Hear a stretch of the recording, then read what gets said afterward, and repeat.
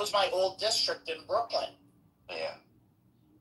Yeah, she said she felt betrayed by him because there's no reason for Working Families Party and DSA to be going against each other. Like that, it's just, and also I know some of the unions, some of the New York unions, they have very good relationships with the Asbiats of the world, etc. You know, from his time in the state senate. He's been in it for a while. To be fair, he's a little older, but he votes the way she's going to vote anyway, and so I just feel like it's unnecessary. Excuse me, it's just unnecessary. So, it'll probably be a misstep for him in terms of New York politics, and he'll probably have to take some time building back goodwill. That's what I see. Yeah, it's like unnecessary moves by him when you're trying to get shit done in the city, and then if you start picking people who then become losers, how are those other winners going to be reacting to you along the way? Like, I don't think that's good politics. But it also alienates groups against each other, so there's no reason to alienate labor. So if you are a union worker or a labor leader or whatever,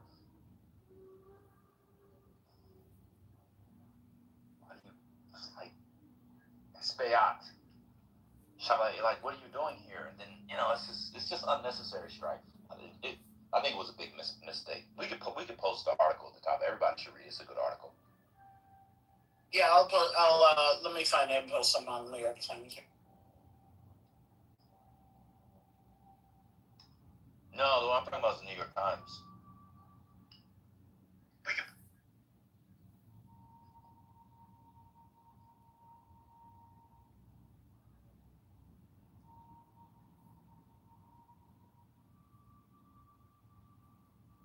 So, First Lady, aren't super PACs crazy? Oh, she's probably gone. I'm here. What are you eating? Are you eating oatmeal and bananas? It's overnight oats. Yogurt with raspberries and blueberries. No, that's close. You were.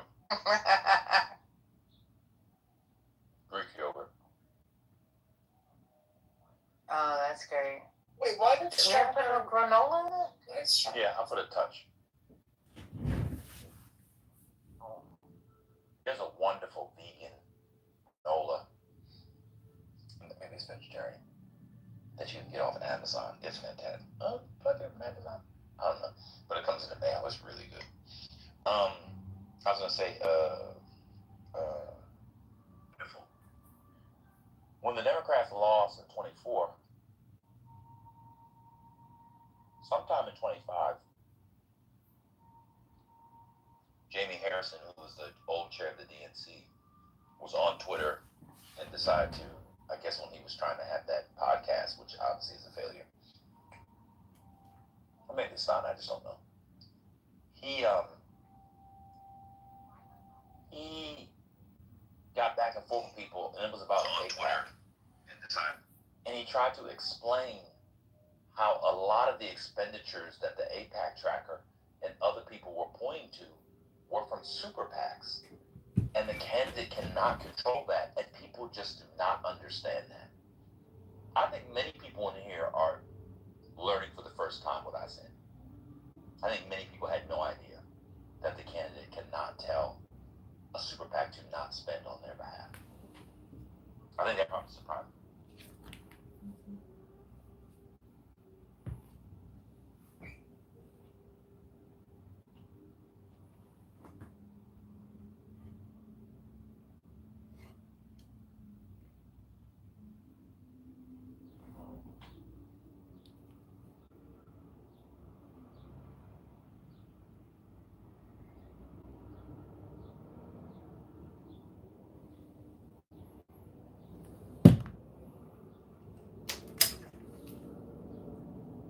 First NBC.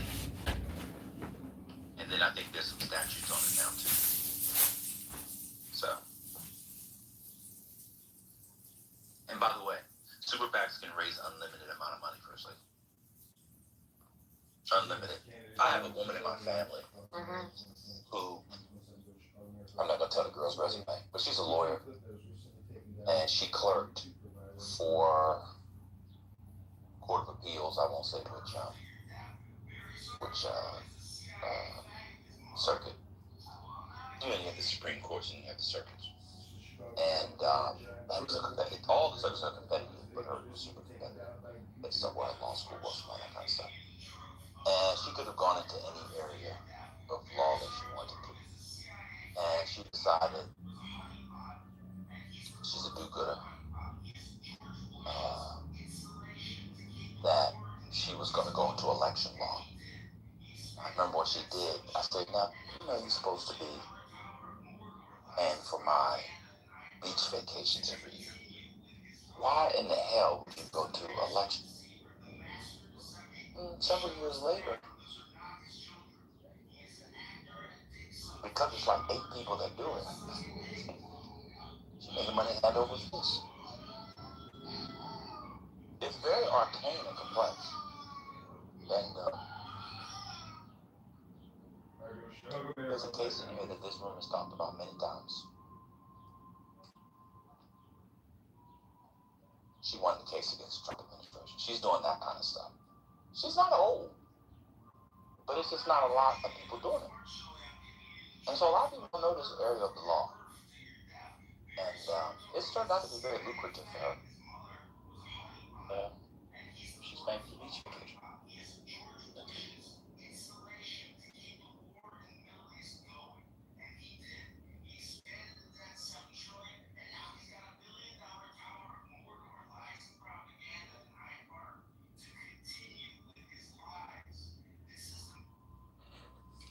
Well, there you have it. So But she's the paying. idea that Okay.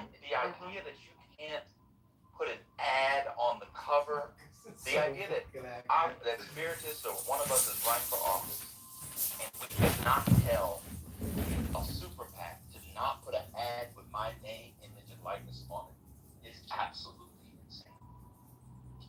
Can I ask a question on that? 2 things. So in a most extreme example, you can imagine how insane it would be. Like, let's say, I don't know, like somebody like KKK adjacent, whatever you want to call them, basically putting up an ad for whatever, and it being... Well, you can't defame people. You still have to defend the law. Yeah. Yeah, that. And then my other question is, for the foreigners that are in here, do they think this is absolutely insane? Like, are you guys looking at America like, I can't believe this is a real thing? The Igors, the Adisojis, things like that. What do you guys think? Lord, I don't count you, even though you got a weird eye. Oh, he wants violence this morning. That's what he's doing. And I'm not going to take the bait. Yeah, it seems odd that, like Ban said, you can spend money on someone's behalf and there is no damn thing they can do about it. It seems odd. You can't dissociate yourself from them. It means you're coordinating. It's weird. It's weird, but it actually makes a kind of sense under a relatively reasonable reading of the First Amendment. Like, it's very tricky. England doesn't have a First Amendment. They don't have a Constitution. There you go. But even in their, I don't even think in their common law they have an equivalent, or in their statutes. And in their Bill of Rights, which our Bill of Rights is based off of, from 1689. That's when it was 89, yeah. 89? I think 89. I don't think they had that First Amendment thing, of the one on free speech. So, Are we talking about Europeans or? Huh? You're talking about Europeans and No, the UK. UK, yeah, they have horrible speech. Yes, I don't know, man. It's hard because I can see in reading the First Amendment as part of your free speech, you should be able to advocate on behalf of a political campaign. And, in some ways, what is more democratic than speech on behalf of representation? I think it's very tricky. It's very, very tricky. Because how can the government, what would the law look like where a candidate can tell someone that they're not allowed to exercise their free speech and the government would enforce that? I think it'd be very tricky to get through. It's a mess. Well, because where is the line? You know what I mean? Like something rather like kind of innocuous or like, whatever, and then or something the most extreme examples. Like where do you draw that line? How do you legislate that? You put the line that if you're calling for direct violence, that is the line of the free speech, and obviously what is already criminalized, like pornography, it's not so hard to. In America, you guys don't have like absolute free speech either. You have some words and some stuff that are, I forgot the legal term, but you can't use them like firing the theater or stuff like that, right? So that's why I'm appalled with the European free speech laws because they're so, they're stupid, I would say, and also the line is, too broad. I actually like about America that first of all. Yeah, I mean, I have issues with Citizens United, but on this particular thing, which comes from that other case, what did I say? Something Grove versus the FEC. I forgot the name of it already. This one's tricky because if you look at the image, I guess I could put it at the top. I don't know if people want to see it. Did people see it? I put it at the top. If you look at the Daily News this morning, that's a fair use image. He's a public figure. You can use fair use images from public figures. I mean, that's clearly within the law. You don't have to take IP or art law or copyright law or that's fair use. And then you simply say this is not, the candidate wasn't involved, and there you go. That's why you watch the so and so. This is First Lady, and I approve this message. And then you get the other ones. You get the other ones where it says, "This message is brought to you by the Ku Klux Klan was not approved by First Lady, but you should all vote for her." Like that, they tell you it's not the candidate. You have to make those things known. But if someone is running for an office, they're public. That's why I always say I don't really want to get into it, but I'm gonna say it and just leave it. When people talk about so and so's family is not allowing so and so to do documentaries about so and so, that's not how the law works at all. At all. A family cannot stop you from doing a documentary about Aaliyah. I know people were saying it the other day. They cannot stop you from going a movie about Aaliyah at all. It's just, she's a public figure, and the First Amendment allows anyone to do a documentary, write a book, write a biography, do anything you want, as long as the things are up for fair use. Obviously, you can't use the music; those things are protected, and you don't defame them, etc., etc. Families cannot say to if who's on here? If Igor was writing a biography of Beyonce, and we didn't know this whole time that he loved Beyonce, Beyonce's quote estate or Beyonce or her husband or children cannot stop him from writing biography of Beyonce. Now they can stop him from using certain materials that they have, that they own. He can't defame her, but people, you can't defame this. The family cannot stop you from. That's what people were saying about the Michael Jackson thing. The family cannot stop anything. But literally, books are written about everybody every day and get published every day. Anyway, same thing with candidates. It's really that simple. That's right. If you go on like Amazon Prime documentaries or Netflix documentary, you have any documentaries on musicians or groups that are out there that are so bad, and they're bad and they didn't have permission from anybody, because the type of people they're interviewing have zero connection to anybody that was in the band, related to the individual, whatever it is, and they're getting some shitty UK music journalists to opine under bad lighting in front of the camera. And it's still a documentary on X, Y, or Z, and it's still put out there. I feel triggered. UK is just gonna have to take it. That's it. No, but generally the European laws, they have like hate speech, and it's very broad. So basically, it's open interpretation, and mostly like Germany, UK, those countries like seriously have like very broad views on that.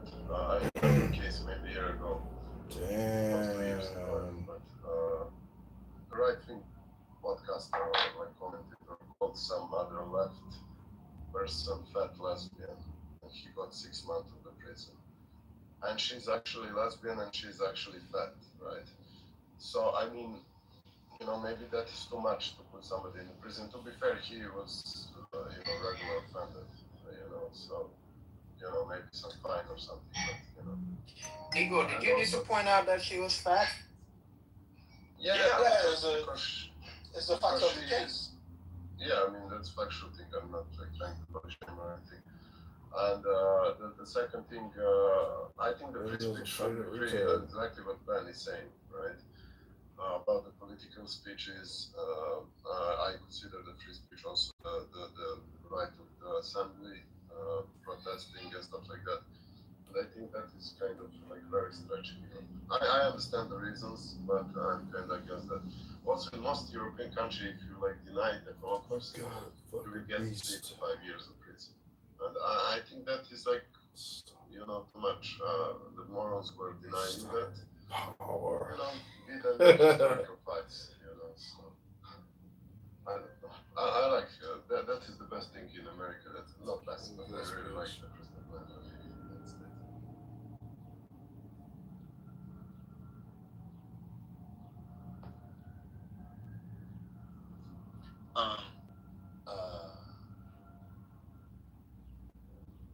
Tyra Banks is suing Netflix for defamation,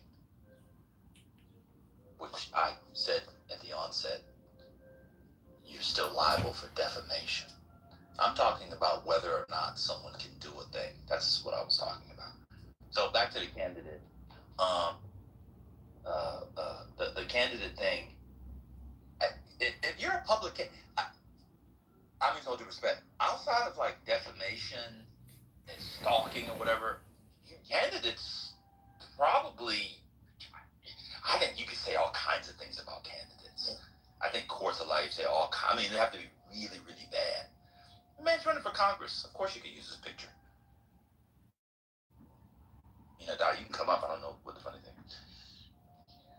I mean, it's open season in the UK here. It's open season on public figures, in as much as you don't cross the line. The line being defamation, slander. I mean, a whole lot of nonsense. This guy recently won one, which was rather odd. What's his name? Harold. Against the male group. And if people saw what he went through in order to bring the case,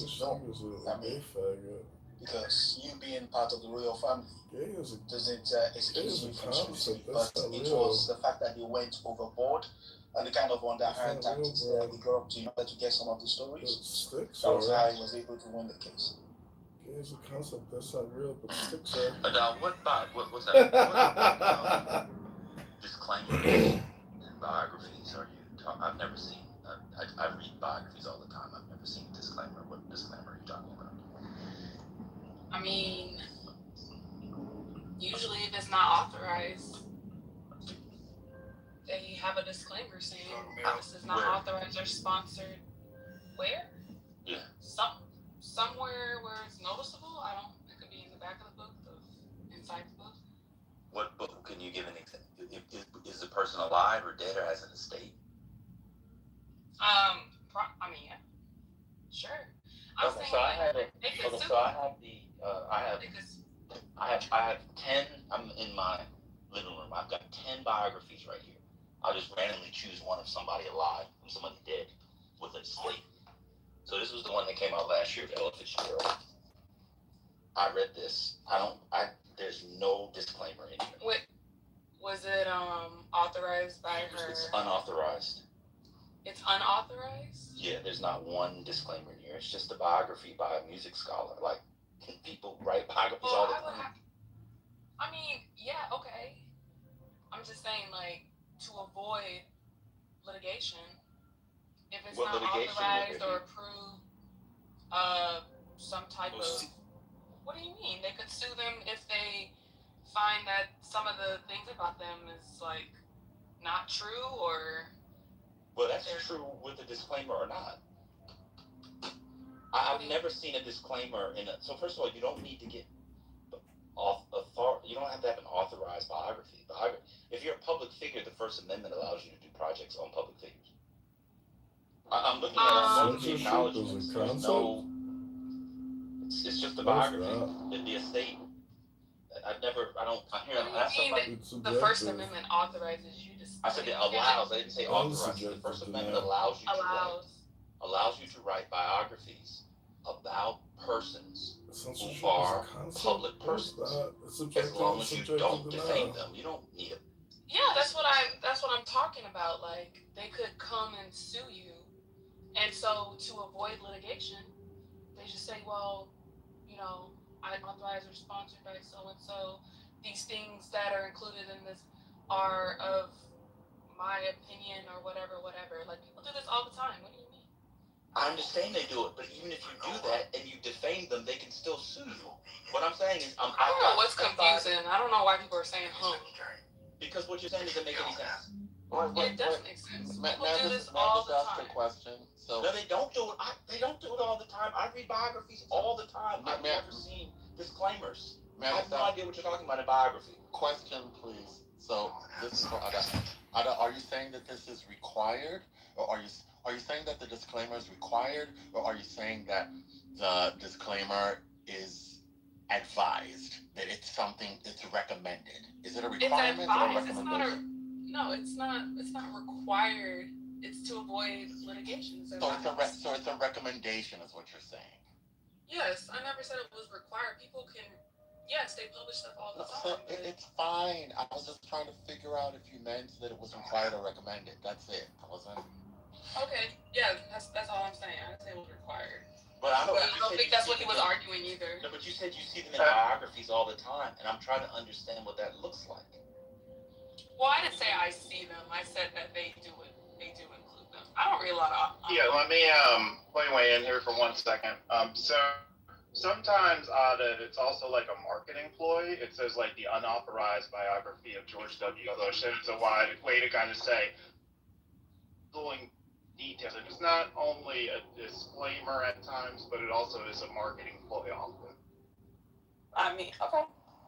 I mean, I'll say, just listening to it, it's not clear to me what work a disclaimer would do, because you still have obligations to make certain types of representations if you don't want to be sued.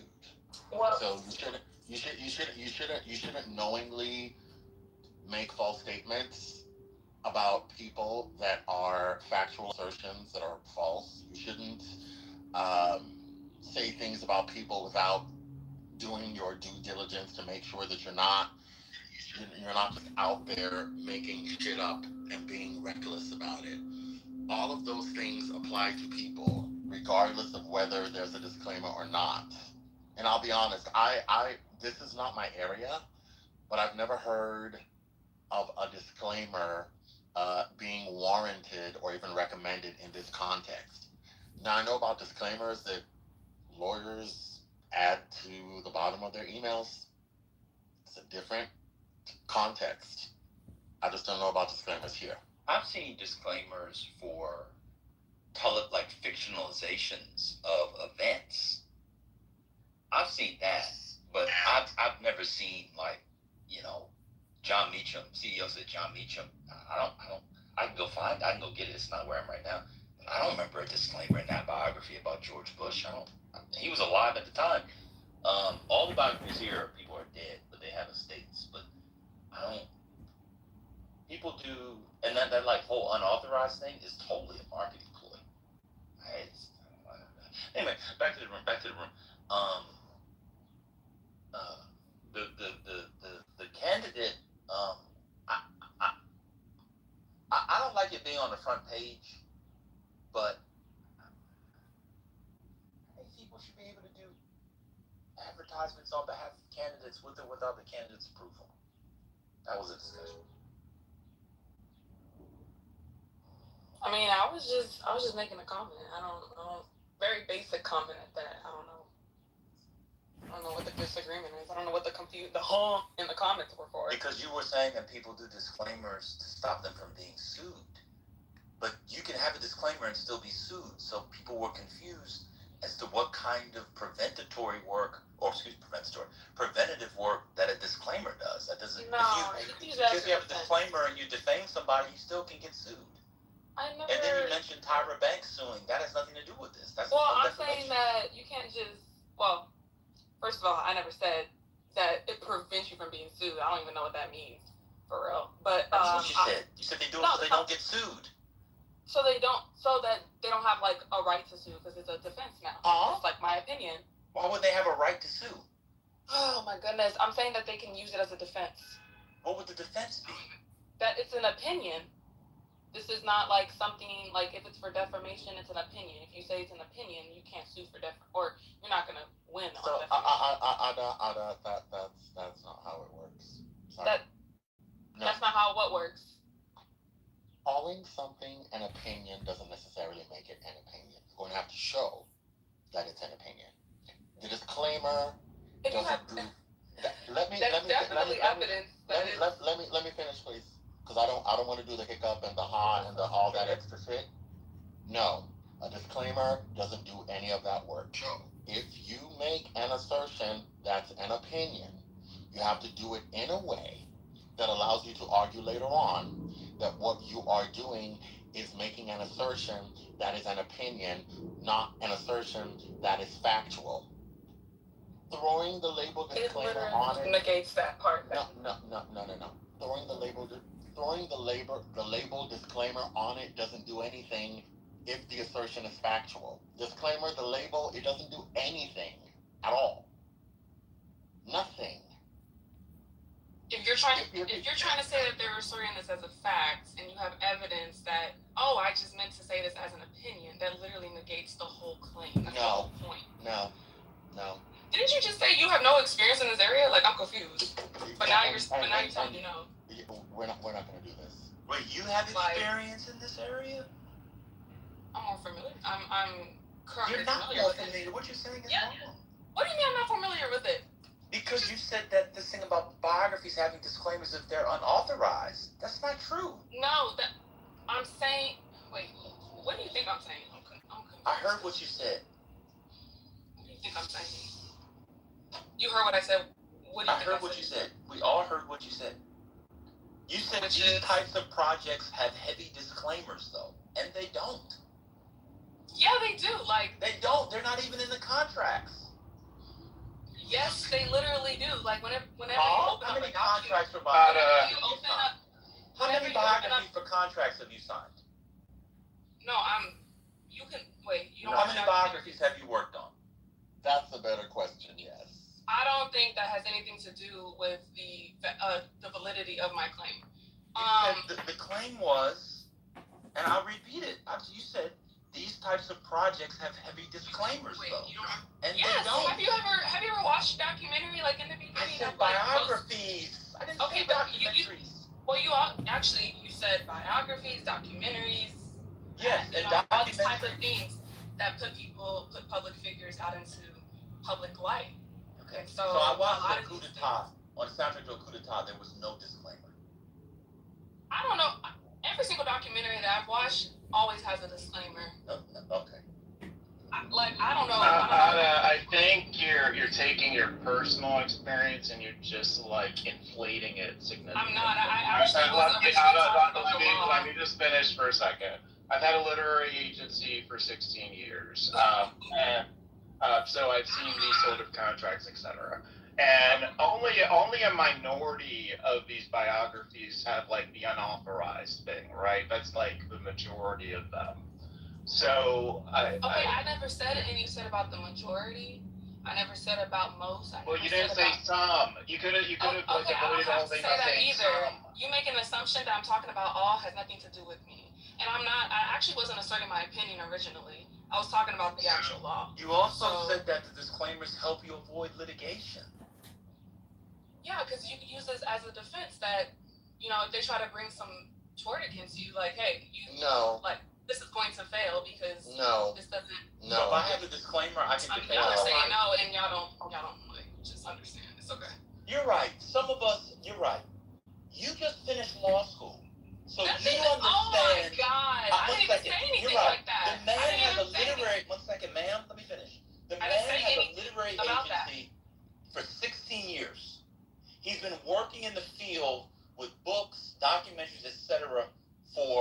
since you were in middle school. Oh my God. But we don't have experience. I may or may not have a contract for biographies and know the field. This is a basic statement I'm making. You just finished law school a month ago. This is a basic statement I'm making. It's not a basic statement. It is very basic. You put a disclaimer so that people don't have a case against you. That's basic. No. What about what I said is yes. No. You're over here trying to say they can't claim defamation. And the whole point of defamation is that you're asserting something to be a fact. If you have evidence that, hey, I never said this was a fact, this was my opinion, why would they have a case? It's basic. Like, I don't understand why y'all are disagreeing with me. I think y'all just want to argue. It's very simple. So let's say somebody sues the author of a biography for defamation. You expect the stage to believe that the defense attorney for that person is going to file an answer, and in the list of affirmative defenses, one of the affirmative defenses will be disclaimer. You're not going to see that at all. Oh, really? No, you won't. Why not? Don't you have experience? What cases have you argued on it? I didn't say I had experience. Our experience.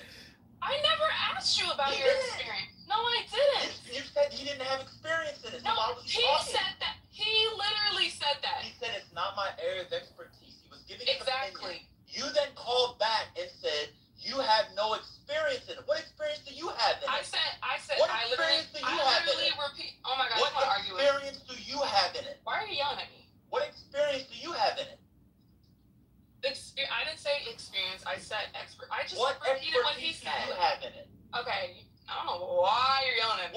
Because you do a thing where you think you're the only body who knows something. No, I didn't. I literally didn't. What expertise do you have in it? I don't have expertise in the type of you law. No, I don't think you Alright, wait. You don't have any expertise in anything. Oh, yes, I do. I absolutely do. You don't. That's the bar. You don't. What does that have to do with expertise in a subject? That's minimum competence. What are you talking time. Where are your papers? I'm published. I'm definitely with the published. law Okay. to have you're published. Yes, I am. In what? Nothing. In what? Yeah, in what? In what journal? You're published in law journals. Yeah, and you don't care You have about that. solo authored law journals showing your expertise. Solo? Yeah. It's not solo authored. What the fuck? Were you the first author let on me tell you something. Obama, Were you after the first author graduating, on it? Obama, Okay, so after can we get back to graduating the from subject? Harvard Law, Can we get back to the subject? and being the president of the Harvard Law Review, would never have said that he had expertise in anything after getting his JD. Never. Okay. He never would have. Okay, I don't Because care. he would have been lying. You're the one who said you don't have expertise in this type of law. I didn't use And I didn't that's use that. literally what you said. Yeah, but that doesn't mean you can't have an opinion on it. I didn't use that phrase. Okay, I said this is not my area. He's literally telling me no. He's literally telling me no to a basic. I don't use the word expert and expertise that way. I don't. This is nothing to do with time. This is basic. This has nothing to do with It's expertise. so basic that you don't understand it. I do understand. No, you clearly don't understand it because you keep disagreeing with a basic part of defamation. This is like, I don't know, like you clearly don't understand if you're disagreeing with a basic part of defamation is proving that it was an opinion. You said that the disclaimers would prevent litigation. Prevent do you mean? When I That's say what she prevent said. litigation, That's I what mean she that said. they won't have a case against them. So No. there's no reason to sue. So if That's the I whole point. write a book that's It'll full of wrong information, a biography, and I have a disclaimer, and I say, this is all my opinion, but I publish it in a book. You're telling me I can't be sued? If it's a book and it's all untrue facts about a person, Yes. I mean, it also has to show that, damage came from it. But obviously. Okay, yeah. I mean, well, not. So I don't want to say 100%. what's the disclaimer I don't want prevent? to say 100%. But usually, yeah. So what does this No, disclaimer prevent? you're gonna have to do better because this I don't have to do answer is not giving. better. I'm sorry. This is basic First What Amendment. is the disclaimer This answer prevent? is not giving. I'm sorry. This is basic privacy toward. This is basic privacy toward. Oh, 1 second. What did the disclaimer prevent? What do you mean? Prevent? Like, as You in said make the case quite. weaker? You say quite explicitly. You said that disclaimers prevent litigation. Yeah, I didn't say, like, anyone can sue. That doesn't mean the case is going to prevail. What do you mean? Like, Right, I'm not so sure if I put if a I have to disclaimer- explain that because y'all don't understand, like. I don't understand what. Y'all don't. How do You don't understand what somebody means when they say Hurricane has been prevent. lawyering longer than you've been alive. He doesn't understand it. I'm talking to you. Wait, who? Hurricane. He You're talking literally to me said and he Hurricane. doesn't. He literally just said that. He just said that. And because I said it, That's I not what I repeated it, said. now I'm an asshole. I don't. You're yelling at me. I simply What said. don't we I simply understand said. that you understand? I simply said this is not my area. Hold on. That's what I What said. do we understand that you don't understand? That you understand? Well, it sounded like earlier you're saying you can say whatever about public figures. No, I didn't say that. I said you can do a Oh my God. I literally said you can do a project on any public figure. Just like with the candidates, it has to be fair use, but you can't defame them. I mentioned defamation 50 times. I said you cannot make things up, but when people were saying the family was preventing them from doing a documentary about Aaliyah, families can't prevent you from doing documentaries about Aaliyah. Now, you can't use things that aren't fair use, public use, etc. You can't use the music. If she's got a set of documents or letters that the estate owns, you can't do stuff with that. But you can do an entire documentary about Aaliyah without their permission. How do we know that? One, we know the First Amendment. Two, there is one. I think it was on TLC or something. So people always say, like with the Michael Jackson documentary, oh, they need the family's permission. You do not need the family or estate's permission to do documentaries, biographies, novels, etc., based off a public figure's life. You don't. I mean, you And can so be I at did not risk of say litigation. You can say anything. I never said anything close. He could be at risk of litigation. About the subject or those adjacent to the subject. I quite literally said you can't do it. So what don't I understand? Ban is not wrong about Ooh, any. like, look at the chat. Ban is not wrong about any of this. If Ban. Lord. No, he's not. He is He's not. never wrong. No, I've he's been wrong wrong. before, but this is basic. Sometimes he's not No, wrong I'm about telling this. you it's basic. Perhaps I'm I telling you. know something So why are you about writing a disagreeing with biography. me? Perhaps. Is Then it why possible? are you I disagreeing know I with can me? go to law school, but is it possible? I know never even about writing brought up law biographies. school. What? I never even brought up law school. I don't know where you are.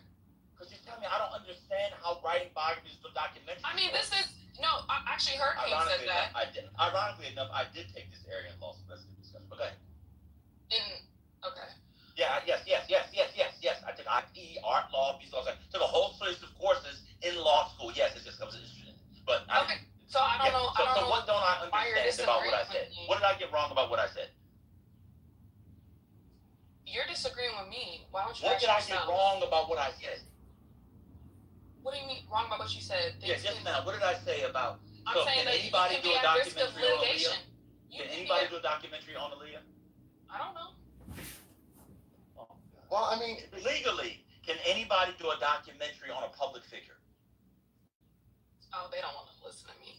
It's okay. You don't know. Can anybody be a documentary about? Of Can course they anyone can. do a documentary Of course they on can. a public figure? Of course they can. What do you mean can? I mean, Yeah, are they allowed to? Allowed to like? Legally. you're gonna have to answer questions Like, better. yes, you can't yes. be Okay, asking can a questions like a family, lady can a person. family prevent something? No, because Yes, he's no, being or I don't know. No, actually, no. The whole prevent like stipular thing, now I have to ask questions because Legally, are they allowed to do a documentary on a public figure? Without risk of The litigation? answer is yes or no. That's it's simple. Everything Without has risk of litigation. I'm just saying. Can they No, do? not anything. But Can a family prevent? Can Aaliyah's family prevent me from doing a documentary on Aaliyah? I mean, it depends. How so? Depends on what. It depends if what they said is if they bring some type of defamation tort or some privacy tort and they violate those torts, then they can bring a defamation case. No, I didn't say could they bring a case. I'm asking if they can make it. They Can I make a can do documentary whatever on they Aaliyah? want. They can do whatever they want. If they just don't want to be sued, there's just certain things that they might have to, avoid. I'm gonna ask you again. Can Okay, I Aaliyah's answered your family- question. You're not gonna handle me. You didn't answer the question. I did That answer was the after question. the fact. You Like, answered it what? after the fact question. I'm talking about before the fact. I answered the question. No. I said, can their I family said they prevent- can. They'll just have to avoid certain things to avoid litigation. No, I said so the family can prevent me? No, I'm saying they can make They a is the documentary. family. Me is singular. They is many people. Okay, Family. the family, insofar they can't bring a litigation, or Can the some family type of prevent me from No. doing a documentary on Aaliyah? no, unless you do something defamatory or you violate some privacy tort That's or after the something fact. else.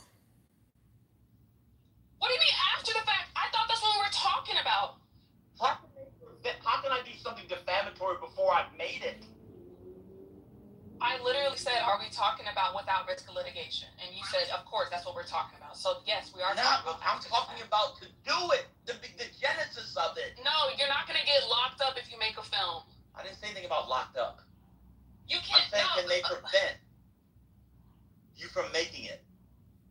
not on a defamation tort. No. Put defamation aside. Can they I'm sure- stop Oh, him I don't know from what making the movie? I don't know what they can like. That's the question. Can they do I don't it? know. I don't know what they can sue them on to prevent them from making it at all. No, I don't know that. So I'm talking about. is it a yes or I'm no? talking about like No, but First you're Amendment changing stuff. the question. That's the problem. I'm not So you ask- changing the question. You are.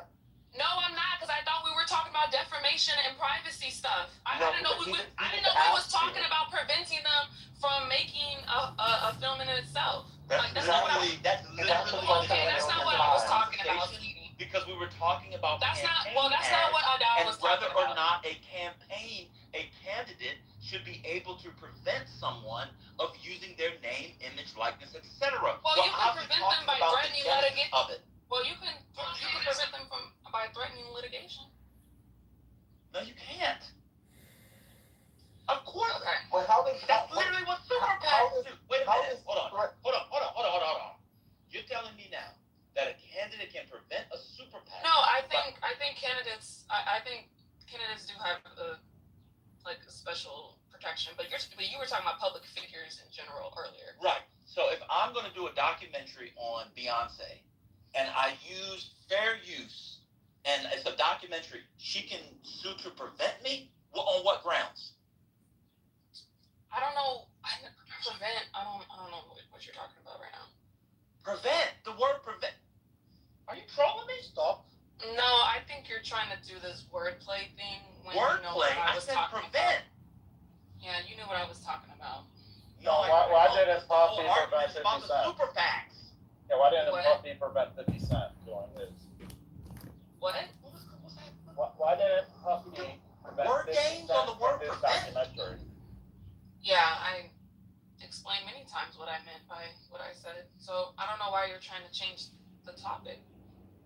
How am I changing the topic? I was talking about whether or not the candidates can use. You gotta relax. I am well. It's too early in the morning for you to be yelling at It's me not about early in the morning. defamation. It's not that early in the morning. How do you Still get up? It's still morning over there. It's still morning over there. Early in the morning. It's 15 minutes to Or noon. whatever. It's morning. Fuck. Shit. So, what time you get up in the morning? I've been up for 7 hours. 7 hours. Nah. get up that early.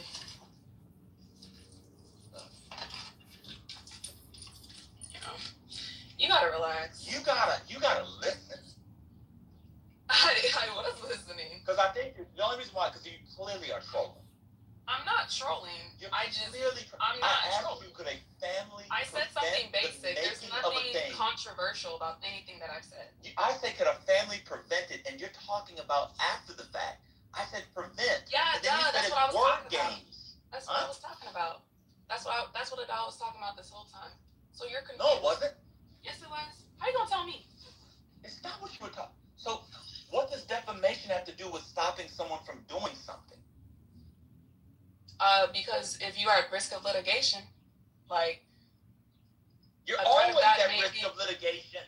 No, that's not true. When are you not at risk of litigation? You're not comprehending him. For defamation, in order to sue for defamation, there has to be a statement made already. So I already know that. That's why I don't know why he's talking about there being a law preventing anybody from doing anything. Or it from being illegal or whatever. I mean, there are ways to like saying that Aaliyah's family stopped people from making a documentary, and I said, much like that, I brought this up because of the candidate thing that we were talking about. I mean, if you're a public figure, people can do things for you in the public sphere, and there's nothing stopping them from doing that. Okay. I mean, I don't know. Maybe there is a. And they don't. I mean, maybe there's an injunction on it. I don't know, but I'm talking about defamation, so I don't know what you're talking about. Injunction? Yeah. What? On what grounds? I said I don't know. Maybe there is. I was talking about defamation this whole time. I don't know why you're changing the conversation to fit your like mood or whatever. Wait a minute. So when I was talking about super PAC and candidates, you were talking about defamation? Well, you were talking about defamation too. Because that's one of the rules, Ada. In order for someone to put something in, to do a candidate, so then why are you arguing a super PAC? Because what you said was insane. Nothing I said was insane. You said they put disclaimers in biographies all the time, which they don't. Yes, they do. No, they don't. You don't even read what biography. What percentage is all the time, Ada? What percentage? What are you doing? They do it all the time. What biography? What's the last biography you've read? You don't read biographies. What's the last biography you read? Just because you haven't seen it or don't pay attention to it. Ada, what I percentage? don't know anything about the field of biography. Fuck it. What percentage, Ada? Ada, what percentage has this disclaimer? I don't know. Give a guess. You're saying all the time. These legal What's all the I don't know. Let me call my lawyer and see what he says. I don't know. He's the only person who knows the law. What are you talking about? I never said any of that. Why are you know projecting? Anything about biographies, girl? Why are you projecting? I never said none of that. You don't know anything about biographies, just because you go around acting like a know-it-all doesn't mean I do. I don't go to. Yes, you do. When they're talking about food stamps and baby mamas and that, I'm on mute. Oh wow. That's a joke. Just bring it out. But anyway, so hold on. So where in the books do they put the disclaimers? I don't know. I'm saying they exist. You said it happens all the time. Yeah, they exist. Yes. So where in the books? In the acknowledgement section? They exist. That's it. I don't know where they want to put it. Probably somewhere conspicuous. And what do disclaimers say? I don't. It could say something. It's not authorized. This is opinion. All opinions. Not sponsored by. And you read about this somewhere. Where do you know this from? Like, how are you getting this information? I read this in while learning about privacy torts. Like. So while you were learning about privacy torts, he was like, "Oh, telling me I'm wrong." 1 second. When you were reading about privacy torts, 1 second, they were telling you that in biographies they put disclaimers and for privacy torts. One of the I don't want to say main, but one of the major hypotheticals we get when being tested about privacy torts is about, did somebody have like a disclaimer or type of evidence that they can show that it was like an opinion or etc. Oh fuck, I can't park here. Okay. So when someone writes a book, they're usually making arguments. There's already an implication of a lot of things you're saying. But what's fascinating to me, for all of the biographies, someone said in the introductory pages, I'm sorry, I have not seen that. Maybe I'm reading the esoteric literary biographies, and y'all are reading more mainstream ones, right? I have not seen, quote, all the time, this is all the time I see it. I read anywhere, I'm not exaggerating, from 30 to 50 biographies a year on minimum. I know I can call right now 15 people out of my phone who are writing biographies. None of them has a disclaimer of this sort. So Ada, what you might be talking about is sometimes publishers become more comfortable if they know someone's going to be very critical, that they have a disclaimer like that, but it holds no legal weight. It's more so it just makes the publisher feel better. Okay. Holds no legal weight. Okay. It doesn't. Okay. So if somebody makes a biography and they assert that everything in this book is factual, and then that causes a defaming of that person, you don't think that they have some type of case against them if they don't have some disclaimer that says, "Hey, this is actually just my opinion." You don't think so? Well, a couple of things. But it's not legal, right? Can I respond? What book has anyone read where someone claims it's all factual? So that would be like a different kind of disclaimer. But where somebody would be saying, can I respond? Oh, okay, I didn't know. Why do you ask questions and then start talking about people? Right? I'm sorry, I got ADHD. You do? Probably. Oh, okay. Go ahead. No, I don't want to be. No, continue. I'm already walking. No, you have ADHD. I don't want to be me. I don't want to be ableist. That's too late. You already say the R word. But go ahead. What, retarded? He says it again. Okay. So you're saying if someone claims it's all factual, who's done that?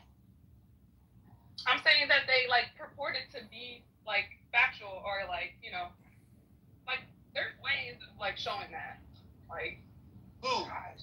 Who? Oh my gosh. No, but I'm saying in the course of a biography. You have to bring an example. It's just so boring. Always bringing examples yes, for I'm trying to things. understand what that would be like for someone to write a book and then to claim it would be all factual. It's just so annoying having to have an example for basic things all the time. It's just... Okay, Ada, let's try this. You've never even read a biography. What the fuck? I definitely read a biography. What biography have you read? I've read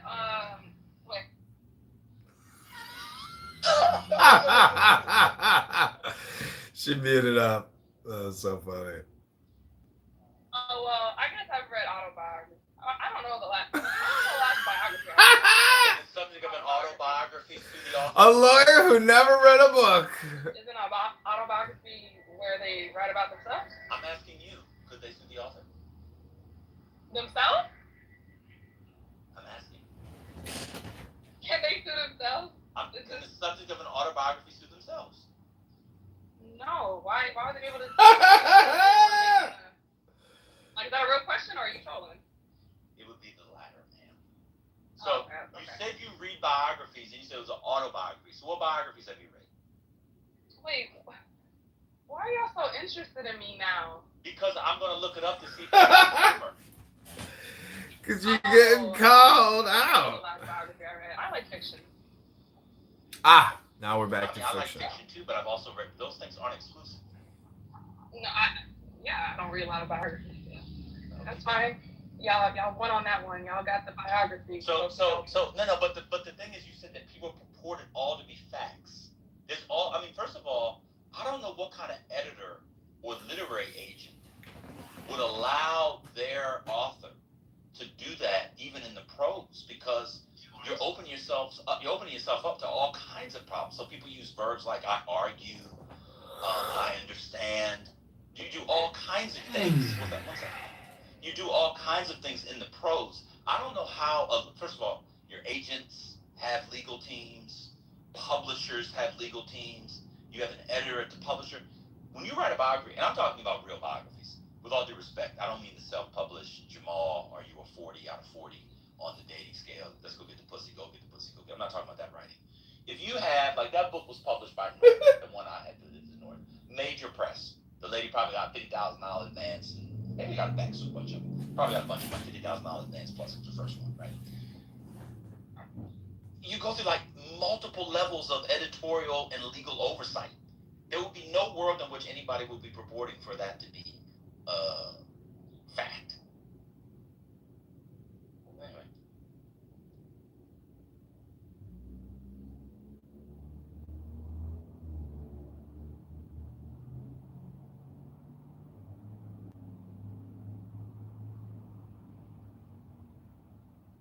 I have to do a better job of recognizing when I'm being trolled.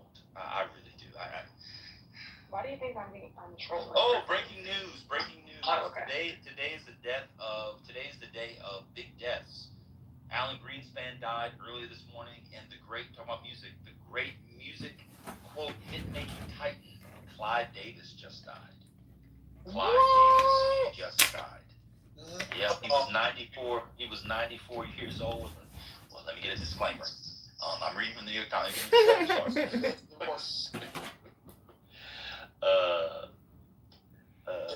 They're right.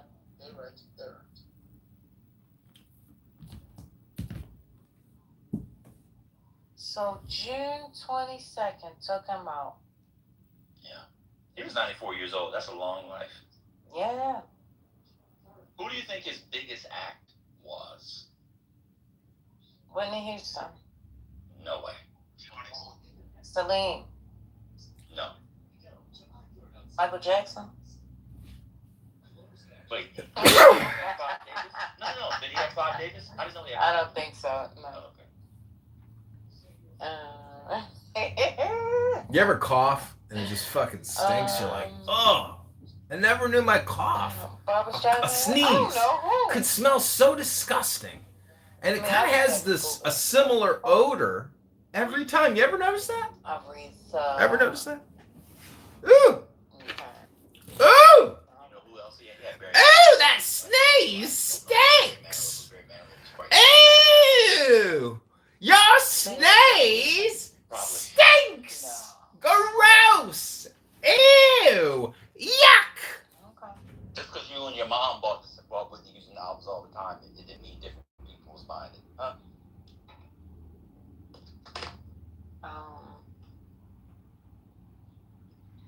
There's a black people look at sales, they don't realize. Are you pouring coffee? Yeah, from the thermos. Black people look at sales and don't realize it's the same 2 million Negroes buying it over and over again. These white artists have reach and breadth. Y'all just have the same blacks buying the same. Not too much. Don't. Okay, you see, I went on mute. I just went on mute.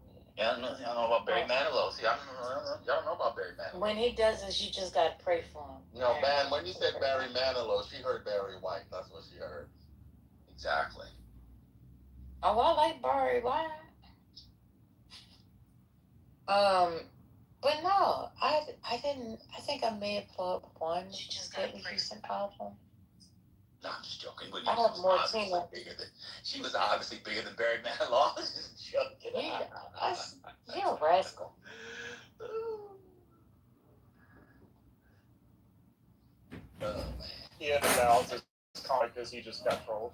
Yeah, I got that was insane. I actually went to the shelf and pulled out 4 books. I was like, what am I doing? This girl, she's walking and trolling. I gotta. Hey, Dan, quick question. This the Barry Manilow conversation made me think of something.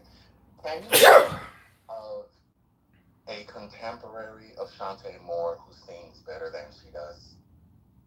Or is she still among the singers of her generation, the best currently? Shantae's coming. He's obviously the best. Yeah, she's incredible. I just watched some videos of her singing recently. It's amazing how well she still sings.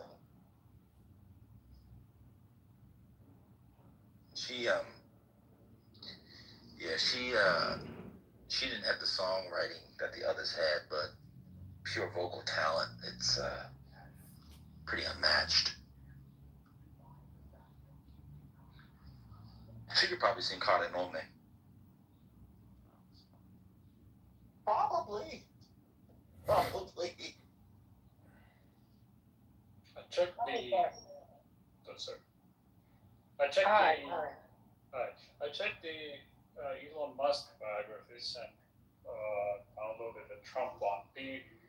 Any legal disclaimer I can find is the standard nonfiction disclaimers, especially with finance-related books that are meant to protect the publisher from the readers, not from an author. Exactly.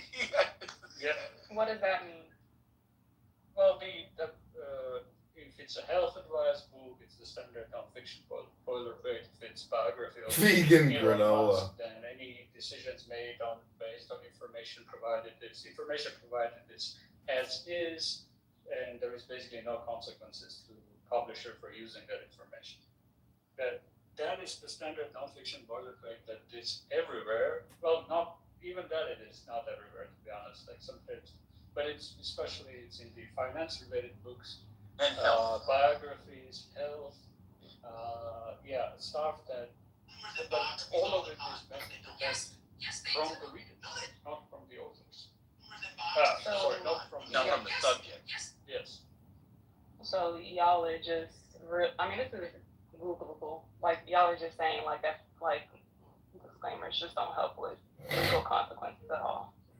Is that what y'all are saying? Like y'all are just No, what we're saying is that if somebody reads a book about a witch doctor, a Haitian witch doctor, who drinks chicken blood and goes to soccer matches with Haiti and decides to do that and drinks the chicken blood and sucks up the chicken blood, then I read the book and I have cancer and I die. My children, my husband, my wife, my family, my friends can't sue the publisher. That's standard for health.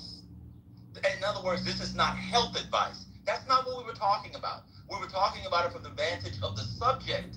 Mm-hmm. Not so the witch doctor's family is not, it's not a disclaimer against the witch doctor's family. Same thing, if you read a biography of Warren Buffett and somebody details Warren Buffett's investment plan in 1987, 1988, after the savings and loans crisis, I then read it and invest exactly the same way.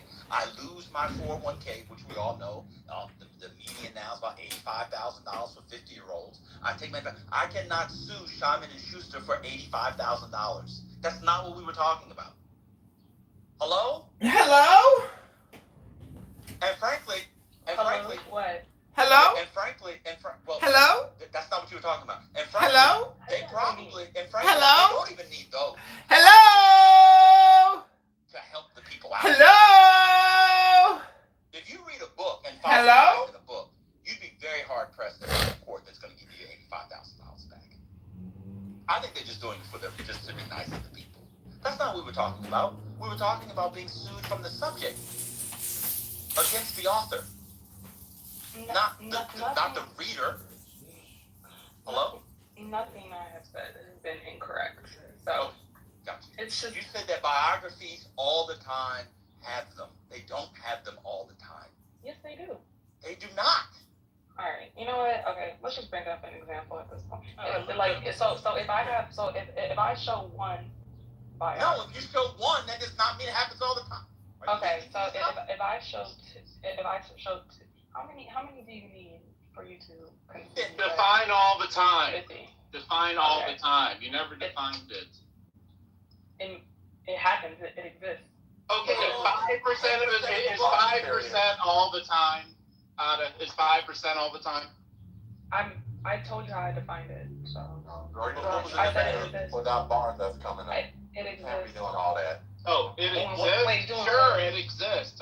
It exists. Yeah, okay. Are you happy? It exists. Yeah, it exists. Cool. Oh, Okay. okay, great. Next. Then you conceded on that. No, No, you said all the time. Yeah, you're right. all the time. All the Yeah, time. yeah, All the time. you were right. You never defined. You're right. I If you get a disclaimer, it helps you. Yeah, you're right. Everything. know, just because Ben disagrees with me doesn't mean you automatically have to jump on that wagon, right? The man's been in the industry for 20 years. It's my job. It's my job. More than your life. Okay. He's been in the industry for more than half your life. And he doesn't know that disclaimers are in biographies? I literally said, I said there's a I gotta be honest with you. unauthorized biography. Absolutely insane. Clear. I said there's unauthorized biographies. I said there's a marketing ploy, or it makes a This is a massive troll. Mail YouTube. People put disclaimers in their Clubhouse profiles. They do, and it really helps. That's unserious. Like, no one's gonna sue for defamation on Clubhouse. Well, yeah. Using the word unserious is comical. Okay. Aretha Franklin was about 3 times bigger than Whitney Houston. Do with that what you will. Aretha 3 times. Well, she lived how many decades? She I ain't was talking singing about all. Me a troll like I'm saying something stupid. I ain't talking about that. I ain't talking about that. You're not talking about what? Said she was 3 times bigger. Oh, that's nasty. Mr. Resilient said, I don't gotta read what the man said. Because see, he said, I think Whitney Houston, no, he said, Whitney Houston is bigger than Aretha Franklin in my opinion. And I'm looking at the images and that's just not true. Huh? Shut up. You need help. I told you not to drink that. You sure you want to come up, Paola? I told you not to drink that coffee. I love you, thank you. Oh. Oh. Oi. They were trying to get the closet.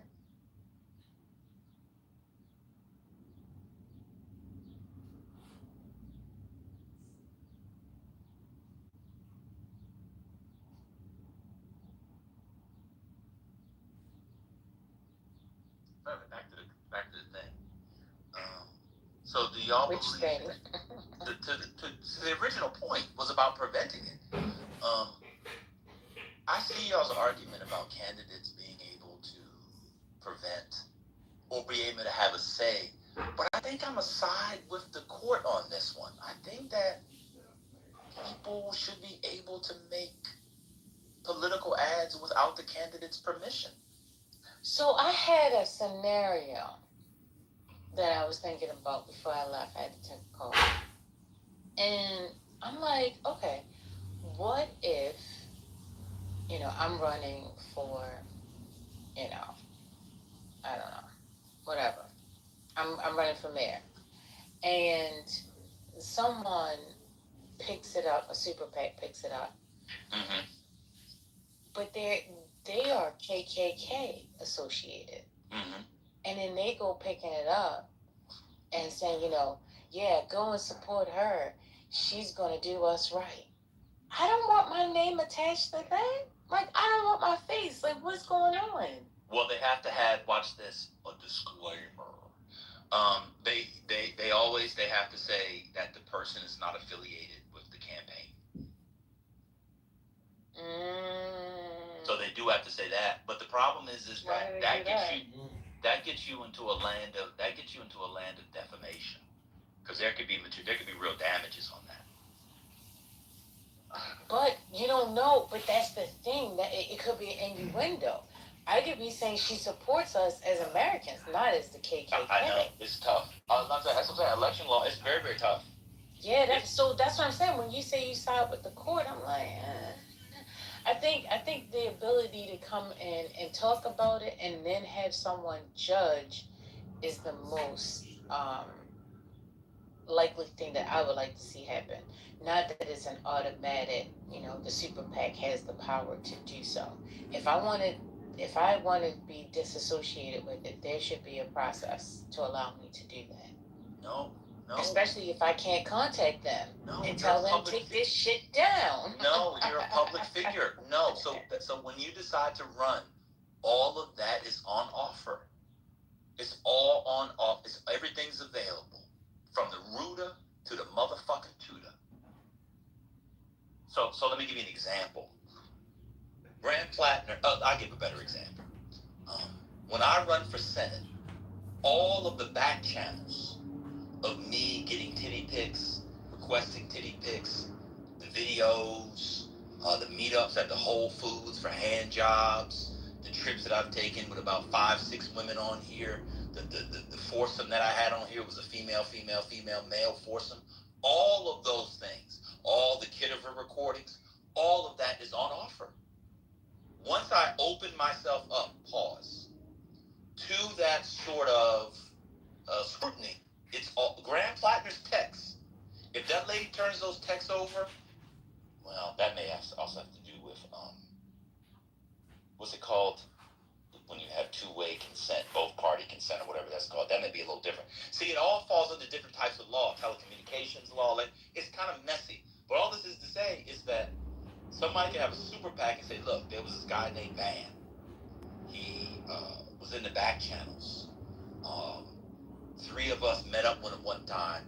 We had some bourbons, and next thing you know, we had the leaning tower of pussy, and he was going up and down, the 3 of us in a bed. That's all available. It's all available. The Leaning Tower of Regina. No, pussy. You need the alliteration. The leaning tower of pussy. No. It's too early for the cat word. The leaning tower of pussy. They'll call me the Don Giovanni of Clubhouse. No one have hurricanes in Nagamina. It's like, a mille tre. He got 3,500 hoes in different area codes, different clubhouse houses and rooms and privates and all that shit. 3,500 and counting, okay? In Turquía no vantuna ma in España. In España son ya mille tres. Huh? That's I got the whole Rolodex. That's all gonna be available.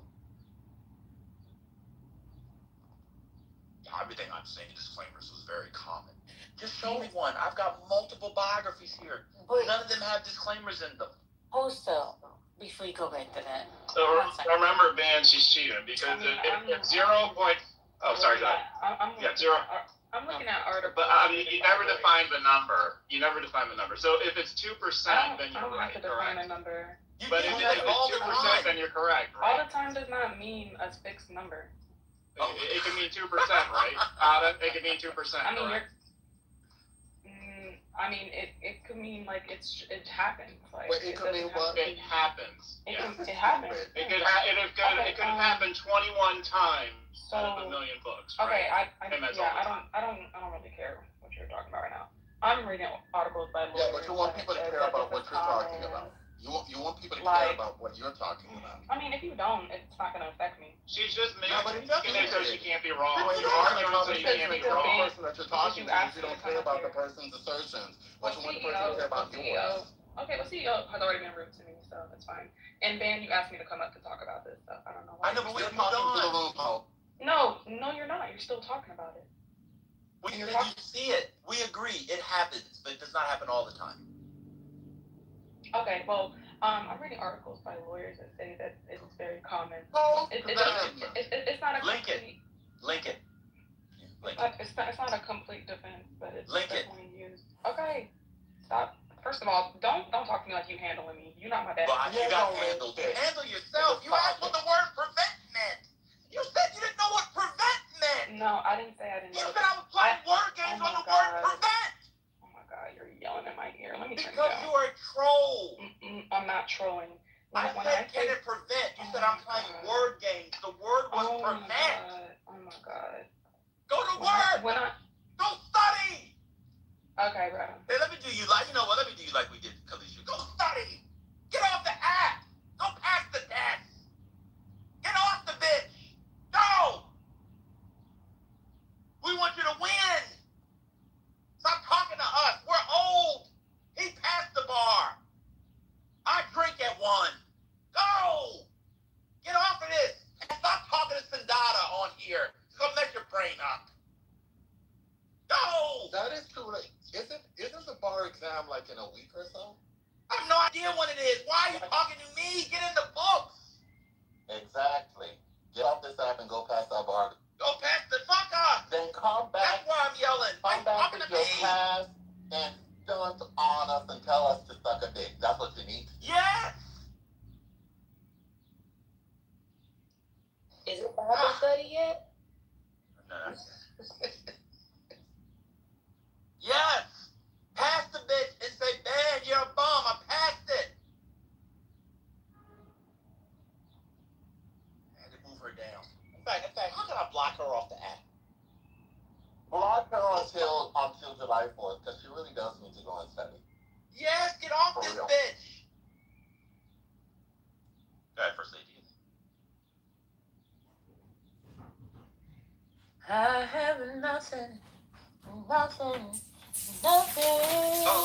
Gotta come back in for a band clip crash out. Go read a book, retard! But I think the benefits outweigh those kinds of negatives. And I think what the First Amendment is trying to do. I just don't think I don't think a candidate should be able to control my speech. So you talked about all the back channels and all that. Obviously, a super PAC can use it to be against you, right? Yeah. I'm talking about what if, like, they're being positive about it, and I don't want their support. You can't control their speech, though. But I don't want it. It doesn't matter when you're in a... I don't want it. I should be able to go to court. Like, I do not want these people singing my praises. I get it. Ain't nobody singing your praises. Speech, but what they stand for is... What if I don't want it? I don't want to be associated with the KKK. Oh. Hello? Am I audible? Bitch, you a racist. You laughed your ass off with Charlie Kirk. Hello? So would that be just during the campaign? I mean, because I could imagine, like, you know, I understand what you're saying, but I think the implications of that could be really expansive, right? So do people in a public setting get to talk about, like, how far does that extend, right? So at a public event, you can't say, hey, you know, I'm supporting so-and-so. Is it just in commercials or video? Like, you know, like, how far would that speech go? I think that would be really hard, you know, to sort of disaggregate when you get to support someone or when your freedom of speech, you know, when you get to have your freedom of speech, and then when you're limited, you know, if you couldn't say that. I mean, I think the endorsement is important. So, you know, I'm so-and-so and I endorse this message. Yeah, but you can't disentangle that. I don't see how you'd be able to do it, but that's... Yeah, I mean, the one today is tough because I'll put the New York Daily News piece aside. I mean, the candidate might not like Anthropic, but I'm sure he loves the ad. Today is kind of tricky, too. What if you like the ad, to your point for saying, what if you like the ad and you want the exposure, and even if it's good, but you don't like the people? So the KKK is an extreme example, but the one from today is really interesting because... I think the only way to... Oh. Finish. Okay, sorry. I recognize I'm tardy to class, but I think the only way to go about that is to indirectly offend the people that you don't want to support you. So, for instance, like, y'all remember when Gucci did that runway and they had the noose around the neck, and it was like all the black people were outraged, like, I can't believe Gucci would do this. And some people were like, well, it makes perfect sense if they feel like you are bringing down, you know, the image of their fashion or whatever, or their, you know, you're not the ideal client, then do something to offend the people who will support you, and then hopefully they won't support you anymore. I guess, maybe.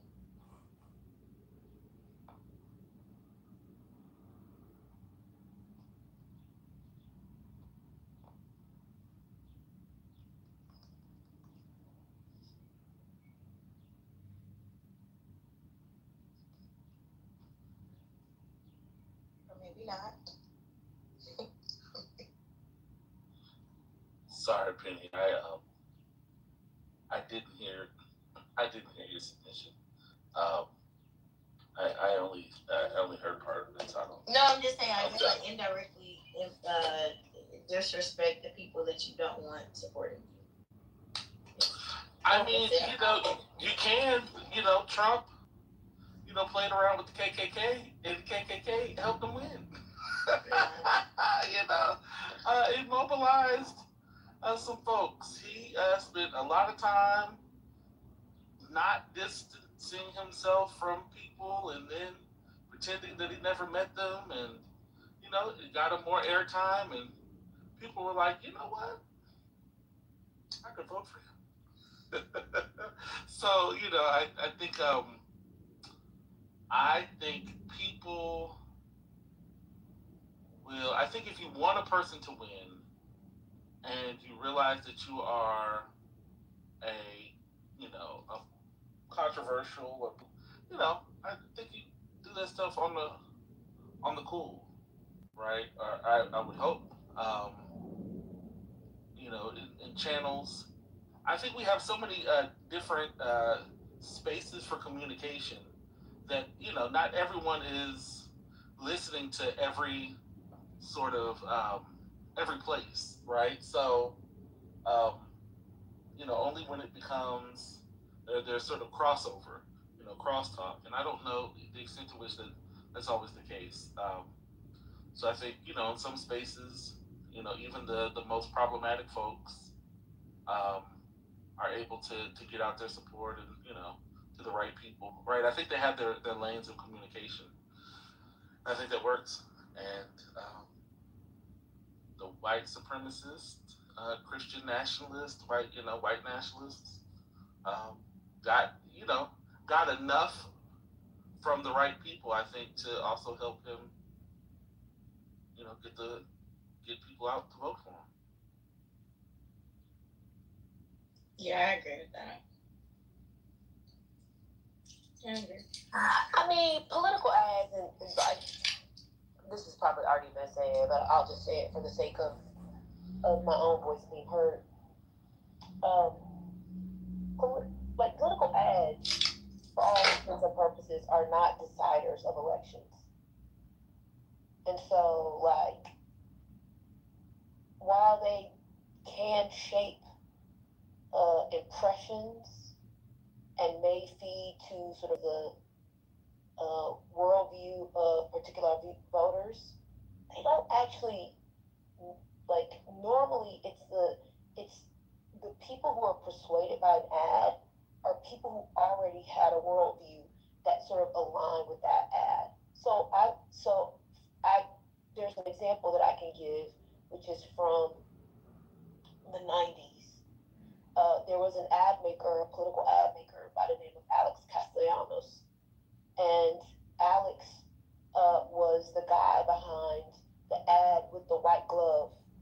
There was a white glove in the ad. In fact, I'm going to try to find it and then share it. And I do believe people talked about that ad forever after the election. Like, that was the deciding factor. Similarly, in 2006, I think, 2005, 6, Harold Ford Jr., he was a then congressman representing the congressional district that included Memphis, Tennessee. He ran for the United States Senate against a guy named Bob Corker. And the last few weeks of an ad, weeks of the campaign, they ran an ad that made Harold Ford Jr. look as if he was courting a bunch of white women. At the time, he was unmarried. At the time, he, there were rumors that he dated white women. He eventually married one, but at the time he was not married. And people remember that ad as the thing that sort of like tipped the scale.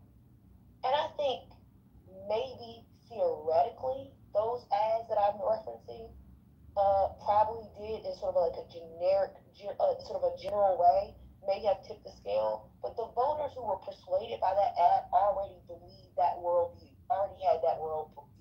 So my general view and stake on like particularly money in elections, and it was particularly around ads,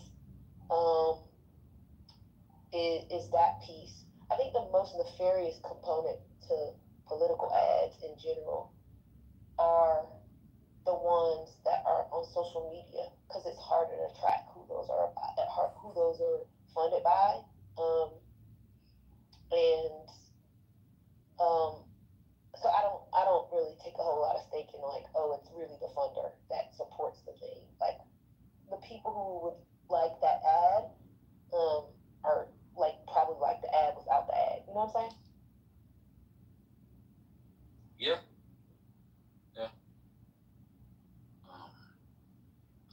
And to your point, I mean, I think of,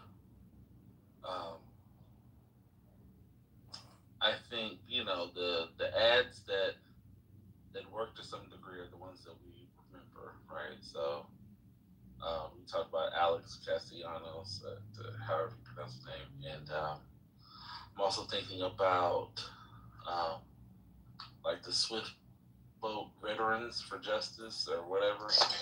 Right. Brother, I'm going to back channel you something. Before you finish, I'm just going to back channel you something. When you finish, I want you to look, and please do not come off mute. Do not yell. Do not think differently of me. But I'm going to send you something off just about this point. I didn't know you was going to say it, but I'm going to send it to you on back channel. Okay. Yeah, so I was just thinking, you know, so I agree. I think there's some that provide or that shape, they help shape narratives. But you know, to your point, I don't know the extent to which they completely change minds, or you know, or do they, you know, maybe amplify things that people don't. You know, if you already were inclined not to like this person, might it motivate you? You know, it'd be like the extra oomph that you need to go out and vote, or not vote. Does it actually switch minds? I don't know. And you know, I know people are reading a lot about this, but I'm curious. Okay, did you send it? I think it's. Oh, there you go. Okay. Oh yeah. So for me, so I don't know, Imam, what you got. We're specifically talking about the cover of the New York Daily News. That was a news piece we were talking about because it was paid for by a super PAC, Boras or whatever. You know, had no say in it, but it's the cover, and it looks like a real cover, but it was actually an ad that was paid for. Hold on.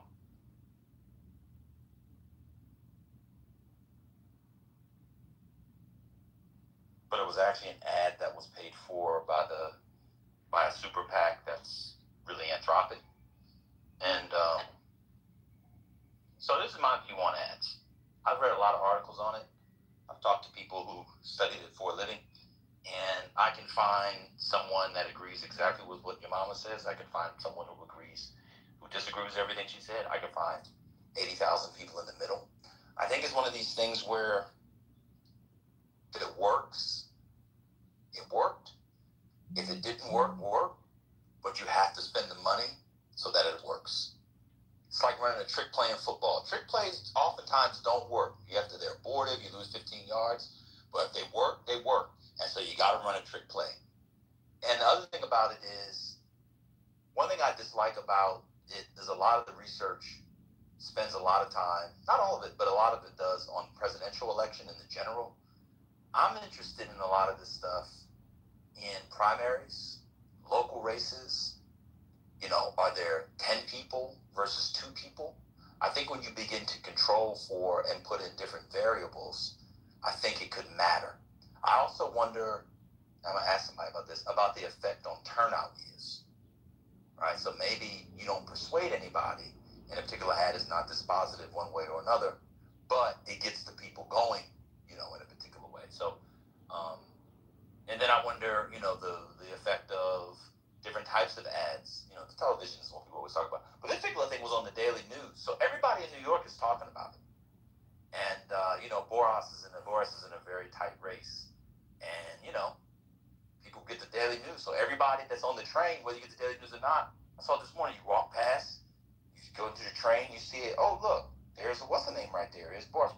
So there's a way in which it's an ad-ish, but it also just puts your name and I need to go vote. I forgot about let me make sure I go vote.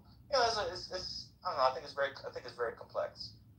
So we were talking about that because he did not have any say on whether or not they were going to run that ad for him. But we can change the topic. I think somehow we got trolled into that other topic. I got to stop falling for that. Who gets the people going? I mean, that's my own fault. You love it. Whatever. No, I don't. I don't. You do. When someone says, "What do you mean by the word prevent?" You're playing word games. I don't love that. I actually lost 8 pounds as soon as she said that. All the blood fell out of my ears. What do you mean by prevent? Anyway, what happened to Joy Reid? Yeah, I'm gonna play it this afternoon. I can't play it right now. Oh. I mean, like I'll be able to play it in like 25, 30, like 25, like 20 minutes. The people want. But Patty's here. She might want to play it around. Okay.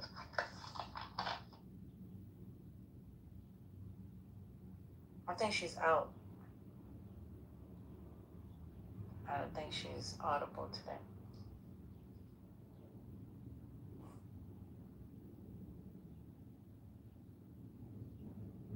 Told you. She said I can't. I'm outside.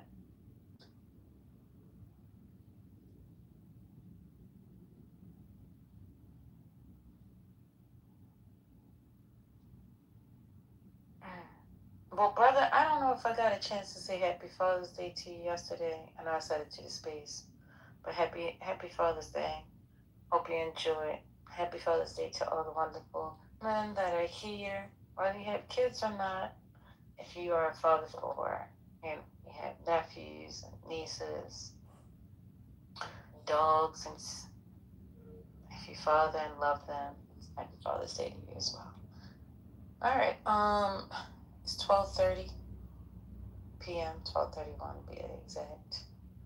That was a great conversation in regards to the Super PAC. I learned something today. That's what money, that's the power of money. Money can buy anything. And now I've learned that money can buy anything as well as controlling the other person and saying, I'm going to write this about you whether you want me to or not because you're a public figure. My. Hey, that's the world we live in today. I think somebody needs to repeal that. That's just my thoughts. So, that was part of the discussion today that led into another discussion. Some kind of way we got on bio. I don't know. Anyway, what's next? Where are we going? Is there a train or a plane taking us somewhere? Any updating news? Yeah, what's the updates on the Iran deal? Of course. I was going to ask. On the Iran deal, I know Vaughn's CEO isn't here. Oh, he was. He was in here for a good old time. I know. Oh, you waited for him to leave for you to say that. You see that? No, the band asked the question. I was just asking if he was still here. Uh-huh. But I'm saying you should have came up and asked him what you needed to ask him. I mean, it was a good conversation. I don't want to ruin the. I'm sure that would have been a better conversation. Oh my God. He'll come back. Let me see if I can ping him back. Yeah, bring him back. But yeah, I saw JD Vance is like going to the next level now because Iran has agreed to allow the inspectors to come back in. Agreed to allow the inspectors. That's all I know. Oh, did y'all report on Alan Greenspan? Oh, and Clive Davis. Oh, wow. Oh, is that why y'all started talking about Whitney? Yes. Oh, okay. Y'all know, well, Ben probably knows this, but y'all know that Andrea Mitchell is Alan Greenspan's wife. Yeah. Yeah. That's wild. And for those that are new to the space, Clive Davis, at the age of 94, on June 22nd, 2026, is no longer amongst the living. I haven't seen that come across CNN yet. I've been waiting for that. Is this for certain? Yeah, it's major news outlets have broke the news. Okay, all right, cool. Another piece Yeah. of news. So. Mm-hmm. Go ahead. Hey, Evans. Yeah, another piece of news is that a deconfliction mechanism has been established for the ceasefire in Lebanon, which excludes Israel. Remember what I was saying about the Qatar, Egypt, Turkey, and others taking momentum away from Israel in Lebanon? Seems that that's happening.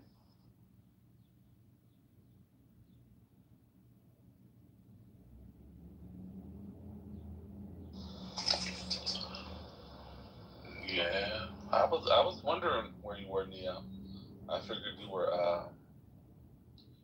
hard at work, trying to get this MOU signed.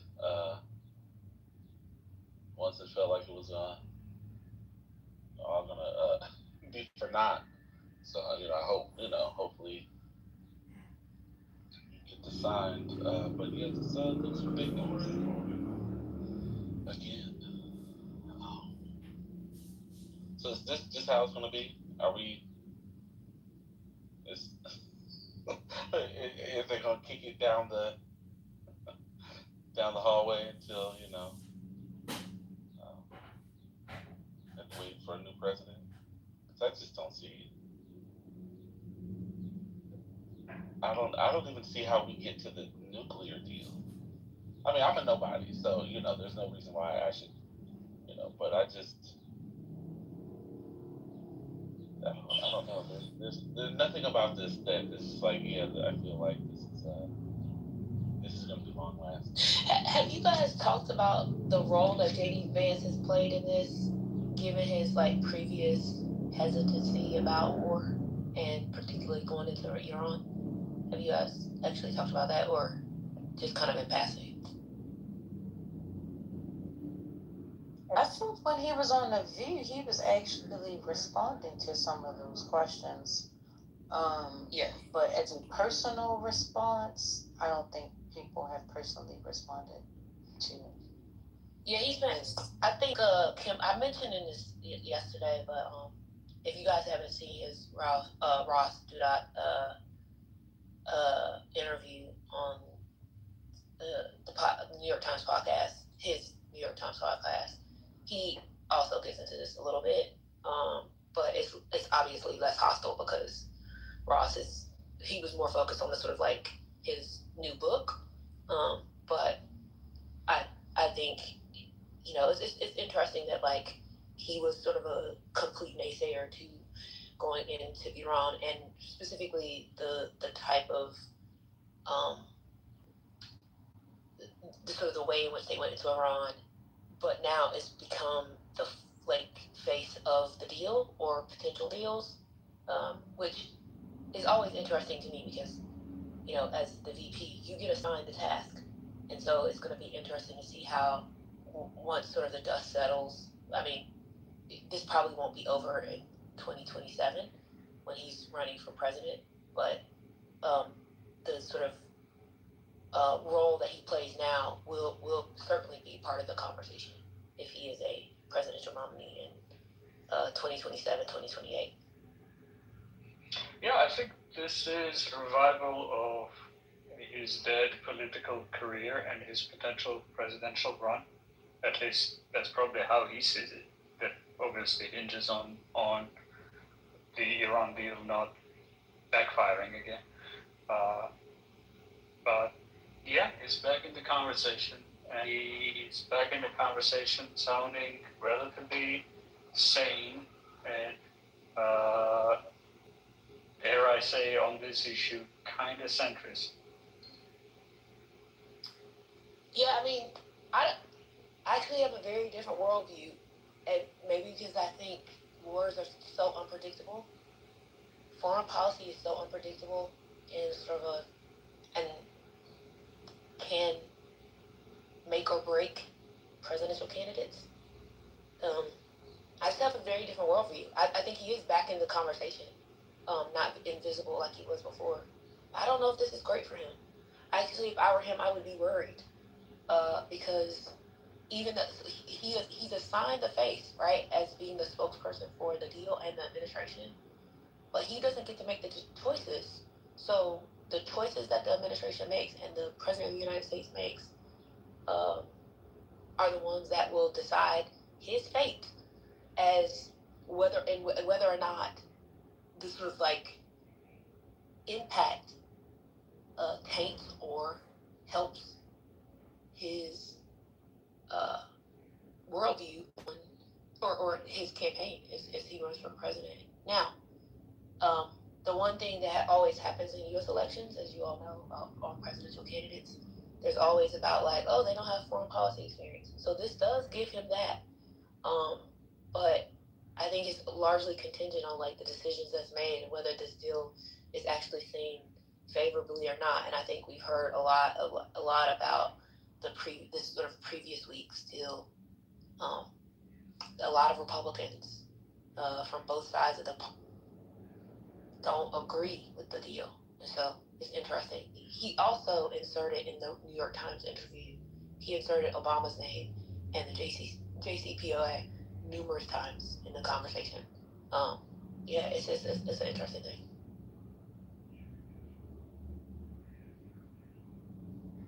Well, I hope the Republicans, because Marco Rubio will be doing the same. I hope the Republicans do nominate someone whose main portfolio or dossier is foreign policy. No one's ever won the presidency, and it's one of the great ironies. And I don't know why people immediately, like you just said, I don't know why people have foreign policy experience. No one cares. No one cares. Those with the most foreign policy experience in our lifetime never win. Ever. Except Eddie. It's so funny because you say that because the best, I will not say who the best person was, but on paper, the most qualified person on foreign policy couldn't get out of Iowa. Yeah. On paper, in terms of like their career, not just on foreign policy, but as like their full career. I know who it is. Want me to say? Yeah. No, you can say. General Clark. No. Bob Graham. Oh, I completely forgot. He couldn't even make it out of Iowa. 2-term governor, United States senator, sat on foreign policy, wrote the 9/11 commission, was part of the 9/11 commission, couldn't make it out of Iowa. Did Bill Richardson ever run for president? He did. Same thing. Yeah, that's what I'm saying. I hope they run on this. I mean, it would be amazing if J.D. Vance decided to run for president on an Iran deal in which, as Jarl wants to remind us, although we talk about it all the time, they killed 156, and we were literally talking about it yesterday, 156 schoolgirls. What's the name went up? Gas price. I would love that. And you basically get, I mean, he said yesterday that did you see it, Neoliberal, what the big breakthrough was yesterday? Neoliberal, are you there? Or are you marinating meat? I think he's on the phone.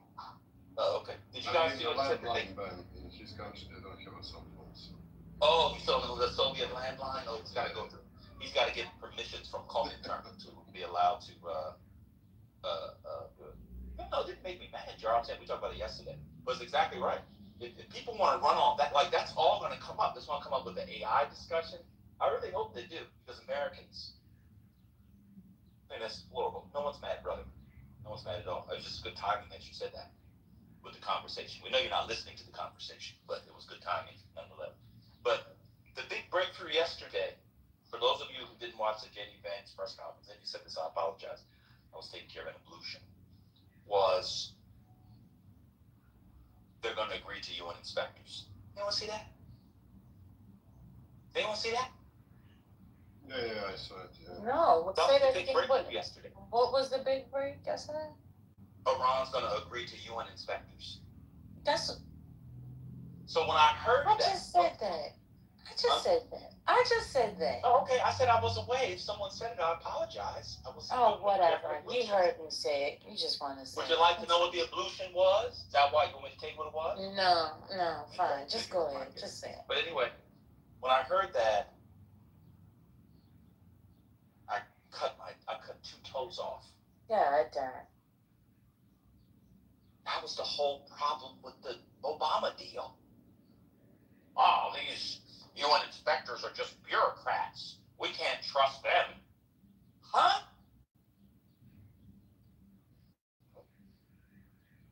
So I hope they run on it. JD Vance can't be.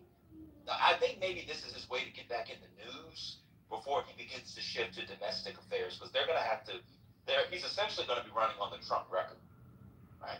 Domestically, and that's what people are going to be voting for. So. I apologize for today. I was taking care of an ablution. Do you want to know what it was? No, I'm okay. I was just teasing. Because you know, if somebody else would did that to you, you'd say, I just said that. I just said that. But did I give a disclaimer? That's going to be word of the day. Can I tell you what my ablution was? No, I don't want to. I'll tell you what it was. I'll tell you what it was. No. I'm going to tell you. I went to my next door neighbor's alligator and told him the next time he eats a baby, even though it's evil, to get a disclaimer. Oh my God. Person. It's the same person. Leave that child alone. Oh my God. Same person. What does prevent me? And alligators know human notions of evil. I won't be scared. Just stay there.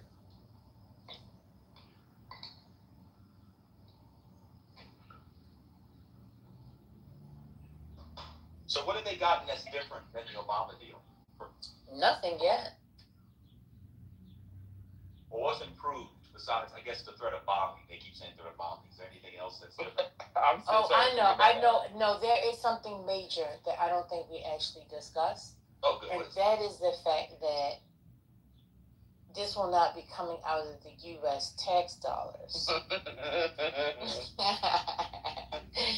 to pay them back. They'll be getting just their sanction money that was held. Isn't that different? No, that was true for Obama, too. That's not different? No, Obama. No, they just say that it was like $300 million that had been frozen, and it accumulated a bunch of money, their own money. I don't think there was any tax dollars. Yeah, but why would we be giving them tax dollars if we didn't destroy infrastructure during the Obama administration? No, but she's saying that's what they say. That's what. Yeah, we're gonna have to pay for it. They're gonna have to pay for it. They gotta rebuild that infrastructure. Oh no! Vaughn said no. Vaughn said no. Yeah, they're part of joint. So in the JP 3.0, and 3.6, it's part of it's one of the last phases. So they're gonna end up paying for it. Whether they get it from the GCC countries, I don't know where the fuck they're gonna get the money. It's gotta be paid for. They're gonna have to put that infrastructure back. Oh, wait a minute. Now, I don't know where Matt got this from, But Matt says, breaking. Tucker Carlson announces he is no longer supporting the Republican Party. There's no chance I would support the Republican Party. How could I, or any American voters, support a political party that's not loyal to the United States of America? DC was right. She called it. Where's Jeremy? She also retired, you know. So is he a liberal now? He ain't a nobody. He ain't a Democrat. He just a He ain't no nobody. Democrat. He gonna vote for them Republicans. Nobody. Uh-huh. Y'all are feeding the Christian moral authority to Tucker Carlson, and that's the problem. I don't want to have that conversation. Well, you're right. CC told us he was going to introduce Medicare for all, and all the Democrats were going to vote for Tucker Carlson. So there you go. Yeah, he's gonna be a libertarian.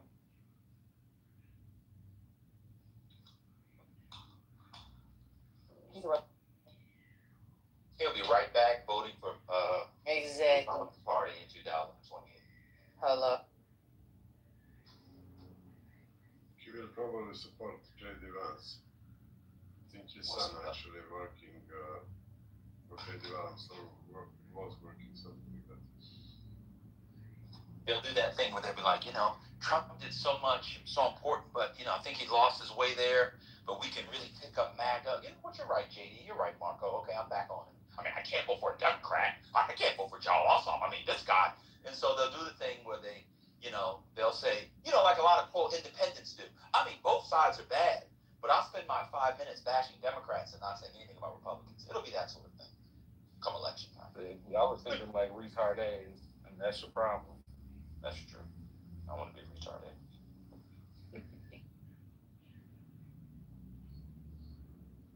Maybe he will become communist then. The French lady said she's a socialist. Yeah. Could you imagine? Oh, God. She tried to act like she didn't say that either. That was the craziest thing. Oh, yeah, that was wild. I'm going to be honest with you, that was the one thing I did hear. I could understand that one. Y'all were using her bag, I couldn't pull shit, but I heard retarded. I was like, oh. BWA called me retarded for a month after that. That was hilarious.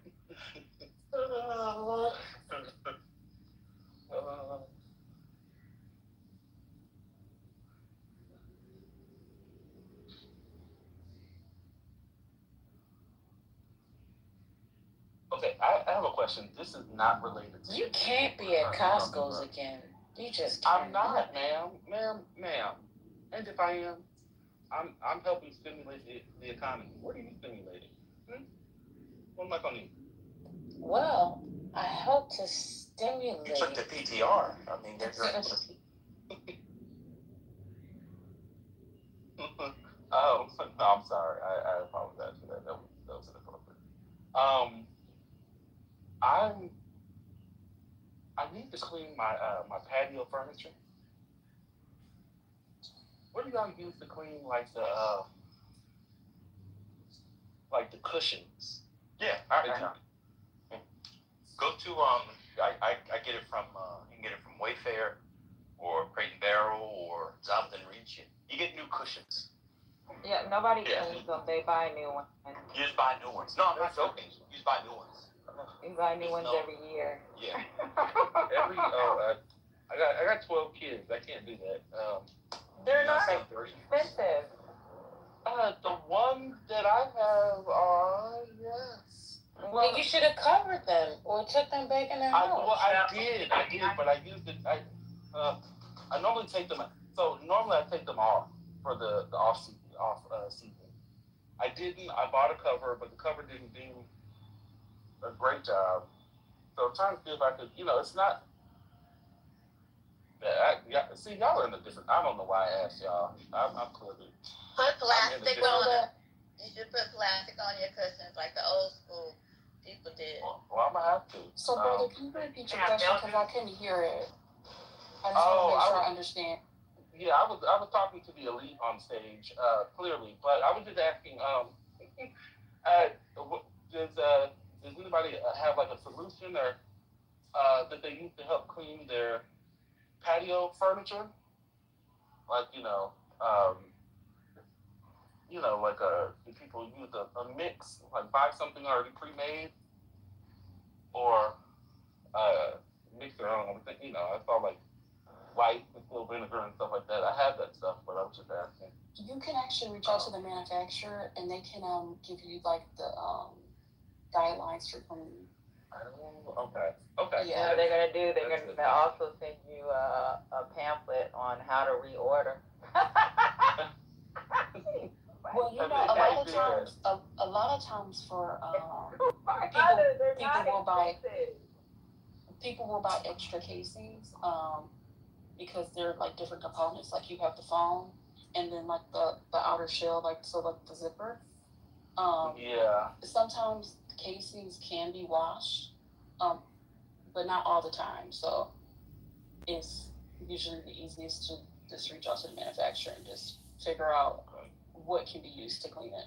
I'll at least do that before I just buy all new stuff. I've already looked at the stuff, and it's more than I want to spend.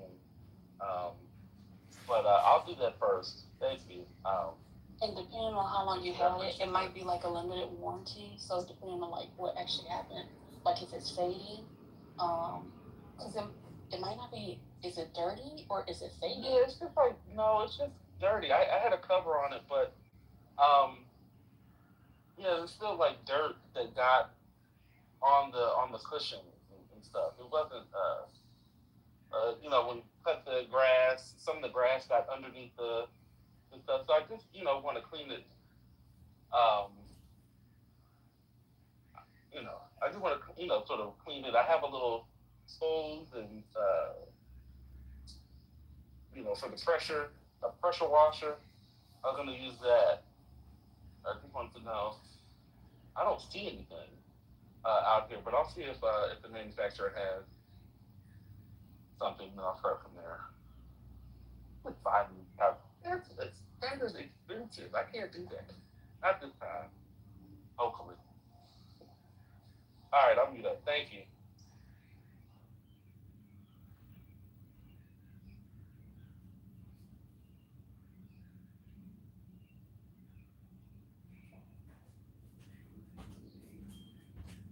Well, for the fourth time, because it's in the chat again, wonderful contributor to music, Clive Davis. Mr. Clive Davis, has passed on. No! Not sure of his glory. No! But wherever Clive he's Davis. rest in peace. No! And thank you for all the wonderful music that you have brought to us throughout the years. 94 is a long time.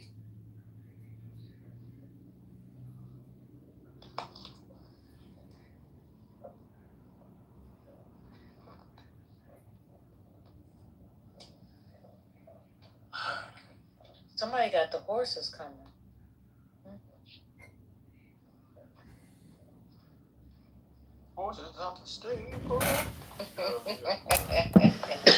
कि बड़ी हैरानी की बात है कि जब से यहां आए हैं समय कैसे गुजर जाता है पता नहीं चलता। दिन निकल जाते हैं, महीने निकल जाते हैं, वर्ष निकल जाता है, यूं जैसे अभी आया अभी गया। जब तुम मस्ती में हो तो समय शीघ्रता से भागता है, जब तुम दुख में हो समय ठिठक ठिठक के चलता है, चलते ही नहीं, जैसे घड़ी जंग खा जाती, कांटे सरकते नहीं। और जब तुम आनंद में होते हो तो कांटे भागते हैं। दुखी आदमी क्या करे, उसके भीतर एक रिक्तता मालूम होती है, एक गड्ढा मालूम होता है। इसलिए सागर, मैं कहता हूं कि भोजन ज्यादा करना दुखी आदमी का लक्ष्य। मैं तुमसे नहीं कहता उपवास करो, मेरे तुम बात को समझना, मेरी बात हर जगह पुरानी तथाकथित रूढ़ियों से बिल्कुल विपरीत है। मैं उपवास का आनंद समझता हूं, लेकिन मैं ये नहीं कहता कि तुम उपवास करो, मैं कहता हूं तुम आनंदित हो जाओ। फिर अगर उपवास घट जाए वह बात और, तब उपवास का मजा और।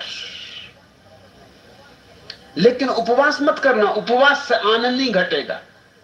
तुम्हें समझाया गया सदियों से कि उपवास करोगे तो आत्मानंद मिलेगा, ये बात झूठ है। हाँ, इससे उल्टी बात सच है, आत्मानंद मिले तो उपवास घट सकता है, मगर अपरिहार्यता नहीं है कि घटना ही चाहिए,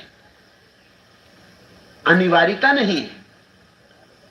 ये प्रत्येक व्यक्ति की अलग अलग शारीरिक जरूरतों पर निर्भर होगा, और प्रत्येक व्यक्ति की शारीरिक जरूरतें बिल्कुल अलग अलग हैं, बिल्कुल भिन्न भिन्न है।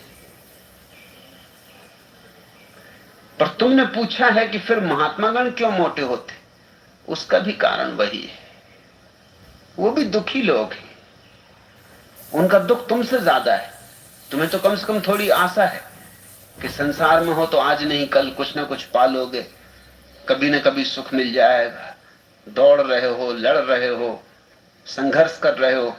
महात्मा गण ने तो संसार छोड़ दिया, अब उनके एक और दोहरी चिंता हो गई कि पता नहीं उनने ठीक किया या नहीं। न मालूम मुझसे कितने महात्माओं ने कहा है कि कई बार ये शंका मन में उठती, ये संदेह मन को पकड़ लेता है कि हमने ठीक किया।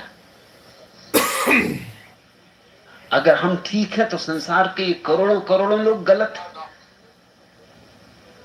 क्या इतने लोग गलत हो सकते? और फिर सब छोड़ के भी हमको कोई आनंद तो मिल नहीं रहा है। तो कहीं ऐसा तो नहीं हुआ कि हमने भ्रांति कर ली है, अपने साथ अपने को धोखा दे लिया है? तो महात्मागण क्या करें?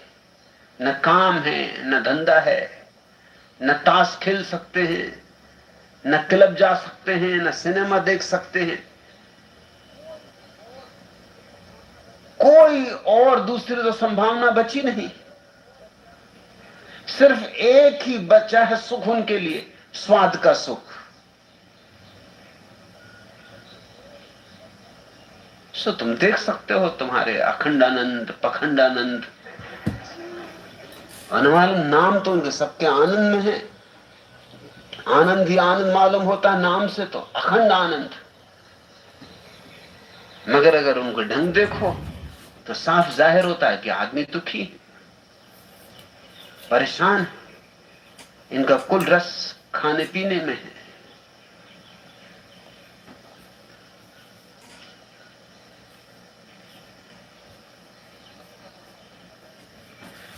मटकानाथ ब्रह्मचारी 15-20 आदमियों का भोजन हजम कर चुकने के बाद बोले, यजमान पानी लाओ। यह सुनकर यजमान के प्राणों में प्राण आए। उसने पानी का लोटा दिया। तब मटकानाथ ने कहा, वत्स, मेरी यह खानदानी आदत है कि जब तक आधा खाना ना हो जाए तब तक पानी ना पिया जाए। यजमान पर जो गुजरी वह तो तुम समझ ही गए होगे। खैर, पानी पीने के बाद उन्होंने फिर उतना ही खाना खाया। तब अपने घड़े जैसी तौन पर हाथ फेर कर वे बोले, अब इस बस में सवारियां ठसाठस भर चुकी, अब कुछ नहीं खाऊंगा। यजमान ने औपचारिकता बस का, नहीं नहीं महाराज। अब यजमान को डर भी नहीं था। यह एक रसगुल्ला तो और ले लीजिए। अब यजमान ने सोचा कि अब थोड़ी उदारता ही दिखा दो। जब महात्मा ने इतनी उदारता बरती है, तब अपनी तरफ से भी क्या कंजूसी दिखानी? अब बर्बाद तो कर ही चुका है ये।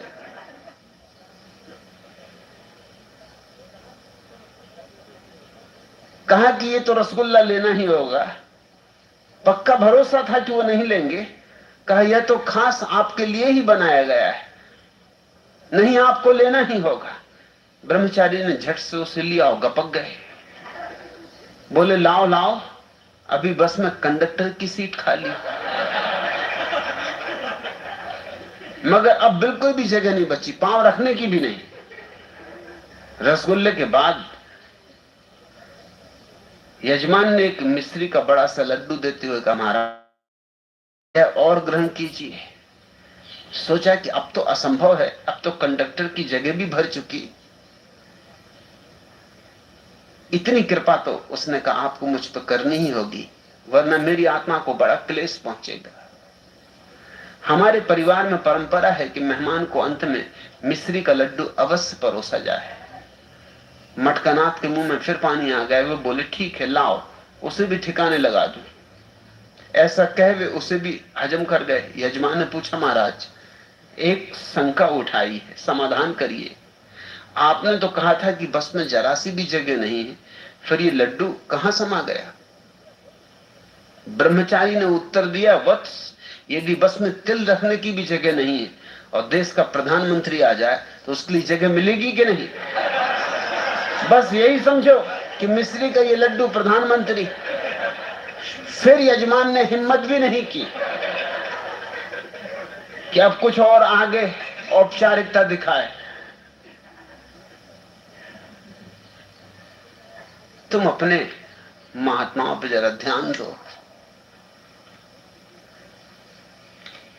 और ये वही लोग हैं जो 24 घंटे तुम्हें समझा रहे हैं कि जगत तो माया है, इस देह में क्या रखा है, ये तो मिट्टी है,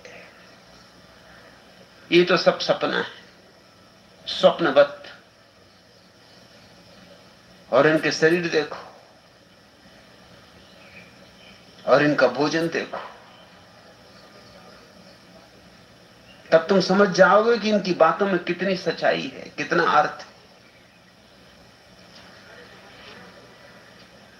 तुम्हारे महात्माओं में और तुम्हारी स्त्रियों में बहुत भेद नहीं है, इसलिए दोनों में तालमेल भी बैठता है। तुम्हारे महात्मा तुम्हारी स्त्रियों के सहारे ही जी रहे हैं और तुम्हारी स्त्रियों के लिए और कहीं कोई जगह नहीं जाने की, क्योंकि और जगह तुम्हें शक संदेह है। एक महात्माओं पर भर नहीं तुम्हें शक संदेह होता। महात्मा तो महात्मा है, सो वहां तुम स्त्रियों को जाने देते हो। संगीतज्ञों के पास जाने नहीं दोगे, नर्तकों के पास जाने नहीं दोगे, कवियों के पास जाने नहीं दोगे। बस एक जगह तुमने छोड़ रखी, मंदिर, महात्मा। क्योंकि तुम सोचते हो कि महात्मा तो पहुंचे हुए व्यक्ति हैं, संसार को माया कह रहे हैं।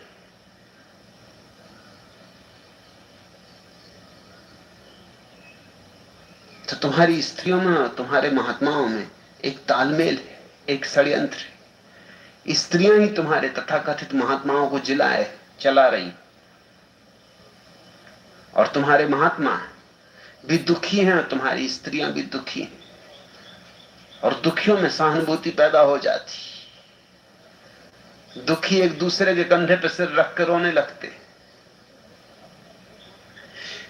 3 मित्र अपनी अपनी मोटी पत्नियों के बारे में चर्चा कर रहे थे। एक बोला, मेरी बीबी इतनी मोटी है कि रिक्शे वाले उसे बिठाने से मना कर देते, और तांगे वाले कहते माफ करिए, एक बार में तो हम नहीं ले जा सकते, यदि 2 फेरी में ले जाएं तो क्या आपको कोई ऐतराज?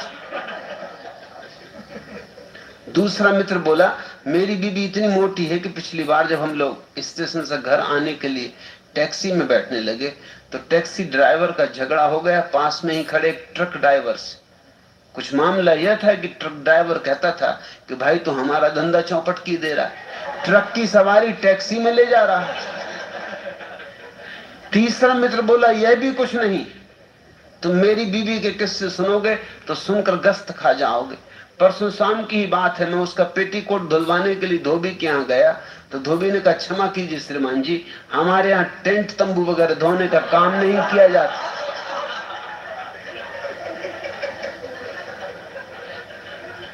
दोनों दुखी हैं।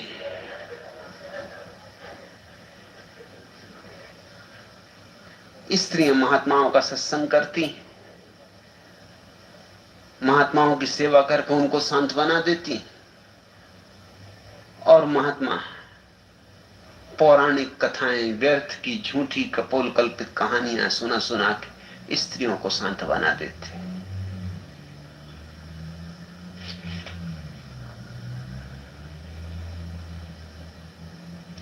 तीसरा प्रश्न, भगवान मैं आपका संन्यास लेने से बहुत ही डरता हूं, कृपया अपनी शराब कुछ ऐसी पिलाएं कि मैं साहस कर सकूं। देवराज मेहता।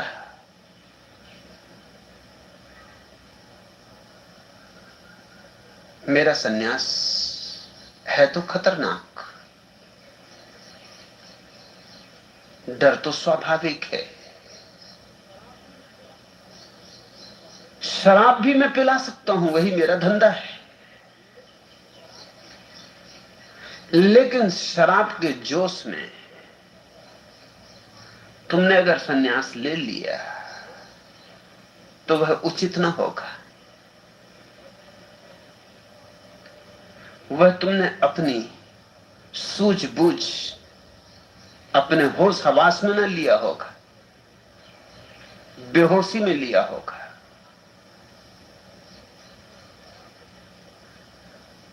और शराब जब उतर जाएगी फिर क्या करोगे?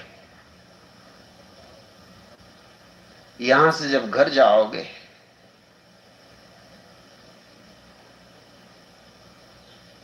गांव के लोग मिलेंगे, पत्नी के दर्शन करोगे, बाल बच्चे पूछेंगे कि डैडी तुम्हें क्या हो गया, भले चंगे घर से गए थे।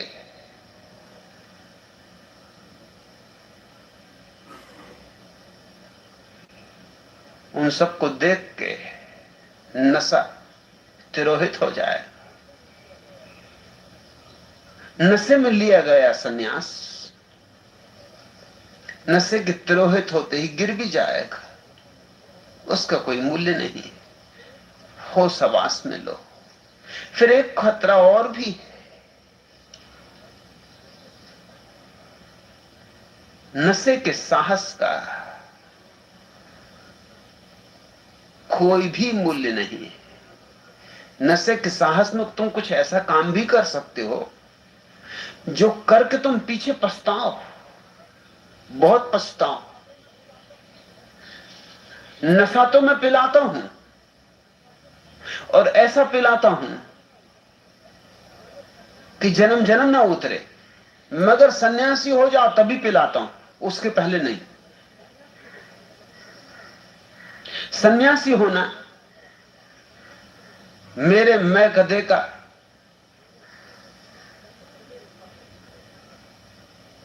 प्रवेश पत्र है। उसके पहले सुनो मेरी बात, समझो मेरी बात, होश हवास से सजग होके, सोए सोए नहीं। सन्यास लेने तक तो तुम्हारा होश हवास में चाहता हूं पूरा कायम रहे कि तुम कुछ ऐसा काम ना कर गुजरो जिसके लिए तुम्हें पछताना पड़े।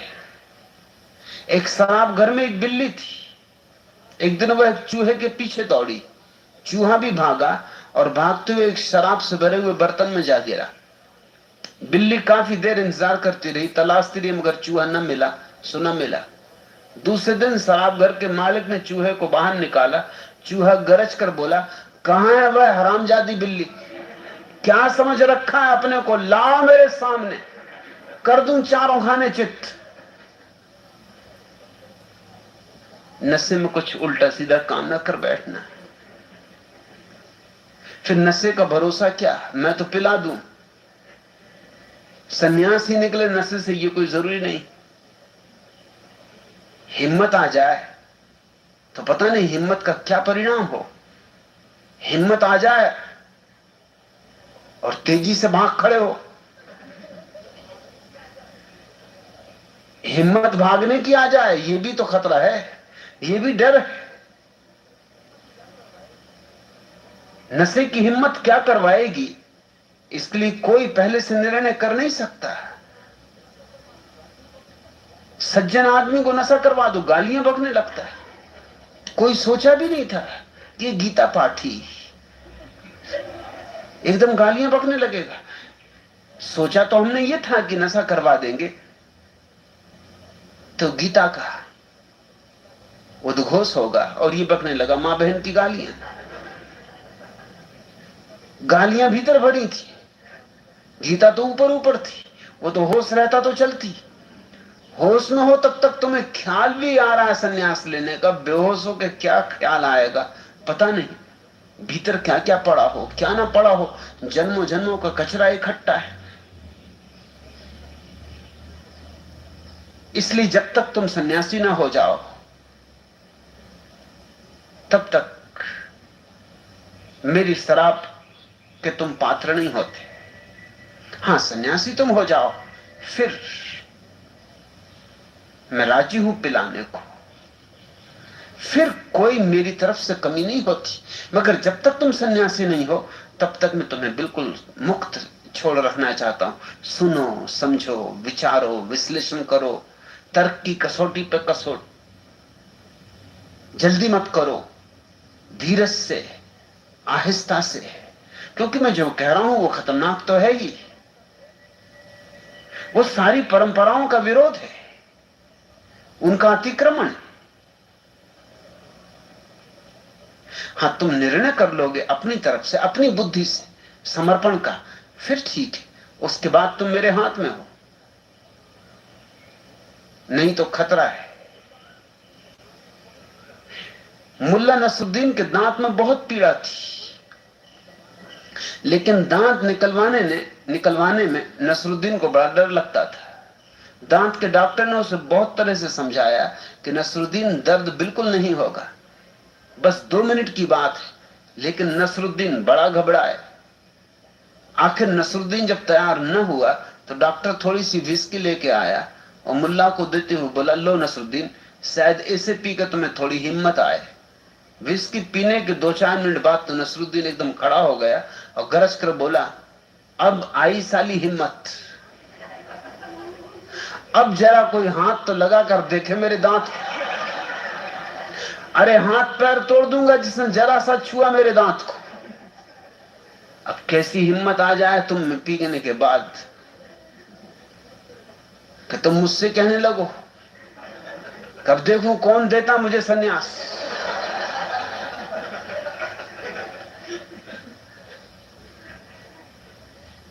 या नशे में ऐसे भागो कि फिर कभी लौट के ना आओ।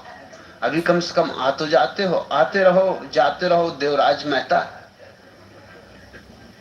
आते रहे जाते रहे, बात होने वाली, देर अबेर, मगर जब समय पक जाए तभी होनी चाहिए। कच्ची बात नहीं होनी चाहिए। कच्ची बात ठीक भी नहीं। कच्चा फल गिरे वृक्ष से तो सड़ जाएगा, किसी के काम ना आएगा। पक जाए तो ही सार्थक है। 2 शराबी एक झाड़ पर बैठे हुए थे, डट के पिए हुए थे।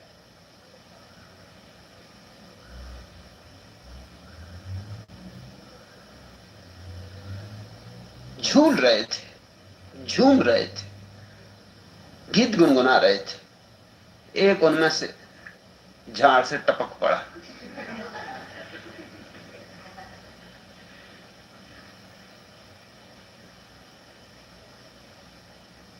उसके गिरने से जो धड़ाम की आवाज हुई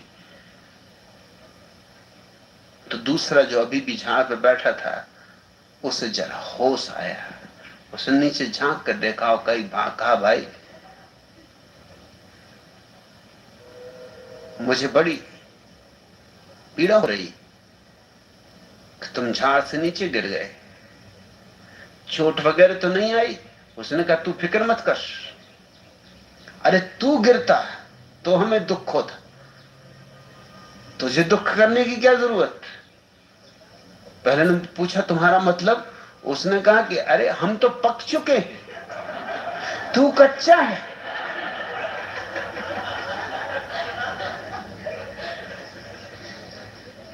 अरे मूर्ख, जो पक जाएगा वो गिरेगा ही, अभी तू कच्चा है, लटका रहे, जल्दी मत करना, जब पकेगा तब तू भी गिरेगा। देवराज मेहता, थोड़े पक जाओ, अभी डंडा मार के गिराया जा सकता है तुम्हें, मगर कच्चे गिर गए क्या काम आओ। किसी उपयोग के नहीं होगे। आते रहो जाते रहो, जल्दी ना करो। मामला तो ये खतरनाक है ही, और शराब भी जरा जरूर पिलाऊंगा। ये शराब ऐसी है जो बेहोशी नहीं देती, होश देती। मगर इस शराब की पहली शर्त है, वो तुम्हें पूरी करनी पड़े। वही सन्यास है, वही शिष्यत्व है। जब तक तुम वह शर्त पूरी नहीं करते, तब तक तुम पात्र ही नहीं हो कि मैं तुम्हारे पात्र को भरूं। तब तक तुम दर्शक हो, तब तक तुम इस तीर्थ के अंग नहीं हो।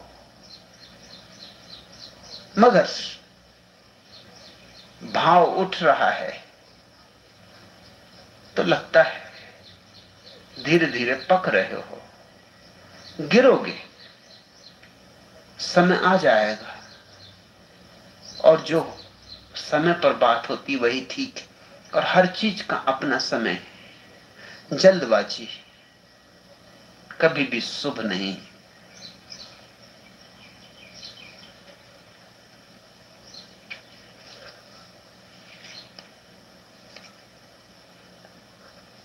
आखिरी प्रश्न,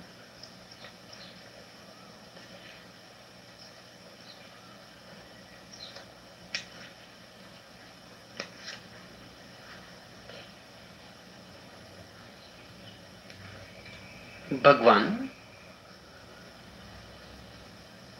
क्या धर्मगुरु सच ही बुद्धू होते हैं? दीपक, पता नहीं धर्मगुरु से तुम्हारा क्या प्रयोजन। अगर महावीर, बुद्ध, जरथुस्त्र, लाओत्सु को तुम धर्मगुरु समझते हो तो वे बुद्ध हैं, बुद्धू नहीं। लेकिन वे धर्मगुरु नहीं, वे स्वयं धर्म। वे धर्म के साकार रूप हैं। धर्मगुरु तो हैं पंडित, पुरोहित, मौलवी, आयतुल्ला खोमेनी, पोप पाल, पुरी के शंकराचार्य, ये सब धर्मगुरु हैं। और ये धर्मगुरु निश्चित ही बुद्धू हैं। इसमें मैं जरा भी संकोच नहीं करता हूं। मैं सत्य को बिल्कुल नग्न ही कह देना पसंद करता हूं। ये अगर बुद्धू ना होते तो धर्मगुरु ना होते। आदि शंकराचार्य धर्म है, मगर ये नकलची है। ये कोई शंकराचार्य है? ये कार्बन कापियां हैं। और इस जगत में इससे बड़ा कोई अपमान नहीं है आदमी का कि वो कार्बन कापी हो जाए। प्रत्येक व्यक्ति मौलिक है, और मौलिक होने में ही उसका अपना गौरव है, और अपने गौरव में ही परमात्मा का गौरव है। जो कार्बन कापी होकर रह जाता है वो दो कौड़ी का हो जाता है। यहूदी फकीर झुसिया मृत्यु सैया पर पड़ा था, विद्रोही था, बगावती था। मैं जिन थोड़े से लोगों को प्रेम करता हूं उनमें से एक झुसिया भी है।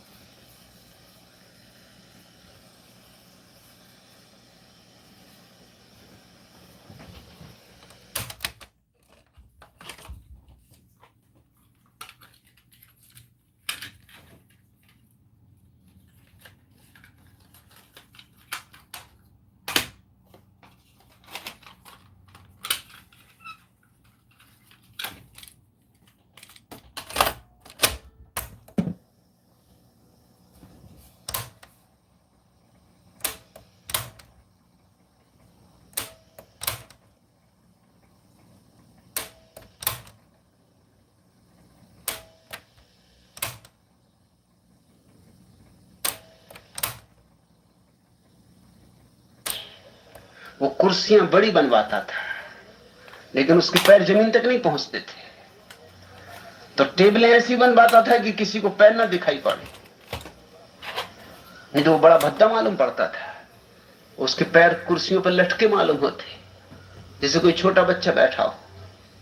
वो अपने पांवों को छिपा के चलता था, वो पांवों से हमेशा पीड़ित होता था।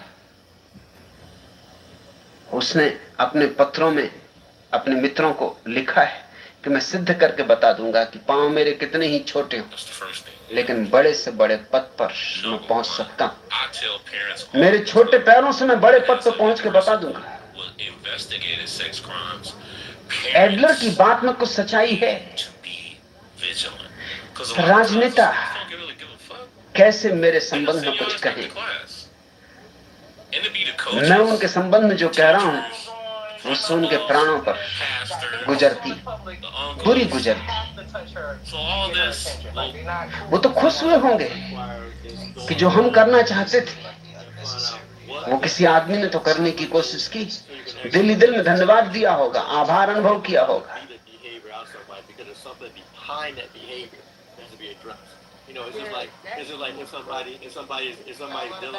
इसलिए तुम इसकी चिंता न लो कैलाश गोस्वामी कि क्यों किसी उच्च दर्जे के व्यक्ति ने कुछ नहीं कहा। उनका ना कहना ही बताता है कि कोई उच्च दर्जा वगैरह नहीं। सब दौड़ है ऊंचे होने की, मगर ऊंचा कोई पद से नहीं होता। आत्मवान व्यक्ति ही केवल ऊंचा होता है। ध्यान ही एकमात्र धन है और परमात्मा को अनुभव करना ही एकमात्र पद है। इसलिए तो भक्तों ने उसे परम पद कहा है। बाकी सब पद तो थोथे, बचकाने। तुमने छोटे बच्चों को देखा नहीं? छोटे बच्चे कुर्सियों पर चढ़ जाते और अपने पिता से कहते हैं कि डैडी मैं तुमसे ऊंचा, देखो मैं तुमसे ऊंचा। ये जो पदों की दौड़ में लगे हुए लोग, ये छोटे बच्चे जो शरीर से भला बड़े हो गए हैं, लेकिन मनोवैज्ञानिक रूप में जिनकी उम्र ज्यादा नहीं, यह जान के तुम हैरान होगे कि आदमी की औसत मनोवैज्ञानिक आयु 12 साल है। I got resurrected, bitch! 80 साल के आदमी की भी औसत उम्र 12 साल से ज्यादा नहीं होती। मानसिक मन तो वहीं अटक जाता है 12-13 साल के करीब। फिर खिलौने बदलते रहते, फिर खिलौने बड़े होते चले जाते। लड़कियां गुड्डियों से खेलती हैं, गुड्डियों के विवाह रचाती हैं, फिर बड़े होके वो बच्चों के विवाह रचाएंगे, मगर खेल वही है। फिर रामलीला होगी, राम सीता का विवाह रचाया जाए, खेल वही है। नाम बदलते, रूप बदलते। ऐसा हुआ कि मैं पहली दफा रायपुर गया, मुझे कोई पहचाने नहीं, मैं किसी को पहचाने नहीं कि कौन मुझे बुलाया है। उसी दिन संयोग वसात उसी एयर कंडीशन डब्बे में बाबा राघवदास को भी आना था। हेलो, बाथरूम जाते हुए मैंने देखा कि तख्ती बाबा राघवदास की लगी है। हेलो, वे एक सर्वोदयी सन्यासी थे। हेलो, महात्मा गांधी और विनोबा के बड़े भक्त थे। तो मैंने पूछा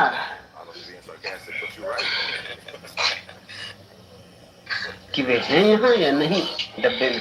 पता चला कि वे तो नहीं आए। बात आई गई हो गई। फिर रायपुर स्टेशन आया तो मुझे जो लेने वाले थे वो तो नहीं पहुंचे थे, लेकिन बाबा राघवदास को लेने वाले डब्बे के सामने ही फूल मालाएं लिए खड़े थे और मुझे देख के बोले कि बाबा राघवदास की जय। मैंने भी सोचा कि भेद भी क्या है, नाम ही रूप का भेद है। चलो बाबा राघवदास सही। मैं कुछ बोला नहीं, उन्होंने फूल मालाएं पहना दी तो मैंने भी पहन ली। उन्होंने सामान उठा लिया तो मैंने कहा उठा लो। मुझे कोई और लेने आया भी नहीं था, तो मैंने कहा आखिर मुझे कहीं तो जाना ही पड़ेगा।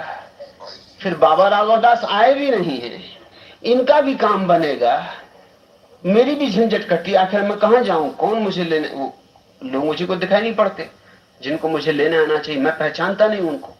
आए होते तो वो खुद ही दिखाई पड़ते। उनकी कार को रास्ते में ट्रैफिक में कुछ अड़चन पड़ गई, पहुंचने में 5 मिनट की देर हो गई। जब हम स्टेशन के बाहर निकल रहे थे तब वो भी आ गए फूल मालाएं लिए हुए। एक आध ने मेरी तस्वीर देखी थी, वो बड़ा चौंका कि कौन लोग इनको ले जा रहे हैं।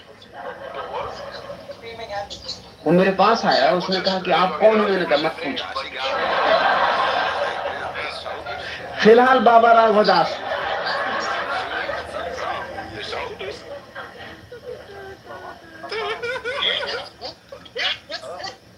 जो मुझे ले जा रहे थे उन्होंने कहा आपका मतलब फिलहाल? मैंने कहा सब नाम रूप है, आदमी जन्म जन्म में क्या क्या नहीं होता, अलग अलग जन्मों में अलग अलग हो जाता है, 84 करोड़ योनियों में क्या क्या नहीं होना पड़ता, इसलिए कह रहा हूं कि फिलहाल। उन्होंने कहा तब ठीक है, मगर जो मुझे लेने आए थे उन्होंने कहा हम ऐसे आपको नहीं जाने देंगे, ये क्या मामला है? अरे बाबा राघवदास तो हम जानते हैं, उनमें से एक बाबा राघवदास को जानता था। उसने कहा बाबा राघवदास नहीं है।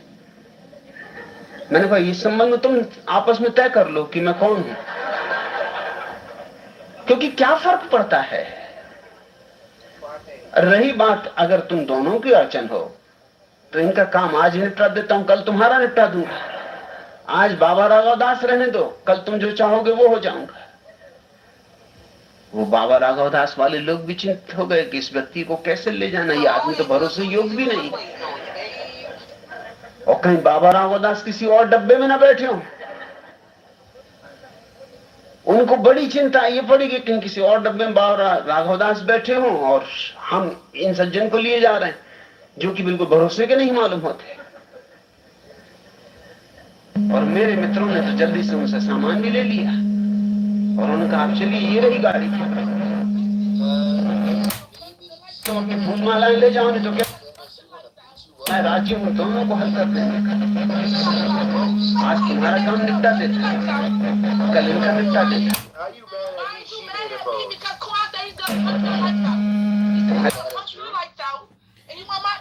I ain't mad at you. Angry? Leave me alone. You angry? I can't argue with you. I can't argue with you. You angry? I can't argue with you. Hey, Hurricane. Hello? So anyway, look, Mama done tricked me. Hello? Hello? Oh, Lord, how y'all doing?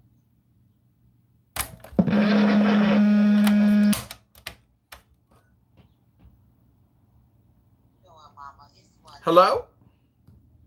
Hello. Hi, is this Frank? It is Frank. Can I be frank with you? You can be frank with me. Are you a retard faggot? No. Are you sure you're not a faggot retard? I'm very sure of that. So how do you know there's no God? How are you such a subject matter expert? I don't make a claim that there's no God. Try again. Oh, what claim are you making? That I don't know if there's a God, but I'm not convinced. Oh, so your claim is you don't know that there's a God and you're not convinced there's a God. Is that really a claim? Sounds to me like something that means nothing. Big John, fuck off. Oh! Didn't want to do it. Fuck yourself. Didn't want to do it. Couldn't do it. Somebody's a little chicken. We got an atheist chicken. We got an atheist chicken. Bye-bye, Frank. You're not nearly as interesting or clever as you think you are. Ooh, like you, Intoxicated by Frank. your own voice and Ooh, projection alert. Projection alert. Not that interesting. Have a good day.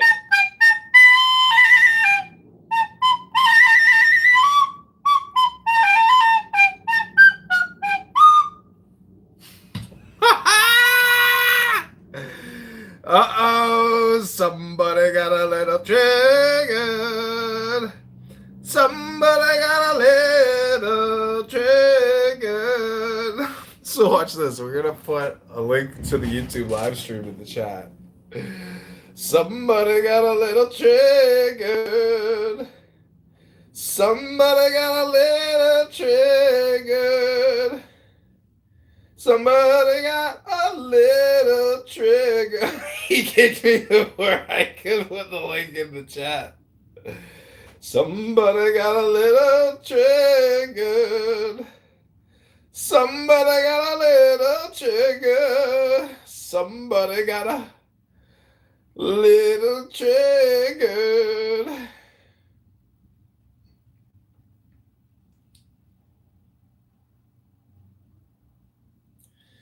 Somebody got a little trigger. Somebody got a little triggered.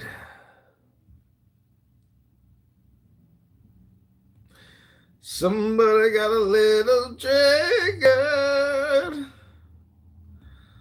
Somebody got a little triggered.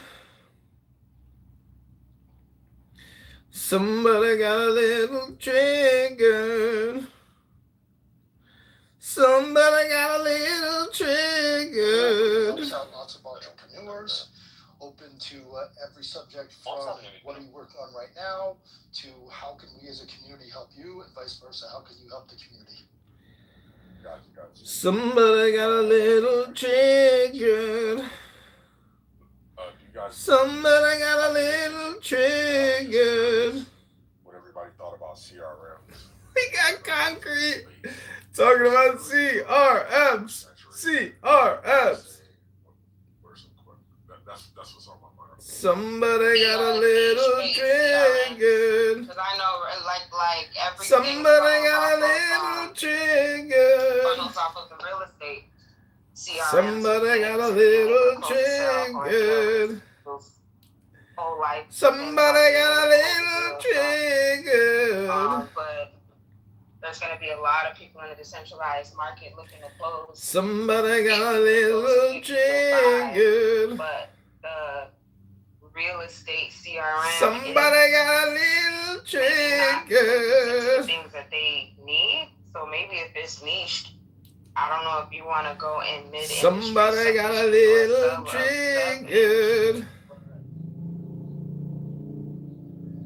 Somebody got a little triggered. I don't. So I'm an almost. Somebody got a little triggered. Because I don't have any Yes, yes, everybody in this space already has their own systems and CRMs. That's the question he is asking. Like I said, I don't have any customers, so I'm Somebody got a little triggered. Yes, we owe you software. Yes. Somebody got a little triggered. It's getting easier every day. So, you know, when it's a pitch, it's like what stand out with your service, but then also I don't want you oversharing. You know what I'm saying? Somebody got a little triggered. Somebody got a little triggered. Somebody's got one. I'm just curious. What's the biggest complaint?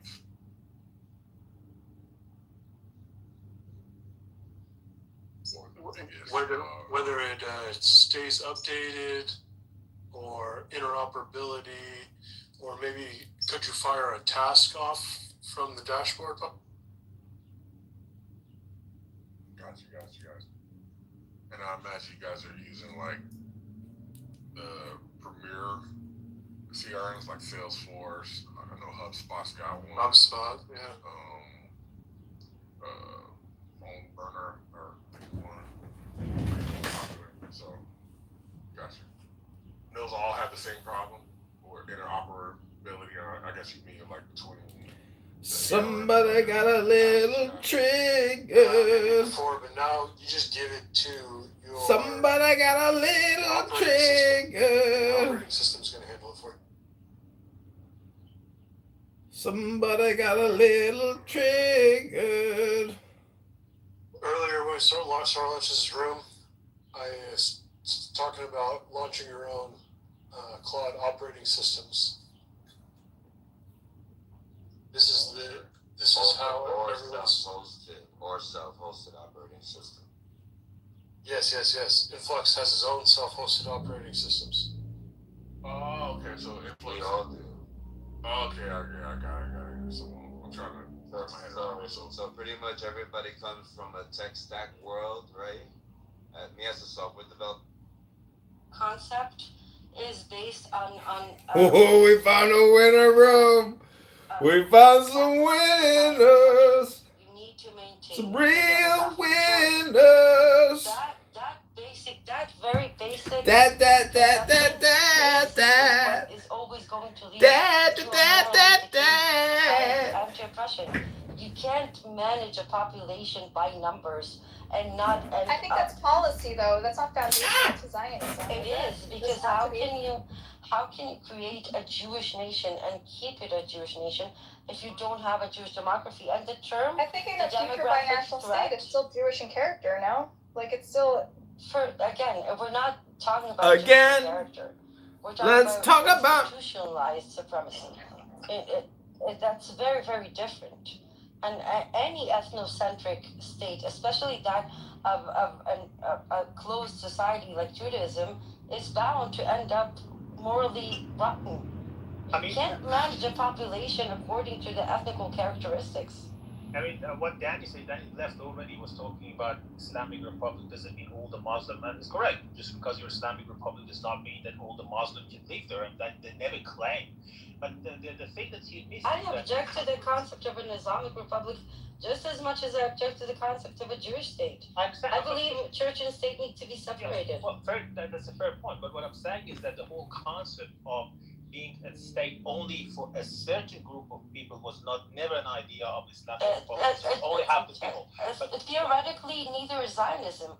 They don't claim to be only for Jews. Yeah, that's the opposite of what they claim. This is how they whitewash it. But the only thing is that the country used to be called Persia. There was a reason why the Shah at that time changed the name from Persia to Iran, because Iran is more inclusive. Persia only belongs to the Persians. This whitewashed Iranian diaspora keep calling themselves Persian. That's fine. You can be ethnically Persian. But there are many Arabs, many Armenian, many Kurdish, Azeris live in Iran too. They're not Persians, but they're Iranians. So that's why they changed the name of the country from Persia, so that not to get into the same trap of the Zionists. But then they changed it to the Islamic Republic. They changed it to Iran. That happened like 70 years ago. Yeah, but adding the Islamic Republic after the Shah is doing the exact horseshoe theory. It's the same thing. But that's a governance system. You can't disagree with that, but there's nothing that only has to be. Again, but the same goes for Zionism. A state that claims to be pluralistic and democratic cannot inherently uphold any group, whether it's based on religion or ethnicity, above all others. You simply can't. Once you do, and not to mention the fact that not separating church from state is a bad thing to begin with, but especially if you're trying to incorporate religious beliefs into the state system, that's where you get an oppressive authoritarian regime. And it doesn't matter which religion it is.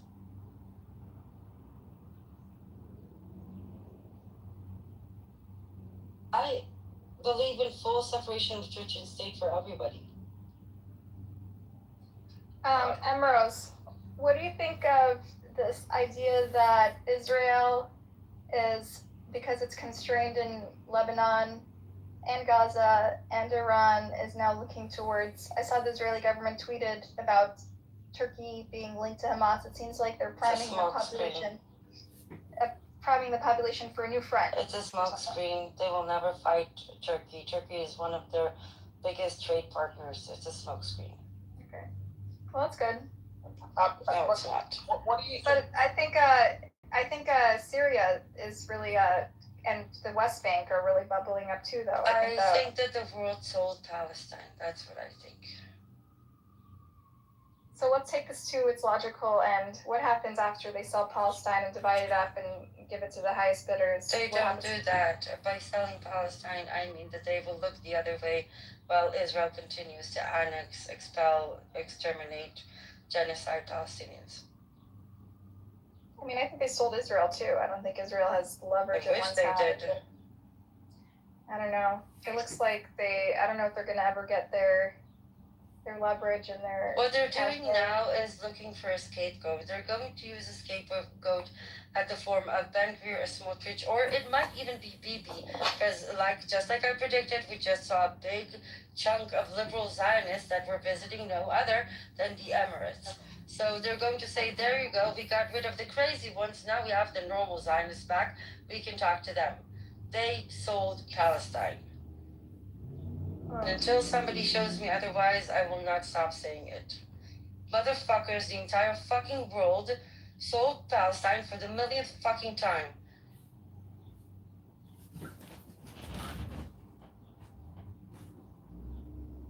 Ceasefire my ass. 1,000 Palestinians died, said this fucking peace board, and everybody's acting as if there's a ceasefire, as if there's not a front in Palestine. They talk about everything, and I'm not accusing Lebanese, I'm not accusing Iranians or Syrians, but I'm saying let's not behave as if the world has suddenly saved Palestine from the occupation and Zionism. It has not. What do you think of Standing Together Party? It's not something that you can talk about in this setting. People don't understand the nuance. We barely can understand the nuances. I mean, I think the room has kind of died down, so... I just wonder if you think there's spoilers for the left, which is already deflated, and we I don't know. I don't have an opinion yet. I'm still debating. The room clears out because it's no longer a spectacle with a pinata to punch one side or the other. The room clears out when you start talking about truth. Nobody cares about truth or the actual reality. So, I mean, earlier we were talking about I was pointing a parallel. I'd be interested to hear your view on this, but, you know, to me, in America, that we chase phantom enemies. And that's how we define reinforce our Judaism, because we don't have any other way to distinguish ourselves from our non-Jewish neighbors if we're not, like, observant, right? In Israel, you're more Jewish because just by definition of your Israeliness, right? But Israel also is constantly seeking enemies and war and creating conflicts in sovereign states that never attacked it, right? And I think Israel has shown this pattern of when it's constrained in one of its fronts, of going into a new area where there is no enemy and legitimate threat, and just and by like creating it out of thin, you know what I mean? And I just saw, and to me, that's like an interesting parallel of Jews in order for continuity and wanting to preserve some sense of unique identity. Chasing ghosts and finding enemies where there might not be it. And I don't know if that's an apt parallel because of the existential shit you face. I think it's you can say that politicians like Netanyahu opens fronts just to hold on to his political power and because it's a diversion or whatever. But I don't think the fact that the existential fear is manufactured, yes, I agree.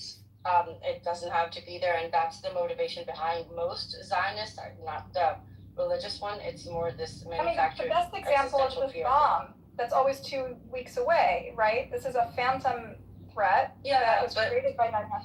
Yeah, but Netanyahu, half the country laughs at that threat as well. But now they support the war. They believe it. So suddenly they've been conditioned to change their mind. Like that's the absurdity. This is where Zionism comes into play. This is why we say it has nothing to do with yes Bibi, no Bibi, because they would flank him from the right, like we saw with Iran, just to go against him to be counted. That's why it doesn't matter. They're all the same. They're all Zionists. So we need to start talking in terms of Zionists and anti-Zionists, not left and right Zionists. Did you ever watch The Gatekeepers, that documentary about the folks Years who were... ago. And like they talked about how when the threat was over, they were like looking for threats and they were Yeah, but they were trying to pin it specifically on one side of the Israel society when they're just as complicit in it. That's my problem with it. Oh, it's not that it's not true, but it's across the board. I understand.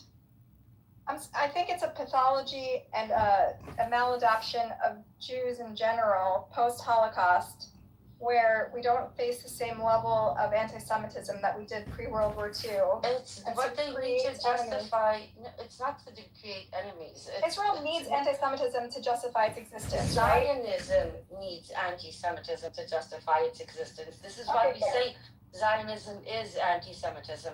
Zionism doesn't exist without anti-Semitism. Okay, so perfect. And so what does that? What's the natural conclusion that if it doesn't exist, we must find it, or you can't justify your existence, right?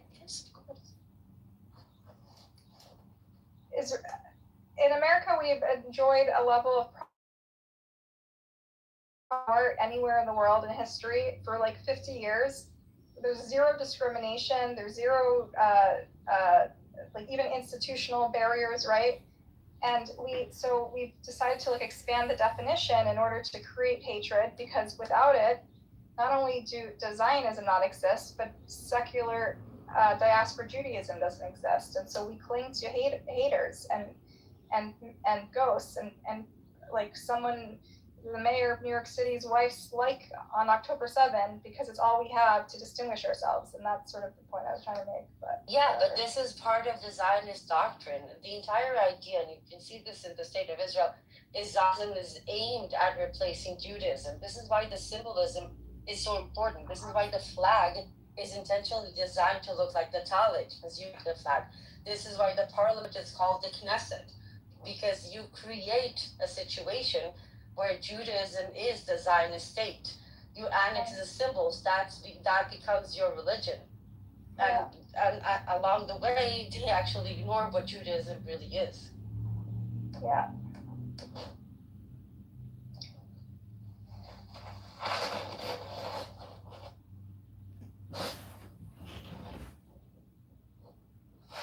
Did we fix the world? I think we did. I think we solved it. That was actually really beautiful what you did with Daniel. You like asked him a trick question. You like laid a trap and he walked like right into it. Yeah, it's easy with that. I feel like you've done that before a few times. Yeah, once you get the hang of it, it's easy. I mean, the whole thing is stupid, you know? Everyone, when it's convenient, you link the two, and it's not, you don't link the two, and we need to just hold complex truths and not be so binary about it. Yeah. And people like him don't help. No. Okay, I'm gonna clear the stage so we can get other people up. Okay. See you around. Ellie, get up here. I want to talk to you.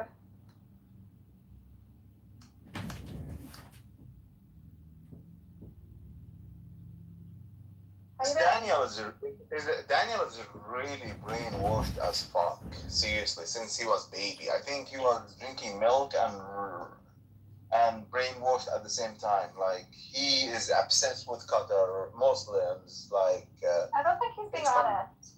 I think he's more on a Hasbara campaign. He thinks he's saving his country.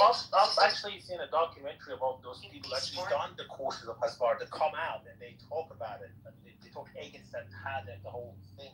Is it called Israelism, the name of the show? Yes, that's yeah, we talked about it many times. So it's very ironic. Look, what do you think about? I was just looking at how the Americans view Israel in the past 3-4 years and compare that to, like, I'll just try to look at the demography of the view of Israel amongst the Americans. There was a Pew Research Center recently come out with this survey talking about over 60% of Americans have a negative view toward Israel. So the first thing I thought it's because of what's happening in the Middle East and the certain I have a better stat for you, Zoran. The Washington Post poll recently polled American Jews across the country. 60% think war crimes were committed in Gaza. 40% think it's a genocide. That is a huge number when historically American Jews have overwhelmingly supported Israel. Exactly. So I was looking at it, I was trying to find out why they have actually shifted. And I realized that most of the people that they asked this question, majority of the people have a negative view are under the age of 45, and those people still have a positive view toward Israel regardless of what happened. And they are mainly boomer generation. Because they remember a different Israel, by the way, Soren. They remember when Israel actually had existential threats and wasn't backed by a world power, right?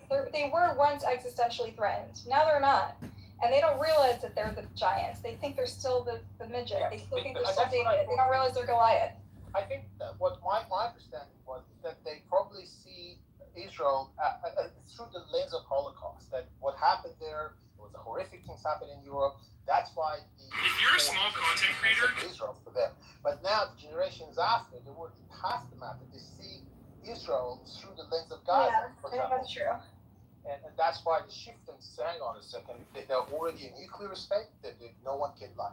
Yeah, it's David becoming Goliath and not realizing they're Goliath, basically. Ellie, what's going on with you? How you been? Not bad. Yes. You like the title of the room? What is there to like? What to dislike? I don't know. No thoughts. No riffing. No crying in the room. Listen, I know your content. You know, you're not surprising me. Okay. We're talking about the phantom anti-Semitism and the sort of maladaptive nature of post-war Jews to even when we're flourishing, try to find haters and hate in obscure places.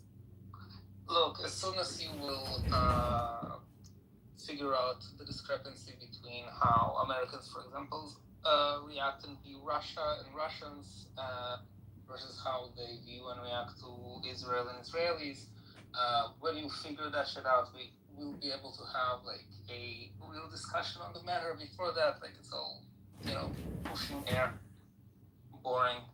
That's actually a very interesting perspective, Ellie. I want to hear your perspective. This is not a. We talked about it before. He just told you.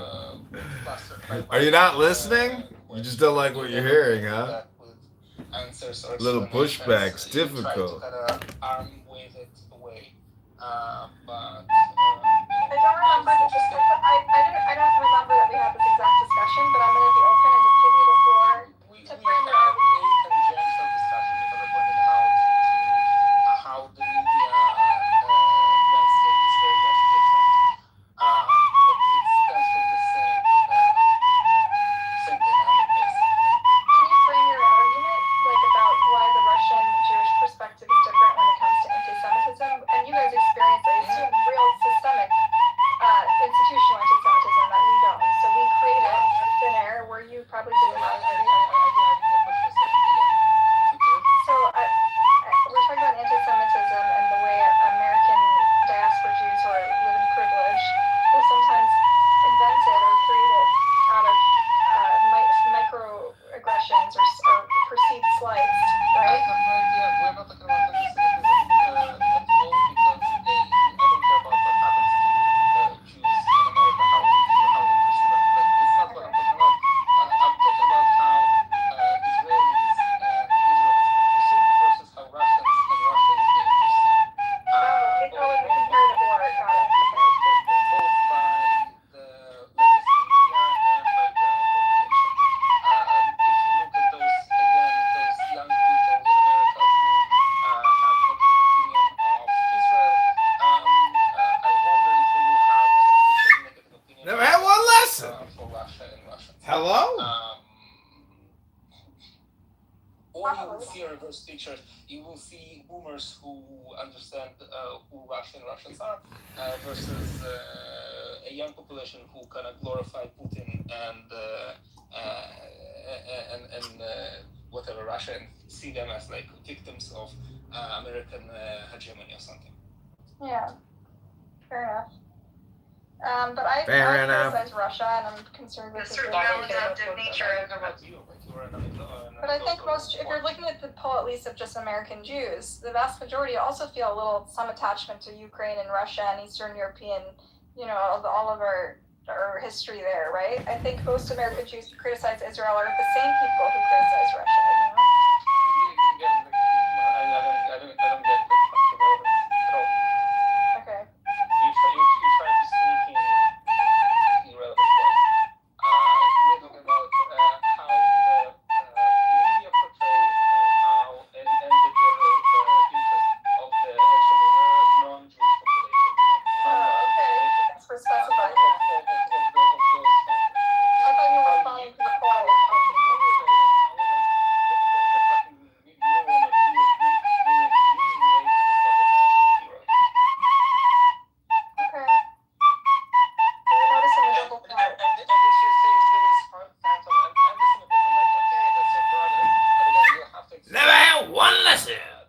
Another 2 for 2.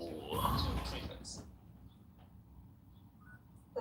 Disparity to treatments in the media between Russia and Israel. Both media. I was happy. I'll give you. I would listen. I concede on that. I don't. Another 2 for 2. What do you mean? So I personally, as much as I love Ukraine and have roots in the Eastern European region, I'm more emotionally invested in the story of Israel-Palestine, right? But again, you are a Jew, okay? So you can claim that you have some whatever. I'm talking about the fucking average American that you said like, Pew Research shows that their relationship. Their relationship to Israel changed. Let's say, okay, I'm saying, okay, how do you explain the fact that Russia had like several cities in Ukraine turned into much worse condition than, for example, Gaza? Okay, they killed God knows about how many people. They killed fucking God knows how many of their own population at this point.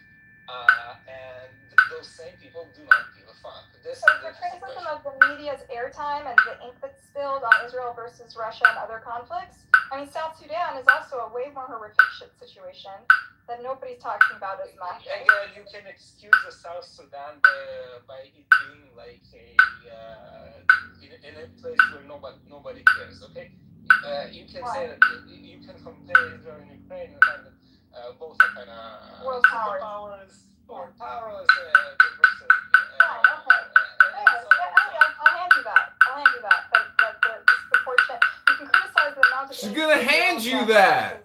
She's gonna hand you that. Similar like horror stories, right? And I think that's a valid point, at least, right? But that's that doesn't change the criticisms, right? It has no relevance. We are not talking about the criticisms. So you know that I'm on the side of Israel and I'm on the side of Ukraine, okay? So the criticism, you can have whatever criticism that you want. That's not the point. No, you're talking about shifting public opinion, and you're saying it's because shifting your projection alert. The projection alert detection system has been activated. Idiots, okay?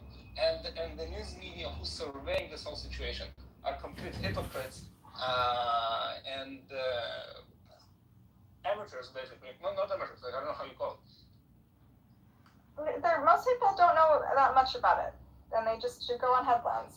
The projection alert detection system has been activated. What is your point? Say it in one sentence, please, because you're kind of muddling. My point, there is some reason that you have to explain. Okay? And again, Jews will say it's anti-Semitism. I do not subscribe to this point. But anyway, there's some fixed reason why the same people who gladly hate on Israel, okay, and whose opinion has shifted against Israel, don't give a fuck about much bigger issues and much, like, any way that you spin it, okay, much more horrible consequences and costs of life or whatever in the Ukraine-Russia war. Okay. And you have to explain this through something. You don't subscribe to anti-Semitism. Okay, subscribe to anti-Semitism. Think of something else. Wait, what? What is the reason? What is the reason that this disparity? Disparity in interest in one war versus another? Yes. And why there is a moral duplicity. Never had one lesson.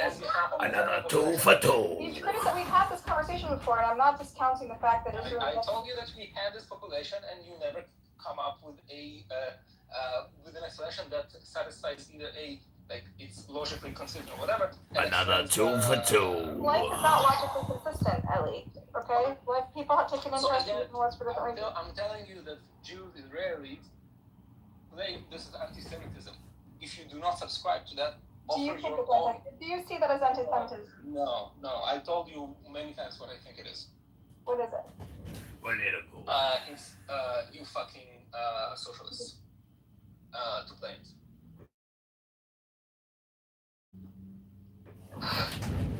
Okay, I thought it was the media. I thought you were the media. It's in some fascist socialist alliance, basically. And then being more precise. Do you think I'm a fascist socialist?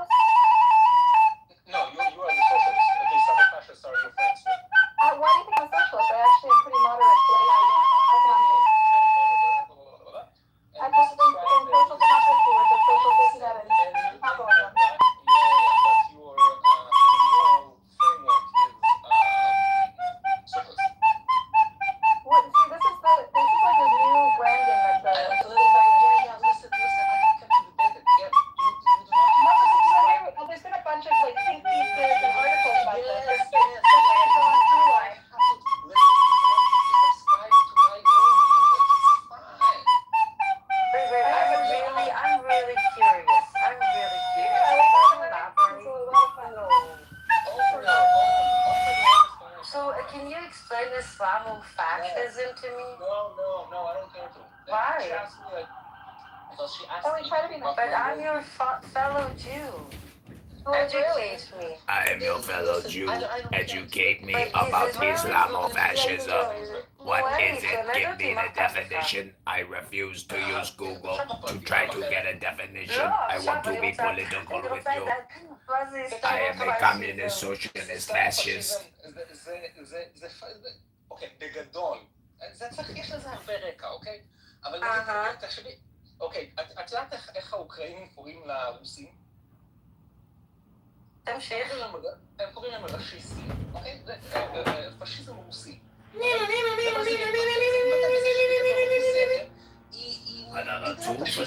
אין שם חופש ביטוי, הם לא יכולים, יש להם... אלי. He's bald, bitch!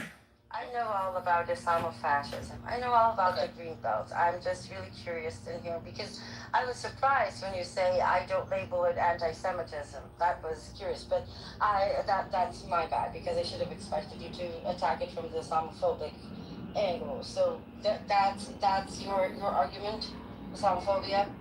What is Islamophobia? How do you explain the theory? Yeah. Islamofascism basically means the kind of Islamic way to do fascism in the whole Islamic world. It's how they treat their own people, it's how they treat other ethnic minorities, other ethnicities, and so on and so on. And it's a pattern of thought. You know what? I will agree. And that applies to all. I want to agree with him. He's right. And he's correct.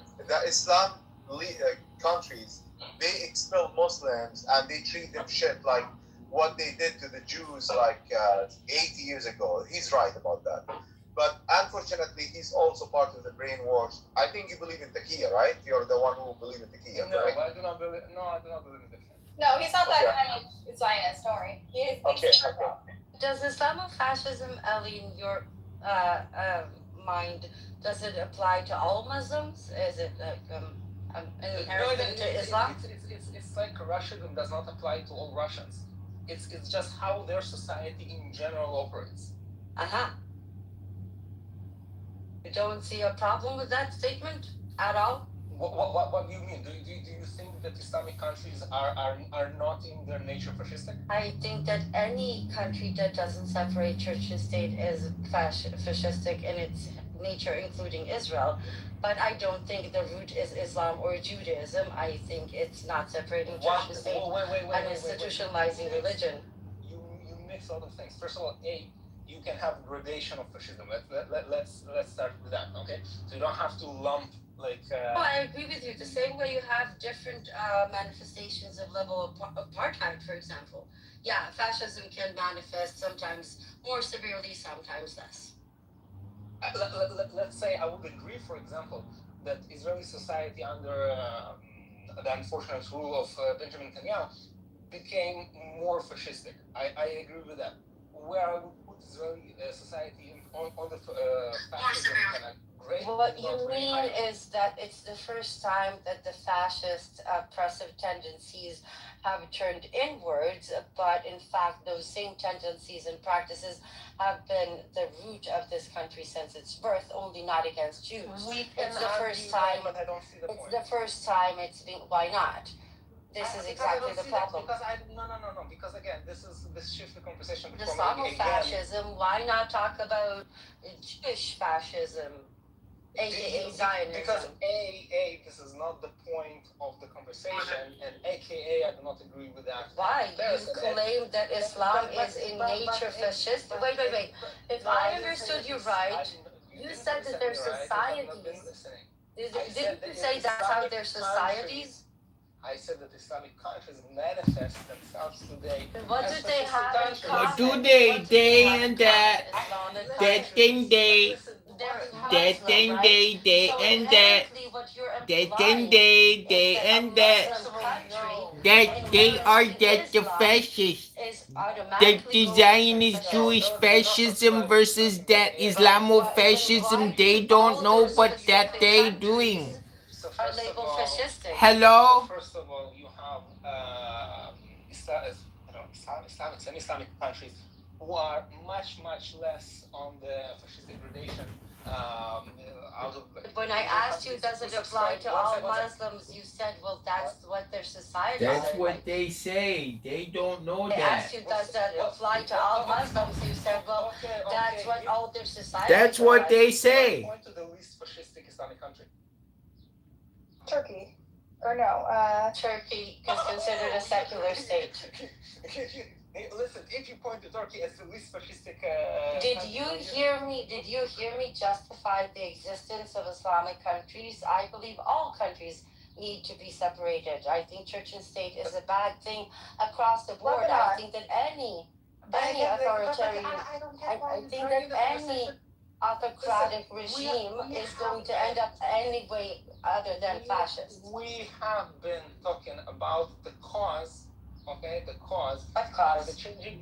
The cause of the changing. My cause is liberating Palestine. What cause are you? We're having two different conversations here. I had a nice conversation with Buttercup. Like you try to pull the conversation to something that is your. Are you not interested in having a conversation with a fellow Israeli? What? Listen. No. I'm your countryman. No.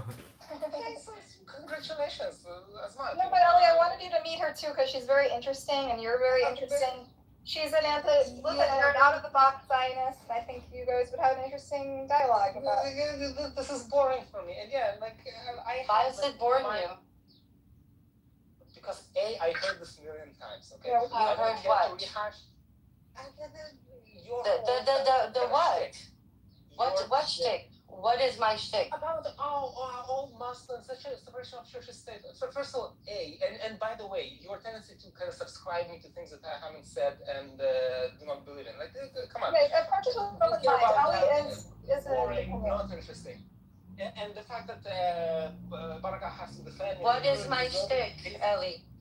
You had been subscribing me, okay, to whatever notions that you like have. The classic Zionist narrative. Talking point. No, I literally repeated your own words. When I asked you, does it apply to all Muslims?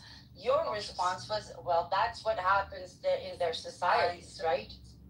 I specifically asked you. You could have said. And I told you that they manifest fascism. So again, you did not make the distinction and say, well, some Islamic societies can become fascist. Exactly. So you're inherently relating Islam and fascism to be one of the same. No, How I told you. I told you. How no? If you just said all of them. Give him a chance to clarify at least. Give him a chance to clarify. This comprehension of like a third grader is obnoxious. Billy, you said all of the society. Roast. For example, so apparently not only Muslims can be fascist, but apparently all the Islamic countries are very fascist. Not all fascists are Muslim, but all Muslims are fascist. Is that the Venn diagram we're going with now? And again, this is subscribing to something I haven't said. Again, obnoxious.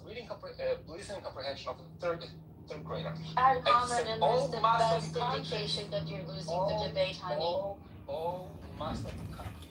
He's losing the debate, honey. Muslim countries are fascist. And when I ask you which is the least fascist country, let me ask you this. Let me say this: all Muslim countries. Wait. You're saying all Muslim countries. Wait. You're saying all Muslim countries, Ellie. All Muslim countries are fascist. What do those? אלי, אם אתה אומר שכל המדינות האסלאמיות, הן פשיסטיות, משמע יש גורם מקשר בין כולם. What is, then explain it to me. This is the way I understand it. When you say all Muslim countries, when you say all Muslim, then you can happily educate me. When you say all Muslim countries are fascist, then I'm asking you, if it's not Islam that you're indicating as the common denominator, then what is the common denominator making all of them fascist? Because you chose to describe them as Muslim countries, so I have to assume you're blaming Islam. Well, don't assume. Ask him.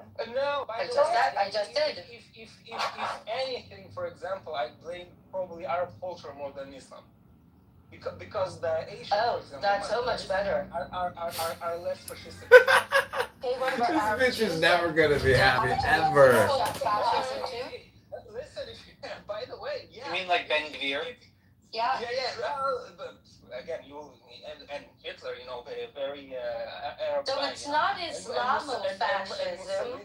It's not Islamofascism. You might even, although I disagree with you, say that there is a power culture. There's a power culture in Middle Eastern societies. So first of all, we got the Islamophobic thing. So let's no longer use the term Islamofascism because that creates and promotes hate speech and Islamophobia. Huh? Oh, you don't give a fuck. No. You don't think that avoiding hate speech that labels an entire religion as fascist is a problem. I'm the probably only Israeli guy on this side of the argument who doesn't believe in the wholesale of the anti-Semitism argument. Neither do I. Neither do I. But you have no problem.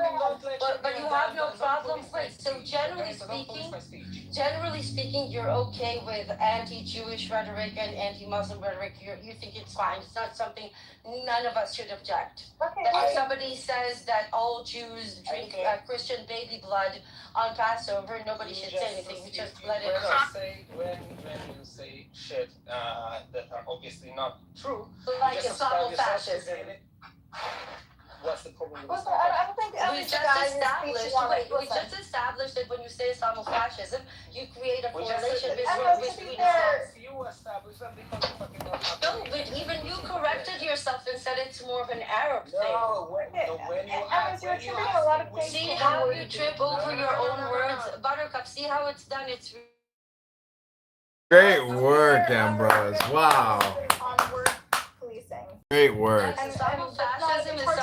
She said Daniel's in the other room crying, that she made Daniel cry. It's not okay to use it because you attributed a bunch of beliefs to him based on a word he used, and maybe he misused it or meant it a different way. But then, he's allowed to clarify what he means. But then, again, he clarified. Again. Okay, maybe it's more of an Arab thing. But then when I said, hello? I said that if you ask me which is, you wanted me to find a correlation, okay? You said all Muslim I think we've actually found the most annoying person in the world. All Muslim countries are fascistic, we agreed on that. Okay? No, we didn't agree on that.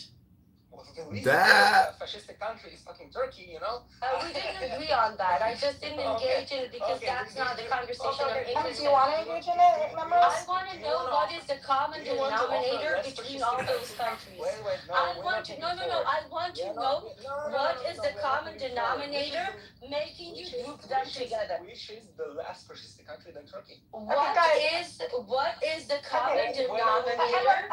Ali, 1 second. 1 second. This conversation when guys, a less fascistic country than Turkey. Okay, listen, let me say something. I think that there, as you know, because you're both really smart people, that there are many geopolitical reasons why. I don't know about Ambrose here.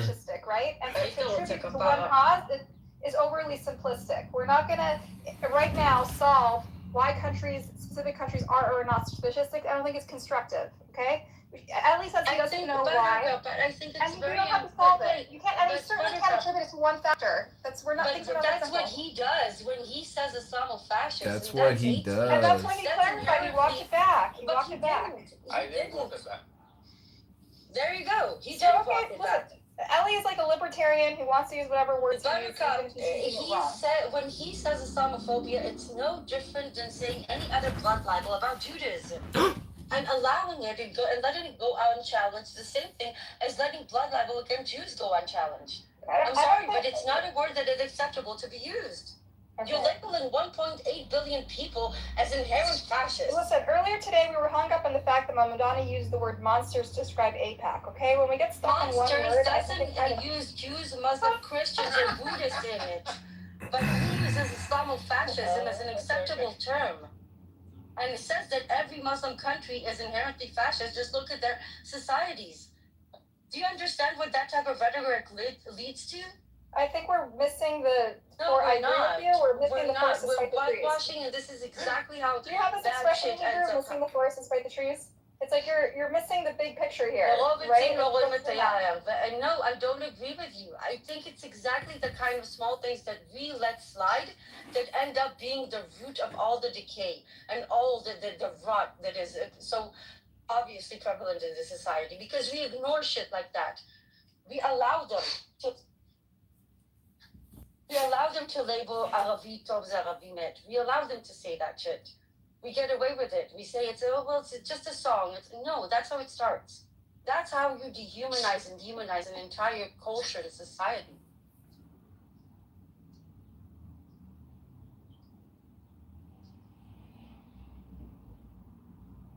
Are you finished?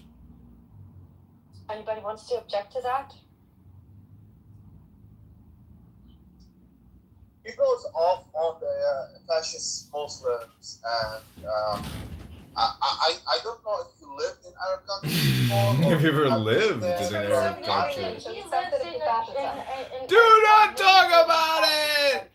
Don't be specific! Ellie is sensitive to fascism from growing up in the former Soviet Union, right, Ellie? Like, I feel like his perspective is a little different than coming from the sort of classic Zionist narrative about demonizing the Arab world. Ellie, do you want to jump in? Listen, I'm tired arguing with people, so I don't know, like, when shit will come down, we can have Stupid this people? conversation again. Honey, you're the only one having a tantrum. How am I stupid? Do you want to debate other things with me? Come on. I dare you. Pick a topic. You dare me. I dare you. Pick a topic. Pick a topic, honey. If you dare me, like I dare you. Pick a topic. You want to talk about the green belt? Do you want to talk about what the Bundist? Do you want to talk about the genocide? Do you want to talk about the starvation policy? Do you want to talk about annexing the West Bank? Do you want to talk about what they do in Silwan? Okay, so do you want to talk about what they did in Taipei or Tel Aviv? Do you? No. There's a reason you don't want to talk about it. What's happening in Ukraine. He wants to talk about the disparity and the attention. I'm sorry, don't you live in Israel? Are you not aware that there is a genocide happening in your name? So, okay. That's what you think? No, that's not what I think. It's what the scholars and experts think, not me. Oh, it's scholars. Okay. Yes. You don't want to talk about it. Why? We've debated it many times. I do not want to talk about it with you because you're stupid, and I don't see the point talking with stupid people. Okay, no ad hominem. Having to explain this for like the 10th time. Again, when you go to an ad hominem, you're showing to the room that you lost your argument. Stop it, you're embarrassing yourself. Expressing my preference to who I want to speak and to who I don't want to speak. Your argument for not wanting to speak with me is you're stupid. Like a 4-year-old. Argument. I'm just giving you my reason. Saying you're stupid is the reason of a 4-year-old. You kind of need a better reason than that. Anyway, I think the point Ellie was trying to make is he's confused. He's been long confused about why people who have negative views of Israel are not sympathetic with Iran. You are being confused because you don't have your own. My own what? Theory. Theory about why people are more fixated on Israel? I do have a theory. You want to hear it? Oh, yeah, thank you. Okay.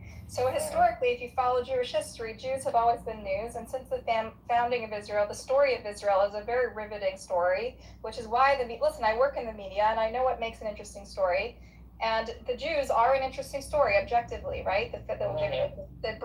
These people who were chased out of, persecuted and murdered and chased out of every country, and then by some miracle created a state and have been by some miracle survived all these attacks from people, from their neighbors, right? And because we spent billions of dollars as an extra on their weapons in the last couple of years, as an extra layer of their relevance to the lives of people in the West, okay? So it kind of sounds like what you're describing. Actually, to be fair, we give billions also to Ukraine, right? So it should be similar. Yeah, no, but what you were saying. But in the case of Ukraine, we're giving it to the victims. In the case of this, we're giving it to the perpetrators. You understand the distinction? what you're describing is basically what Jews call anti-Semitism, but without calling it anti-Semitism yourself.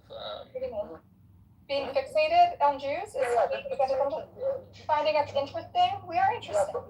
Hold on, but just Ellie, Buttercup, I have a suggestion.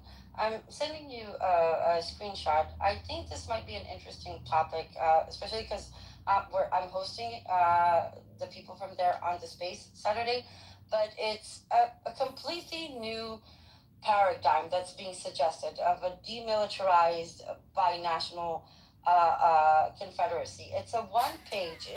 It can easily be read in like a few minutes if you want to read it to the room. I think that binational demilitarized confederacy. Israelis, and I think it might be an interesting new kind of conversation. Yeah, we don't have any more. The Palestinians are gone. Oh, actually, Samud is here. Yeah, okay. It's like such a small. We're kind of like closing soon, so I don't know if I'm going to start a new big topic. This kind of was going to like wrap up this thing. Nice way to disrupt the conversation and pull it again to her pet peeve. I just think it's a bit more interesting than the things that we talked about again. So Buttercup, maybe you can finish. This is just an ongoing conversation I've had with Ellie for a long time, and I'm surprised that he still hasn't heard my view on it. I think we talked about what makes something an interesting news story, right? Ellie, do you recall discussing what makes something newsworthy? For those of you interested, I put the link to that page in the chat. Thank you. Cool. We'll check it out. Yeah, I'm always interested in out of the box. So people talk about something to offer that is like not anti-Semitism, because this is not quite a blueprint. It's just a bunch of bullets. It's actually there's a 17-page document, but actually, Ellie, it was written by a Palestinian and an Israeli. I'm sure you heard about Meron Rappaport and multiple other Israelis that were involved. Okay, I don't want to get derailed because I just want to finish this conversation with Ellie, and then we can talk about a hypothetical binational state and what it might look like, okay? Ellie, are you satisfied? Do you understand why I think... No, what I'm saying is what you're offering is the good old anti-Semitism claim. I'm explaining what makes something newsworthy, what makes something interesting. Yeah, but this is why anti-Semitism was anti-Semitism. At the end of the day, a good plot is what drives Dostoevsky novel, right? It's not... Wait, but why the pogroms, during the pogrom era, why Jews being kicked out of whatever Arab countries, why not other minorities? Because they were looking for their villains. Okay, and what is different from what, Buttercup is offering now? Why... We're talking about they weren't as good at finding villains back then. No. First of all, we live in a different media ecosystem, right? And the story of Israel is a new story, right? It's a new. Yeah. It's a modern story of the last century, okay? And we have been linked to it in the West financially, militarily, and countless other ways, because we also are a host to the other large Jewish population. And so as a result, we have we're riveted. We have a morbid fascination with what happens there. Wait. Do you think that there is, such a thing as anti-Semitism as a unique phenomenon? So, a unique phenomenon, it is unique, yes. But all types of hatred are unique in their own way. Let's roll back. Anti-black racism is also unique. Yeah, of course it is. I'm not saying it's unique in the sense that there is no other thing that is unique. But you think it's eternal. You can never get rid of it. It'll always be there. It's some living force. Let's say you see there's some mystical force in the universe. I don't know. Like magnetism? You'll have to explain. You're like the cold heart. You're like the. I'm surprised to hear this from you, Ellie. He really believes in some sort of mystical, anti-Semitic, evil force in the world that'll never die. Like a demon? Wait. Yeah. That's cool. If you think it's eternal, you think it's living, Ellie. You think it's. I believe that. Not everything eternal is living. You think it's eternal, right, Ellie? Squares are eternal. No, they're I'm not living. Listen, no, I'm just trying to figure out what you believe in. I don't believe in anti-Semitism. I think there are social contexts for anti-Semitism. One was the Protocols of the Elders of Zion. Another was the way Jews, the way our religions evolved, right? And Christianity evolved and separated us. And then there was the Enlightenment movement. And the Enlightenment movement, ironically, made us even more, did even, led to the Holocaust, right? And so when Christian anti-Semitism died, then it came up and the secular anti-Semitism reared its head, and so it took many forms. Sounds like you're agreeing with him that it's eternal. No, it's taken many forms. That doesn't I'm just saying, whoa, slow down. As I understand it, that doesn't mean it's always around the corner. I didn't hear Ellie specifically say that it was eternal. I think he was commenting. All right, now what do you think, Ellie? Go. You said it was some kind of like long argument you've been having. I heard you say it's definitely not eternal. Then I heard you explain how it's been around for as long as humanity has been aware of Jews. The guy So not subscribe to the whole anti-Semitism argument at all. This is not my topic. What is the whole anti-Semitism argument? So why do you ask? What? Yeah, so people who use I don't understand, Buttercup. It sounds like you're saying it's eternal. Stop talking. I wasn't asking Eli. I was asking you. Okay, so when I asked Buttercup about why people are fixating on Israel, okay, I'm assuming that she does believe. Why not? 1 second. That she does believe in a concept of anti-Semitism, not because I believe it, because I think she does. Okay, and my question to her when she dismisses, like she said, like, oh, today it's not anti-Semitism. Okay, I'm asking, okay, what is it? Okay, and what she describes to me sounds awfully what a morbid fascination with the story and a country that we are enmeshed with financially and politically. You're not realizing that what you're describing is how Jews describe what anti-Semitism is.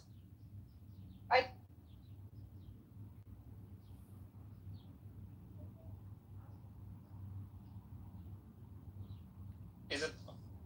Mike is done. No, interest is not. It's not equivalent. Interest is not. I think you silenced her. What is not equivalent? I'm saying what interest is not the same thing as hatred.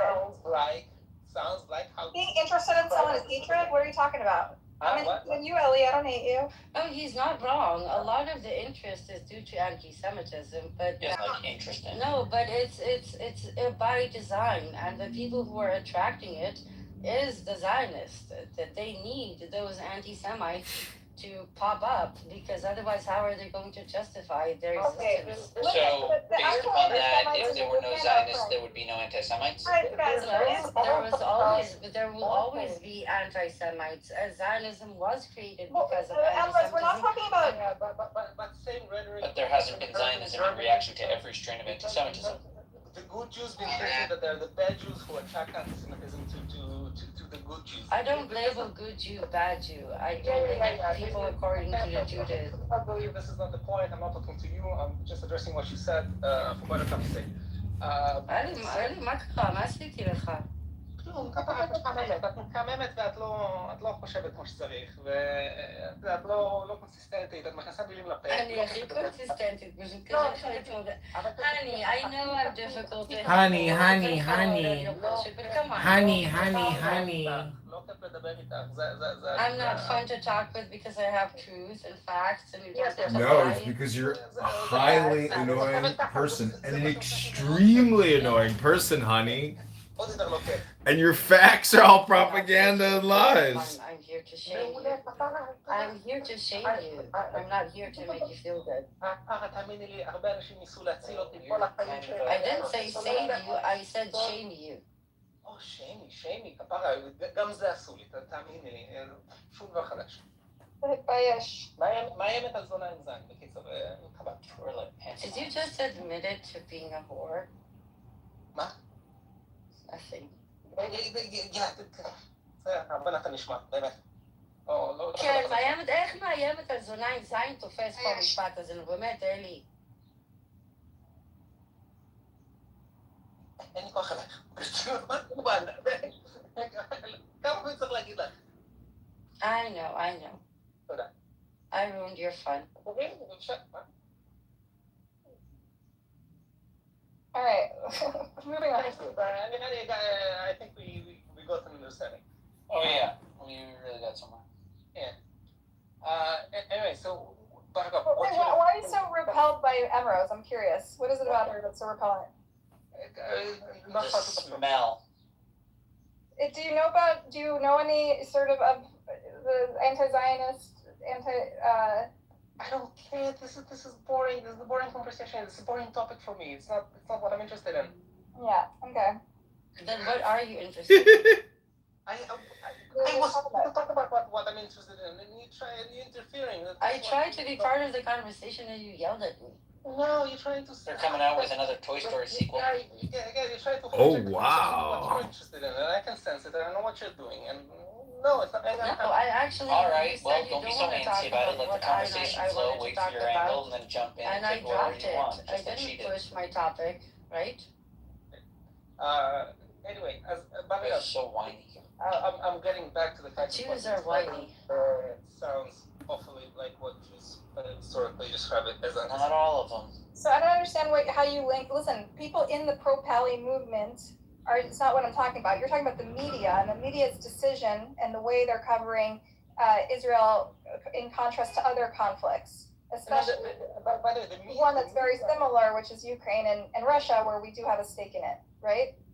Listen, the media just does what brings money mostly, be it. So I work in the media, and as I've explained to you many times, Ellie, but I think it's going one ear out the other.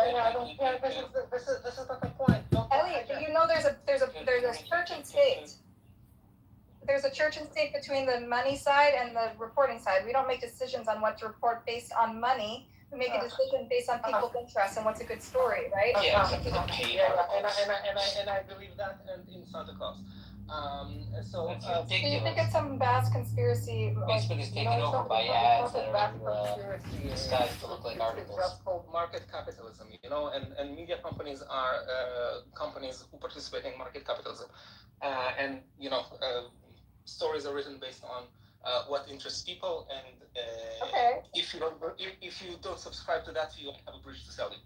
But what interests people ultimately makes money because people want to read an interesting newspaper, right? So why people's interest hate? You interpret people. Otherwise. Okay. Hey, people are talking about it. My next point is with that said, journalists do have a political leaning and a political bent, and the media companies have a political bent. No, but it does impact. But at the end of the day, the population, what can be sold to them, what interests them, what grabs their attention. So the question to me is, how come the stories about Ukraine do not grab people's attention? The stories about Gaza and Israel does grab people's attention. This very simplified version of my argument. And how do you explain it? The way that you so far describe it sounds a lot like what Jews call anti-Semitism. Jews don't say a morbid fascination is anti-Semitism. Yes, no, they do. Ask any Jew here. Morbid fascination is anti-Semitism. They actually do. What is that supposed to I'm morbidly fascinated by Israel. I'm morbidly fascinated. What he's trying to say is that it's the no Jews, no news kind of narrative. Exactly, which is not anti-Semitism. It is. No, it's not. Look, let's ask. Buttercup, the point is, Jewish exceptionalism can both be it's a two-edged sword.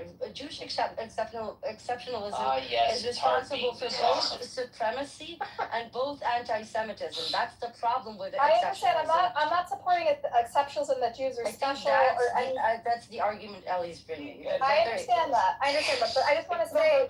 I'm bringing it. Also, no, Ellie, but also objectively, Israel is interesting for reasons beyond just people's cheap morbid fascination.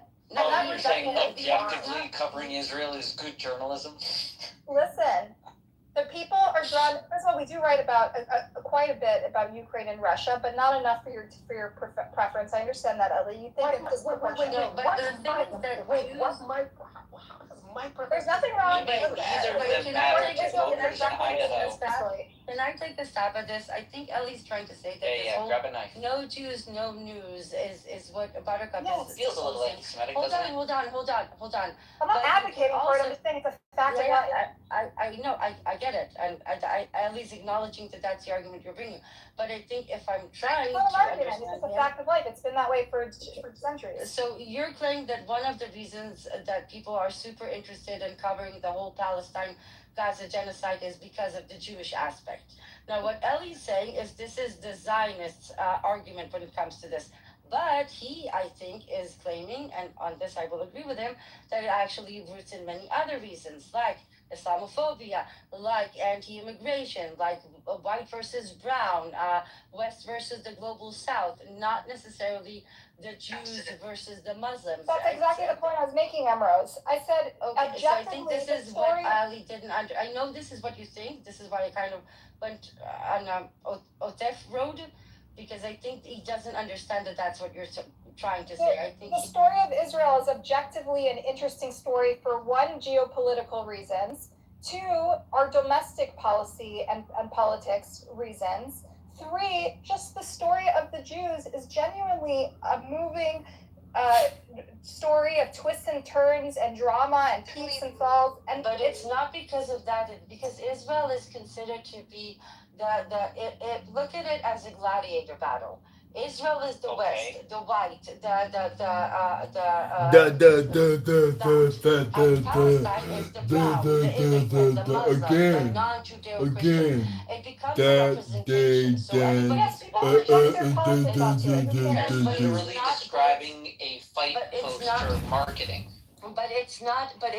It's a marketing fight. Necessarily the Jewish angle. It's the fact that Israel is considered to be the white Western representative in this. All you're describing is marketing. That's not the what's his name? Amir projects his Al-Aqsa fantasies onto it, right? Everyone. What does he know of Al-Aqsa? Amir from the other room. Yeah, did he work at Al-Aqsa? It's part of his so why does he give a shit about Al-Aqsa? This is why we say that when people here shove the holy war narrative, they're doing the Zionist job for them. Zionists really want this to be a holy war, but the fact is that it's not. Yes, they do. This is how they create anti-Semitism. But the fact is, oh my God, McZaddy, can you please stop? To be a holy war. Okay. I think what Ellie was trying to say, and Ellie can correct me, is that this Palestine-Israel genocide occupation is often looked at as a representation of a battle between white and brown, West or global South, so on and so forth. That's just marketing.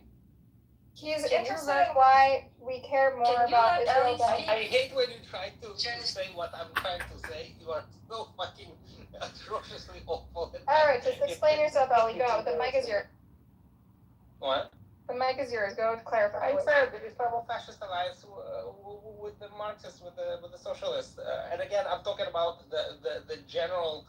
Okay, so he's saying it's a capitalism versus social communism representation. Let him finish his point so we can move this forward. My love for you, it tears in my heart. Alright, I think we killed it. We beat a dead horse. It tears in my heart, my love for you.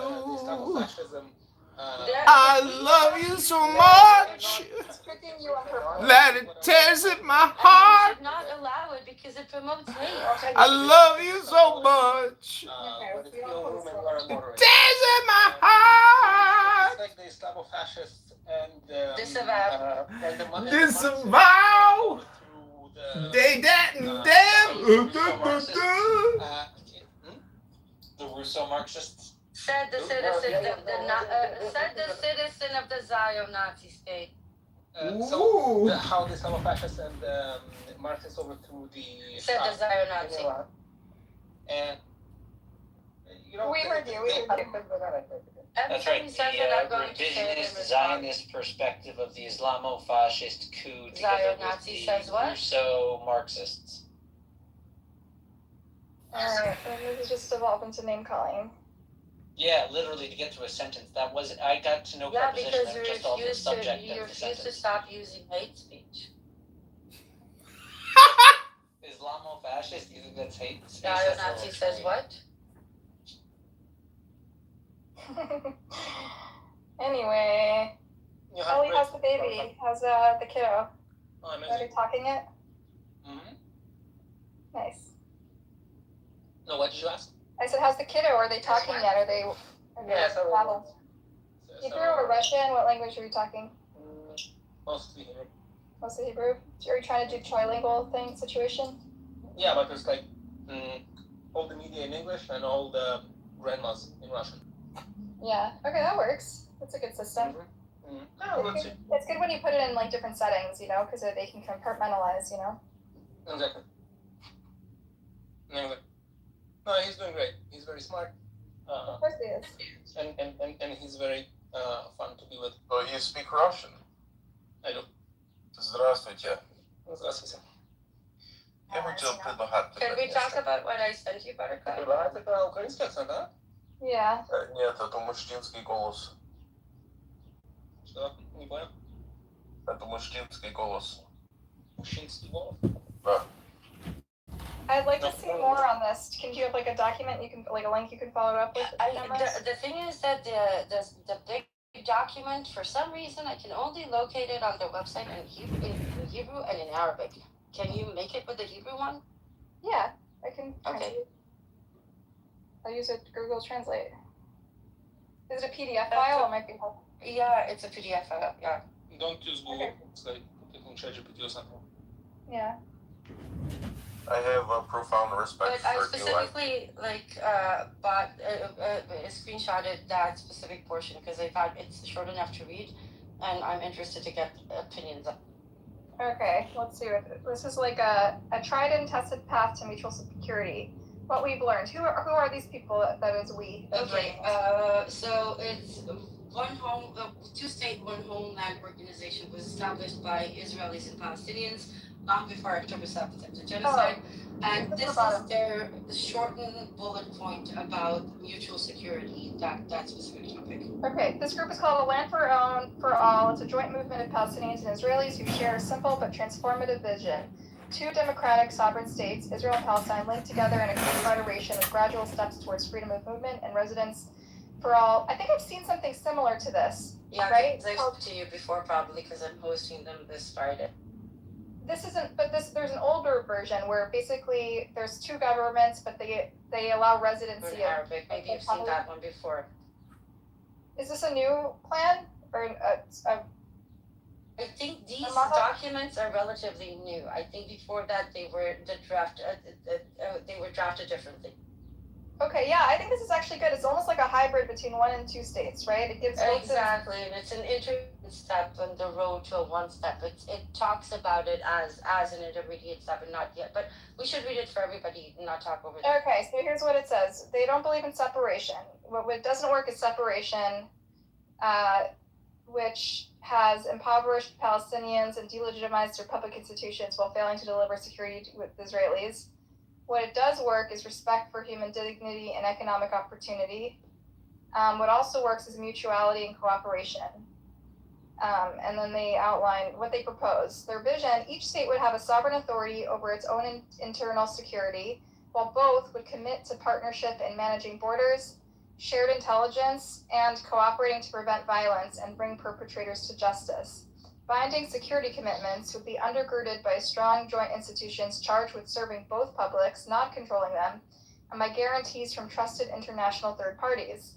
With the state of Palestine, Israel's military and security presence would rapidly be replaced with international forces.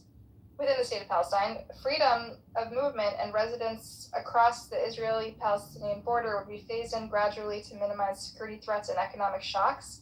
Cooperation to address external threats would be embedded within a regional security framework. Beginning immediately, Israel should be pressed to revive its security paradigm and focus on individual threats emanating from either side, not collective restrictions on one side.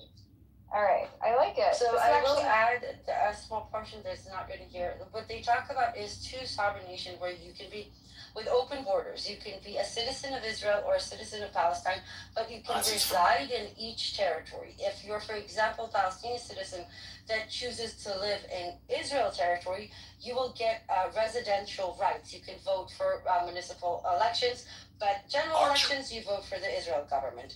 And both sides are completely demilitarized. The freedom of movement is between the two.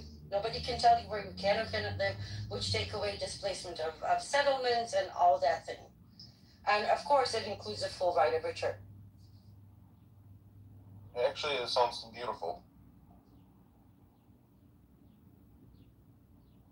Can we talk on the topic of Islamophobia? Rody was the one who introduced me to this, and I didn't even know this was out there. But it's been I will say floating. I will say that one of the most important to me parts in this that doesn't appear in this specific portion is at the very beginning where they talk about mutual recognition, which effectively means that we all recognize, and even though I think that's a bit of a stretch, but it's a compromise I'm willing to make, that both Palestinians and Jews have a right to live in their ancestral land. Even though I dislike the symmetry being portrayed here, it can appease Zionists enough, and it might be a price worth paying. I'm not sure, but that is. And the other problem I have with them is that I did not find the part where they talk about actual justice being applied. But generally speaking, what do you think? Okay, so here's my question for you, Emrose. Is the reason you're bringing it up because it's gaining some traction? Because people have brought this up before and it was seen as unrealistic, right? Yes. Omar Barto dedicated an entire chapter. Remember the last chapter in the book? Okay. This is exactly the Confederacy he's talking about. Their initiative. He's like a viable path forward, a pragmatic path forward. Yeah. Is it getting traction beyond the Omar Bartovs of the world? Just like in Israeli? The guy that I'm hosting, actually made a comment on one of the Standing Together political party posts saying that they're going to endorse it. So if that's the case, that changes the entire paradigm. This is why I'm trying to collect opinions. Yeah, interesting. Yeah, thanks for flagging it. Very cool. Yeah, I mean, I heard about this and I was like really, because Rody, just start getting opinions if you can. I'm really interested to get. Okay, you can talk to Rody. Rody's like a Zionist, but he's like, Rody, but it's impossible to pin him down. But he's the one who told me about this plan, even though he thought it was like a little bit of a little bit of a long shot, right? But he a little bit is like the understatement of the year. Listen, at least it's a I think it's something that the international community can get behind and impose on Israel. You think so? Yeah, I do. You really don't understand how much people hate us right now. You have kind of misguided understanding what the international community cares. You have to go straight to insults, Ellie. Come on, try to be a little more gracious. What was insulting? You just insulted her intelligence. Please be nicer. Thanks. No, he's right. She's delusional. You're just making me look good and yourselves look bad. Yep, that's what's happening. We're in the Yehudim Neged Retzacham room, okay? So just, behave yourself accordingly. They don't even recognize the genocide, and they probably celebrate. Who are you talking to? Who's this? Not you, Val. Who's Val? They're drama queens. They're talking to the audience always. Okay. Who's Val? Val is a guy named Michael. He's he used to be Seymour Butts. He's just an idiot. Is he?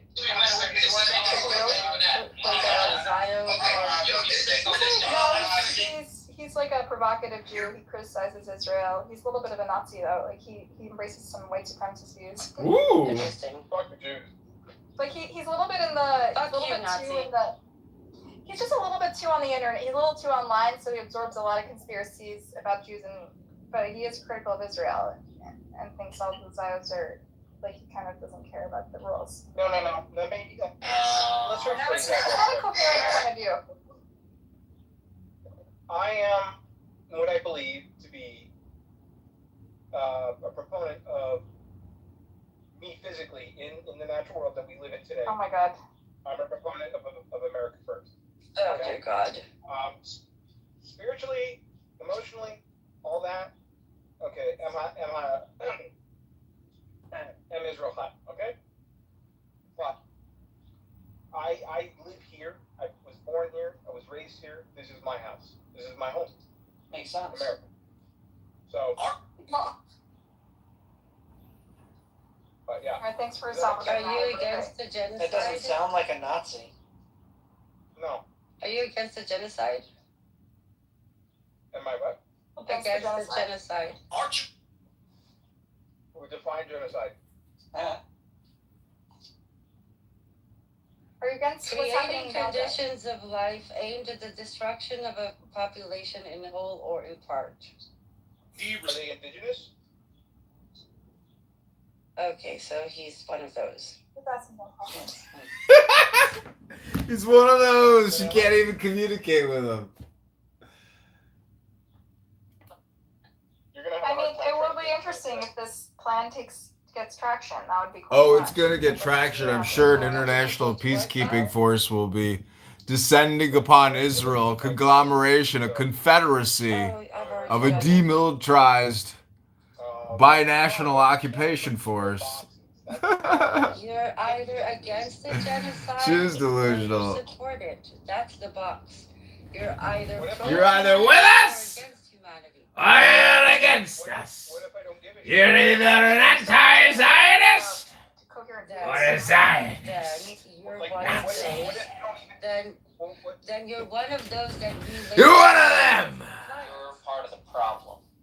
Yes. Part of the problem. What if I don't even know what's going on? What if I'm not intelligent enough? That's right. Your ignorance is part of the problem. You're ignorant problem maker. What if I am not intelligible enough to make a decision or to have an opinion for those? You just did. Well, then you're just ignorant and explainable because of your stupidity. You're a stupid, ignorant troublemaker. Didn't you just say Israel Chai? You did. Like a stupid, ignorant Is that troublemaker. inherently offensive to say Jews should live? No, but you know exactly what that stands for, so that's why I continue to ask. I'm sorry, one second. Am Yisrael Chai is offensive to you? In order to make sure, I asked him about the genocide. Did I or did I not ask you about the genocide? Did I or did I not ask you about the genocide? Is that a dog whistle then? Yes. You're either against the genocide or you're not. Some people are just morons, okay? Some people are just allowed to be morons if they want. You have to Afraid they understand, exist. if I represent my country, United States, and I fly the American flag, does that make He hates APAC. He hates our American Israel Yeah, I don't care. It doesn't matter if you're American, Japanese. They play on both sides all the time. You either stand against murdering 22,000 children or you're not. I got a better one for you, Ambrose. What if I'm Puerto Rican? Doesn't matter. Are you human? Then you are the problem. Are you human? Do you believe there's any justification for starving any child anywhere ever? What if I were to surprise you and tell you that I'm actually in the film? It has nothing to do. I asked you whether you think there is justification for starving children anywhere, everywhere. No. Then why are you not speaking against what is being done in Gaza? Starving children. Starving children in America too. Because that's the only. America also has starving children. Okay. That's true. That's wrong. We're going to take care of every starving child. That's wrong. But and he's America first, so he's worried about America's children. Shouldn't we focus on starving children? That's fine. This is why I asked him. I didn't ask him why he's not acting against the genocide. I asked him, does he support it or does he or is he against it? Apathetic. And he what was his response? And you And his response was, "What is a genocide?" I gave you the definition of genocide. You still didn't answer me. I'm borderline retarded, so I have no idea what's going on. There we go. True. So you see, this is. I mean, you said that earlier. You said that he was stupid. This is how I fit. No, this is how I fit you in a box. Still condemned him. Because when I talk about genocide, starving children, and 22,000 dead, murdered children, you talk about Nephilim and jokes. This is how I know which box to put you in. See how easy it was? Wow, good one, Ambrose. You got him! I think she condemned you. You're in the box that would be quiet when the gas chambers, the same way you're quiet when other people are being starved to death. Just because He already told you he's in the retard box. No other boxes, just the retard. Talking about jokes when we talk about starving children puts him in a very, very specific box. No laughing matter. Listen, we all care about starving children. There are starving children all over the world. I just exemplified how easy it was to put him in the right box. That's it. What if I care about black kids dying? What if I care about black kids dying in the United States? Like a disproportionate amount of like African Americans. That's very good. Care about those that are Why don't you care, Emirates? Why aren't you concerned about it? Why aren't you talking about it anymore? Yeah, I do care, but right now I'm more It's pretty busy urgent here. Why aren't you being taking done. stupidity and ignorance. Yeah, but it's not being done in my name with my tax dollars. Ambrose, Are you not a member of the West? What are you Do you not hold the responsibility of the slavery of the transatlantic? I am objectively trying to get as many people, especially right now in the Jewish diaspora, to openly become anti-Zionist so that as many public representatives How does that help the African American? can disarm, boycott, and sanction Israel. And I think the best chance of Israel being disarmed and forced into compliance is by having America finally rejected. This is why I spend my time talking to idiots like you. How will that help the African? Is that a good enough answer, Bao? That's a perfect answer. And You're like berating him for caring about his own domestic issues. No, I didn't. That's I right. was berating him for mocking a genocide and asking what is a genocide? genocide. Then I asked you, are you against it, or I asked you, are you against it? And you asked me, what is a genocide? I answered you, and you still didn't say He's a trans maiden. Listen, you thought hyperfixation on Israel's anti-Semitism a minute ago, okay? Bao is not hyperfixated in Israel. He only cares about his own shit, about America's shit. What? So he doesn't talk about Palestine. Buttercup accuses him of Nazism. So he doesn't talk about Israel-Palestine at all? He kind of doesn't give a shit, no. Yeah, he was pretty clear from the beginning. He doesn't care. I have a question and a statement. He's the only one who's not fixated on Israel, finally. The only That's not true. He's not the only one. You people just... The only person in the world who's not an anti-Semite. But aren't you here to talk to Jews? Yeah, sure. What's up now? Hold on. Emrose, I do want to tell you that I do validate all your concerns and all the trials and tribulations that you might endure. But at the same time, I just do want to tell you that I do care about you. I care about you immensely. I think you're a wonderful person. And I think you're beautiful inside and out. And I think the fact that you care really upholds the type of person you are. And I really don't negate any of your passions and your drive. So I do want to validate you. Okay? Secondly, have you ever been held and hugged before? That's sexual harassment. She has not. Holy shit, Bronstein's roasting that bitch, buttering her up for the fatal fate day complete. Emrose, like I said, I am always here. Jesus Christ is always here. If you ever need him, we're both. 22,000 children were murdered on behalf of your faith or ethnicity or 22,000 slaughtered babies for your Zionism, sir. He's half Jewish, half Catholic. The October 7th like, genocide! The Jews reject him, the Catholics reject him.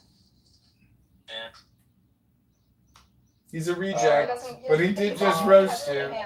So what's it like getting roasted by a reject? Very quickly and fully. Israel. No, they won't, because he's not. Yeah, they will. Yeah, they will. Yes, they will. The state will. Because of his father. The religious establishment won't. Yeah. I'm just trying to highlight to you the concerns. He's Jewish enough to be part of the demographic majority, but his kids won't be Jewish enough to be part of the demographic majority. Yeah, look, I gotta find a nice Ethiopian and stick her. No, you will still be forced into conversion. No, get a Cuban and say that she was a crypto. You won't be allowed to get like your married dad in did. the state. Because it's a fascist state. My mother has never like espoused the fact that nothing about being crypto anything. It's fucking weird. I know, just like throw it in there. Listen, if you move to Israel, backstory it up. She's a crypto. There's so many hybrids in Israel, it's insane. Like, ton in the Americas. The Spanish pushed them out just as the Americas were discovered, so a lot of Jews ended up in the Americas. Especially those islands. that were Spanish occupied, like Puerto Rico. Emrose, I just want to let you know that I'm not here to be your enemy. I'm here to kind of just be jovial and fun, like real talk. So I'm not your enemy. You don't ever have to attack me. Just FYI. Okay? Right now, I see you more as a potential sexual harasser than an. That's for Jesus Christ. What does your husband think of you? Fuck. That's not nice. Hyperbole. Ellie, you still there? I am. I'm enjoying this very much. The roast of Emrose. While doing my house chores. Probably Do you agree that ultimately Val is always the only becomes that non-anti-Semite in way. the world because he doesn't give a fuck about Israel? Whoa. Hey, Yeah, I you're don't boxing subscribe me. to the. I do not subscribe to the whole. You're boxing me. You're boxing me. In the spiritual sense, I believe Israel has a place in my heart. Manipulation tactic. There we go. But again, objectively now, here and now, my current concern is America and where we are going from here. Did you ever visit Israel? Yeah, many times. So effectively, you can't say that you are not a part of this because you took advantage of your ability to come to Israel at the expense of people who are denied returning to their homeland. You took advantage of your own Jewish supremacy and privilege by coming here. So effectively, you are part of this. So if you have taken advantage, because this is dangerous, because I was born here and I have nowhere else to go. Hence, I am still a beneficiary of the occupation and I have not provided. So if you had a chance to leave, would you? No, if I had a chance to leave, I would. Because of my daughter, by the way, not because of me. If I wasn't a mother, I would stay and fight the occupation until my last breath. But that doesn't change the fact that when you say that She's gonna fight the occupation to her last breath. that's not true because you have actively used your Jewish privilege at the expense of the Palestinians that are now Jewish being privilege. genocided. So when Oh, look, YouTube disabled one of my live streams again. Aw, YouTube can't handle me. Over and over and over again, YouTube gives me community guideline strikes, deletes content. It's not even me saying shit. It's what people are saying on the internet. How about I join your side and whatever organization you're part of right now that you're actively campaigning with, I will join you arm in arm, side to side, you and I together. You and I will parade in the marches and in the crowd, like you and I. What organization are you part of, and like what group of people do you belong with? Like, who can I join? I can give you a list of organizations you're welcome to support. So you're actually actively like outside parading and like It's none of your business what I do. Okay, so do you sit on Clubhouse all day, or are you outside and about? Like I'm very. Do you think that this is the trap that I'm going to fall for? I don't know. I'm just curious because I. You think you're the only one who tried? You think you're the only one who tried? I mean, that's not an interesting line of questioning what I do in my private life and how I advocate and act, what type of an activist I am. Right now, I'm an entity talking to you. How not? It is private. Do you see my full name here? No. Melanie. Did I choose to? Melanie. Then it is private. Then by asking, what are you doing? It's like saying it's a secret. It's no It longer a is. secret if I tell you. It is. No, it's no longer a secret. Yes, it is. Being outwardly public no longer it invalidates, it nullifies everything about you being private. Like wholeheartedly. Like you out here. The fact that I choose to have an anonymous persona online doesn't change my activism in real life.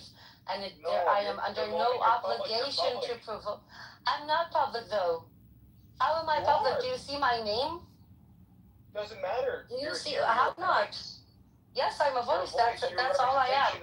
But again, I'm not going to let you derail the conversation. If you want a list of organizations, Yes, if you want a list of organization you can support, if you want to promote anti-Zionism and ending the genocide and the occupation, I'm happy to provide it. Any other question before I explain to you again why you are in the box of people who didn't speak up when the Holocaust was happening? Oh, wait, which Holocaust are we talking about? You're like the people who didn't speak during the Jewish Holocaust, and you're one of the people who are not speaking. You're also one of the people not speaking. 276,000 people, Buttercup. Anyways, was it really 6 million, Buttercup? Alright, so anyways, Emerald, so wait, was the Holocaust... Somebody get Benny Adam here. I think that's his job to deal with these lunatics.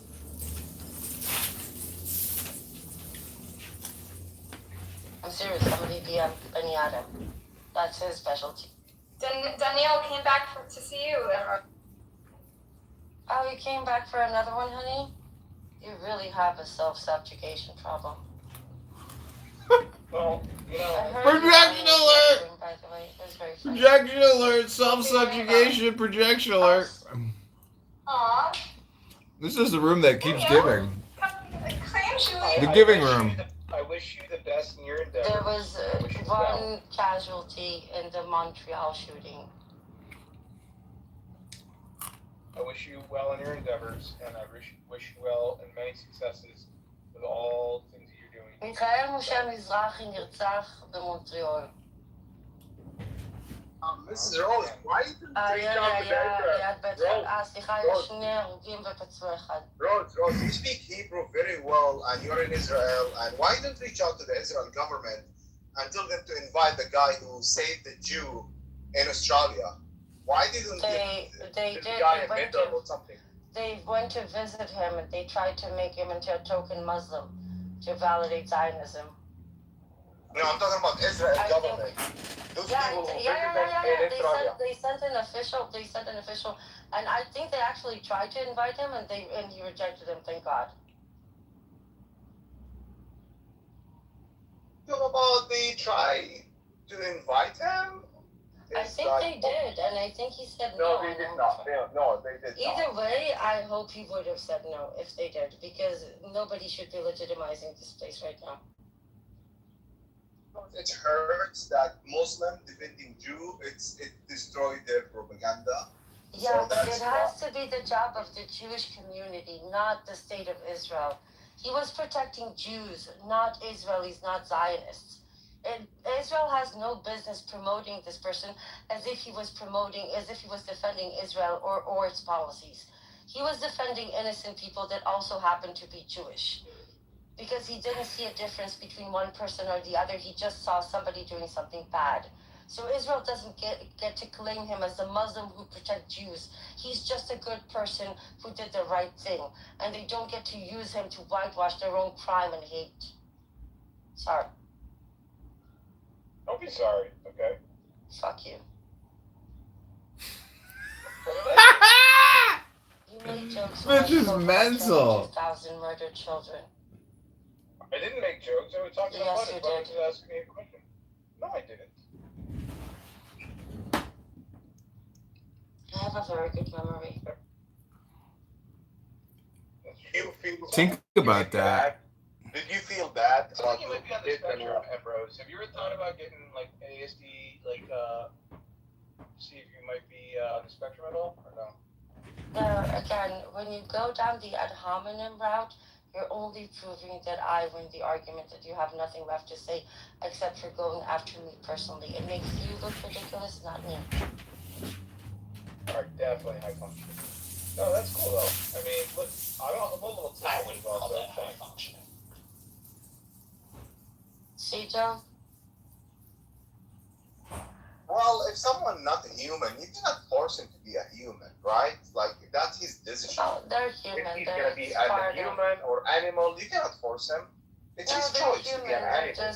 They're just bad human. We're all human, unfortunately. Okay, It's there's called the force. banality of you. You can't force them. Honestly, like, it's hard. It's hard. Like, it's his choice. He want to be a human or animal. He made the choice. So we can't force someone to be a human, right? Or we can't force anyone to be an animal. I think we can't force anybody to behave like a human. They're all human, but they don't behave like it, or they don't see others as human.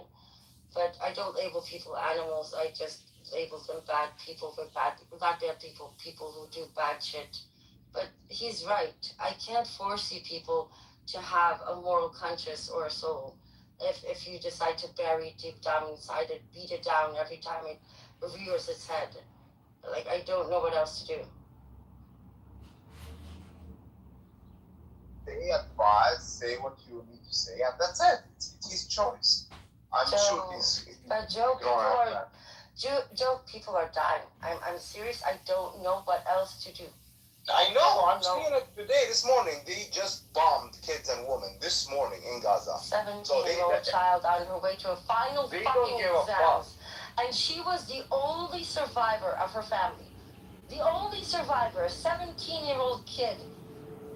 Gone. Yes, she the went entire to family high school. erased from existence. Her entire family killed during the genocide.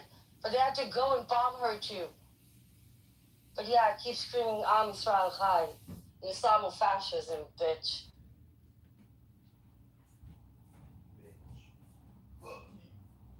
Well, what goes around comes around, so trust me, Israel will pay the price. Synagogues and Jewish people, because you all claim to do it for the Jewish faith, and you put gigantic Magen Davids in every fucking destroyed neighborhood under graves of Palestinians, when you don't understand why they fucking hate the Jews. You're gonna get us all fucking killed again, Ellie, especially people like you. And when there's a new resistance group comes, let's call them Hamas 2026, they say, why do you do that, October 7? Why? Of course, I'm against to kill any innocent. I was disgusted from Hamas. I'm pro-Hamas, used to be, honestly.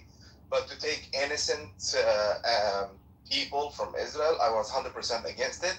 If they took IDF soldier, I'll be proud. I'll be 100% with October 7. But I was not. To take old women, girls, boys. Yeah, but you see, the problem is that Israelis have opposition members who stood on the podium, not Ben-Gvir, not Zionists, who said that children in Gaza brought it upon themselves. See? That's the difference. This is what you fucking support, Ellie. Oh, wow. The Zionists did it to themselves. I gotta hop off. I'm gonna make you all mods and you can close the room at any time, okay?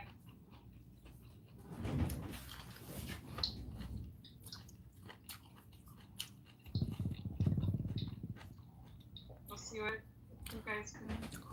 Joe, did you happen to listen to what Buttercup said before about the one true state, one homeland initiative? I did not.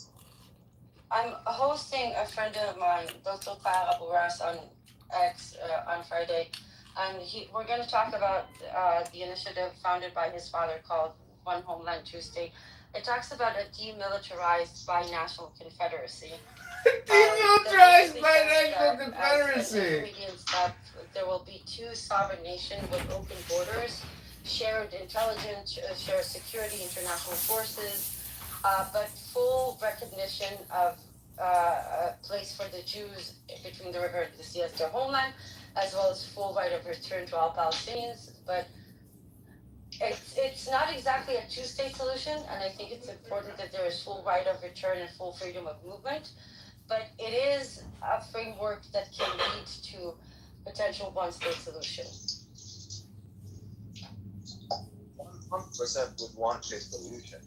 But they will never allow that. They will never have equal rights to the Palestinians. I know, this is why we're talking about with Buttercup. There's a lot of noise coming through me. Oh, sorry, guys. But because we know one state is not feasible in the near future, simply because Israel society needs to be de-radicalized and Palestinians honestly need time away from Israelis. But a two-state solution is obviously dead. But this proposes something, a structure that can actually be something that the international community might consider imposing on Israel. And I think it's a good, solid bone structure for something feasible. that can actually lead to a one state at the end, and not the way they always talk about it as a two state and that's the final, like the final answer. No, this is a demilitarized, full right of return confederacy that is supposed to lead to a one state situation. What do you think? I know it's like utopian to some extent, but generally speaking. I have no idea, but I know for sure there is no equal right now between the Israel Arab and Israel. Oh, of course, it's more close to a full-on apartheid between the river and the sea. If we don't do something quick, there will be no Palestinians left within a decade. We need to find a way to stop. Gotta do something quick. Gotta find a way to stop the Zionists. That makes me laugh so hard when every time I talk to them. Hey, look, we have 4 million Arab living here. We have equal right, my ass. Yesterday, the first Palestinian 48 that was taken into administrative detention, aka kidnapped, died in Israel torture camps. That's the first time it's happened to a citizen of Israel. Yes, Palestinian, but still a citizen of Israel. That's after 2 of them were revoked of their citizenship because of some bullshit charge. So Palestinians 48 are now also being genocided. This execution plan they have, being fear the terrorist. No! Execution just apply for the Arab. Oh no, we need this Confederacy to be demilitarized by national statehood. We gotta do something quick. Got 10 years left and there's no Palestinians left. They've all been genocided. Act that was rooted in the intention to prevent the Jewish people. This room might go all day. So even a Jewish it's a banger. Operate from that this room is a banger. So even if they recognize he's a terrorist, they don't have to sentence him to death. But if he's good, because it was good, Zionist, aka Palestinian, then you have an obligation to sentence him to death. This is how evil this fucking legislation is. And by the way, there's no right to appeal, and it has to be done within 90 days just to make sure they really get him. As if they needed a legal excuse, because we've seen broad daylight executions in the West Bank on a daily basis in the past 2 years.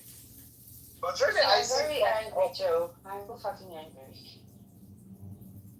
Trust me, I lost a family member in Palestine because of this motherfucker.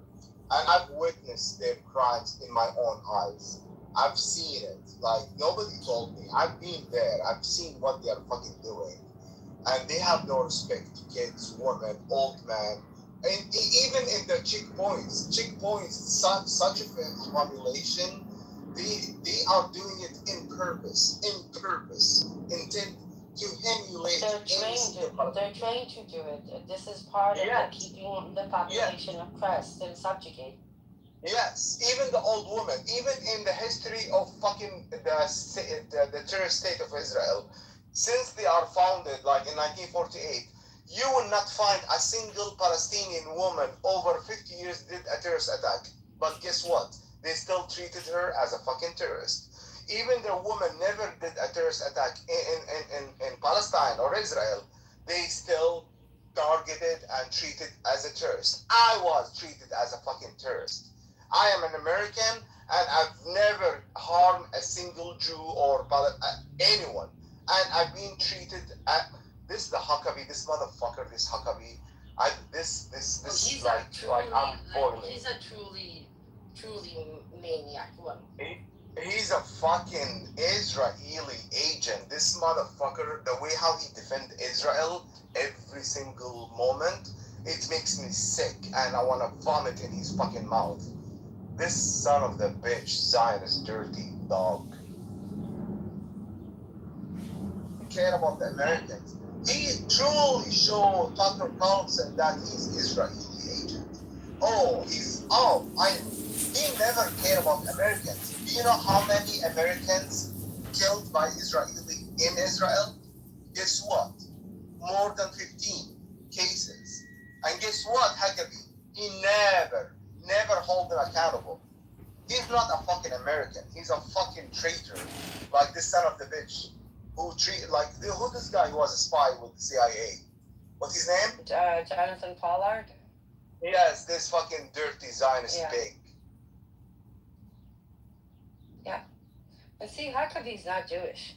It's the Zionism that pushes them into complete psychosis. Like some Arab, unfortunately, like him. There is so much Arab, not a lot. Did you hear the UAE just hosted an entire delegation of liberal Zionists, including the former head of the Shabak, Ronen fucking Bar, the same guy that sat in the command center the same night that Israel fucking murdered 278 children in one goddamn night.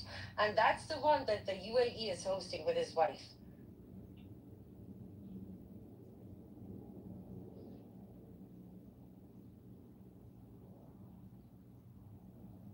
What?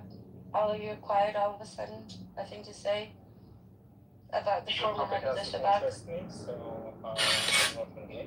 It doesn't matter to you that the head of the Shabak was overseeing an operation that killed 278 children in one day, in one night?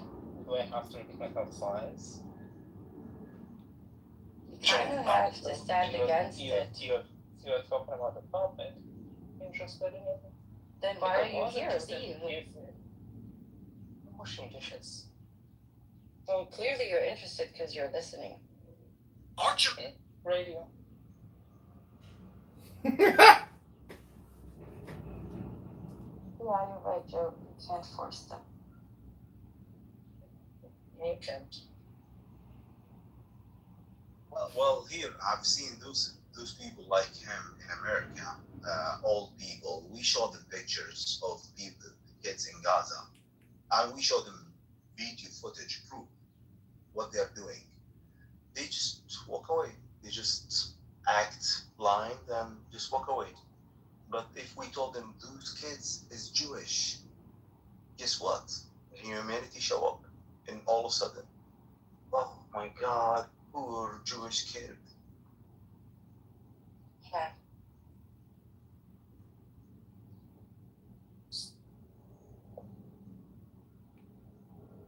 I hope you started to think about what you're going to tell your grandchildren, Ellie, one day when they asked you, what were you doing during the Gaza Holocaust? And you'll have to look them in the eye and tell them the truth. You're trying to drag me into a conversation in which I have no I'm interest. just going to say goodbye by saying, fuck Israel, free Palestine.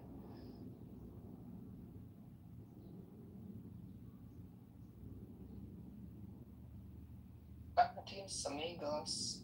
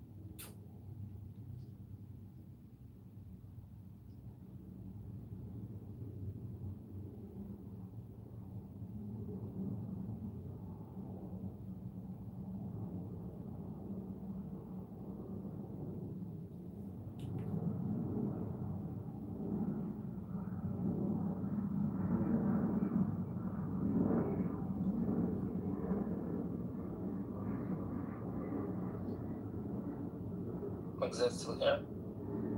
Yeah, what's up? Hey. What an obnoxious bitch.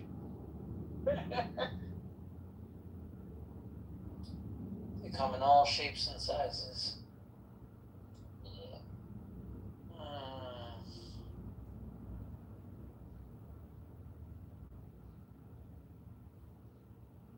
That's more fun.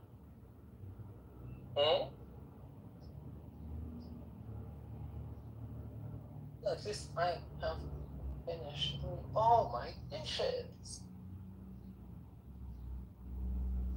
That's the real moral of the story. While they moan and bitch, we are being productive.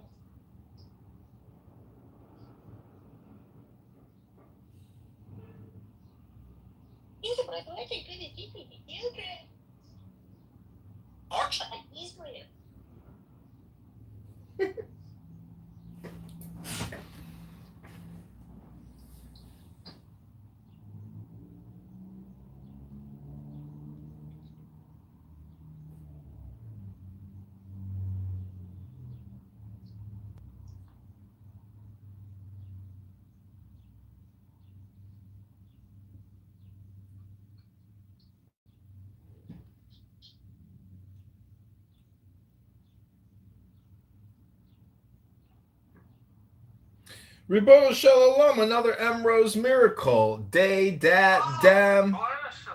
Day dat dam. Day dat dam. Again. Day dat dam. Ambrose. So I tried to get Grok to do an analysis on her document about the incoming multinational peacekeeping force to create a binational demilitarized zone. And I mean, holy fuck! I mean, talk about a highly annoying person or an extremely annoying person. Emrose, in my opinion, based on 43 years of living, she has to be one of the most top 10 highly annoying people I've ever encountered in my life. And so I'm submitting her to the Highly Annoying People Awards of 2026. Emrose, you could be the winner for the world's most annoying person. It's really quite an accomplishment if you think about it linguistically, in terms of creating sound, in terms of repetition. And she says that she is willing to resist the occupation until her last breath, which is amazing. That's real commitment. And we have to, respect people's will to really follow a thing through. And Michael Braunstein brought up a good point when he said, what does your husband think of you? And that really made them think. And I'm just saying that if you haven't, honestly, at the root of all these problems is atheism. Because if you are an atheist, by default, you hate books. And if you hate books, you hate words. And as you heard her say, Islamofascism is a no word. You cannot say Islamic fascism. No. That is not right. I didn't even say Islamic fascism. I said Islamofascism. Yeah, I don't think it's really a prohibited term. There's Christian nationalism. I don't think that's a hate term against Christians. No, but Christian nationalism is okay to say, but because it has the word Christian, and there's nothing negative attached to it. And Islamofascism cannot be said because it has the word Islam and something bad attached to it. Don't you understand? No. It's like, listen, if both have been not okay or both have been okay, that would not be double standard, which would kind of not be Orwellian, which would not what they're going for.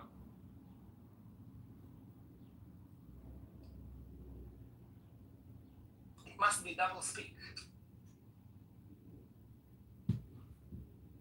You speak. Oh, my friend is here, thank God. Wait,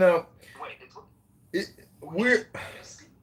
double speak. speak, no? Ellie, I gotta say, man, like, Double speak is when you say a word and it means something else. Newspeak. Orwellian was. Newspeak is like the broader term for like any word having a new meaning as part of someone's mental control over you. Okay. Well, What were you about to say? I was gonna say, you know, they kept accusing you of doing ad hominem and therefore you lost the debate, but she kept calling you a bitch and saying "fuck you, Zio." So I'm just wondering if the same rules apply to her. Yes, they do. I was trying to explain in two languages to her that I completely don't want to talk to her. I don't care about what she has to say, that she's annoying. She's not interesting to me. And she was like, you have to help me. Please engage. Please engage. You must engage. You don't want to engage. You're a bad person. Well, you lost it. Okay, Because you don't want to I'm a engage. bad person. All right, we didn't engage. So you were trying to bring up the Eeyore can be happy in his own way. Ellie, you were trying to bring up the point that what she is saying, that what Buttercup was saying is anti-Semitic, and so. No. What I was trying to say is she that did say Buttercup's something explanations of what causes people to be fixated on Israel sounds a lot what Jews describe as anti-Semitism. Right. Yeah. Okay. So, well, one thing is I did see this former neo-Nazi shoot a video with Chabad, and he was talking about Jewish obsession and how every day, all his communication, everything was dedicated toward anti-Semitic communication. And then he had like an awakening. He's like, what the fuck is wrong with me? Like, I can't stop. Like, it was an addiction. So for some people, linguistically, communication, they're able to rationalize using anti-Semitism. And that in itself is a cognitive distortion disorder, according to, you know, behavioral therapists. And so what's so crazy about Emrose and Buttercup is when you listen, like I was here in Anon, and the projection from them is so accurate. And I think the big term she used was like, I don't know, not like, I can't remember the exact term, but she was saying that it's like self-destruction. She is basically a self-destructive Jew because, yeah. I mean, I don't know how you view security, but when you are surrounded by the Muslim world, that small 1% or even less is a threat. And so this obsession that I was talking about earlier, it's a psychological, you know, malady. And it's unfortunate, but it results in security and physical violence and harm. In her case, she's just a plain old narcissist. The malignant kind. Well, I think it's more than that. We have to create a new category, what I call HAPs and EAPs, which are highly annoying people and extremely annoying people, where they don't know that they sound so bad and off-putting that they will never be effective in the communication transmission they're trying to distribute because it sounds like a broken record or, you know, fingernails on a chalkboard. That's what she literally sounds like. Is fingernails on a dusty chalkboard. Our only hope is that, you know, the same people will outnumber those crazy motherfuckers. See, sense will prevail. No, Israel will always survive because of the Orthodox, because of their conservatism. That's the truth. And they don't have to serve in the military. It's just not needed. Let them be conservative, because the more conservative they are, the more they will reject liberal progressivism and these lies and propaganda. It's you know, it's just not part of their communication paradigm. They don't even engage in it. And so they automatically say there's a wall, like, sorry, we're not going to have these conversations with you. Like, we're interested in the GOD, not your atheistic propaganda bullshit. Like, it's just nonstop.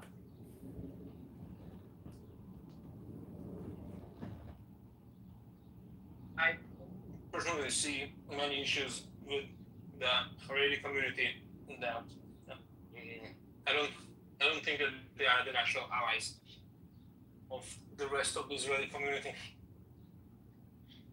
See, that's where I differ because I don't think you're viewing it in the totality in the same way that maybe India lets their Brahmins do their weird stuff in conjunction with nationalism.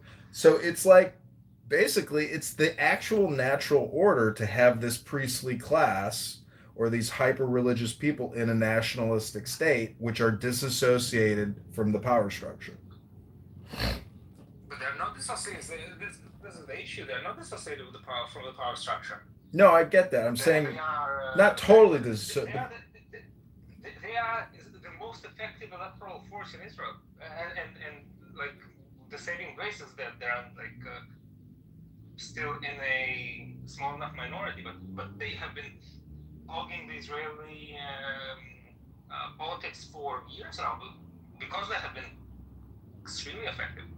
No, I stand corrected. I'm trying to. I mean it in a way that like it appears dissociated because it's not the majority. But even in like the Texas legislature, I've heard that the small Democrat minority in the Texas legislature actually, in a way, like directs the movement of the caucus, if that makes any sense. So, like, how does a minority group have such a huge communication impact on the collective network or the collective unconscious? It's because it's basically an organism, environment, organism. But I'm just saying that either way, no matter what, Emrose will always go down in history in terms of my observations as being one of the most annoying people I've ever heard in my life. She is basically she is basically like an Eastern European communist cackling, communist, like somebody where like if you're out on the battlefield, she'd still be out there like muttering the party's slogans. Like, do you hear the shit she says? It's so communistic sounding, socialist. It's like so fucking amazing. She blocked me actually, so I haven't heard the shit that she says in a very long time. What was the shit that she was saying today? She was claiming. I assume that her usual fuck Israel. We only have 10 years till every Palestinian is genocided, so we gotta act quick. We only have 10 years left before the goose, or what's that bird that went extinct? The, what was that goofy bird? The dodo. She claims that all the dodo birds are going to go extinct in 10 years unless we act quick. Are going to go the way of the dodo? Yeah. And anyways, I recorded this whole thing. Like, her talking points are remarkable. It's all white versus brown, north versus south. And there's other key talking points that she repeats over and over and over again. I mean, I really do think she has like limited. She had a crazy Confederacy solution for. Yeah, the Confederacy is coming back to Israel. In a multinational peacekeeping force to demilitarize and free Palestine, to liberate Palestine forever. God bless, it's a confederacy and not a federacy.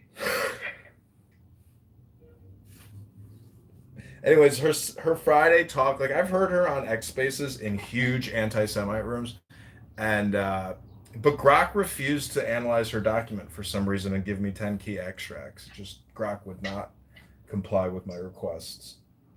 Bad Grok. It's ChatGPT.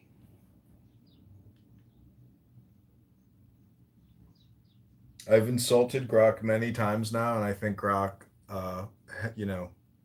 is discriminating against me now.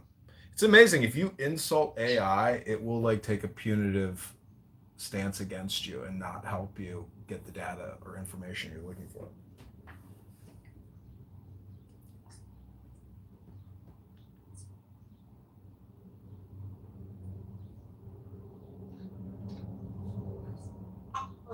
Wow. Those filthy diamonds.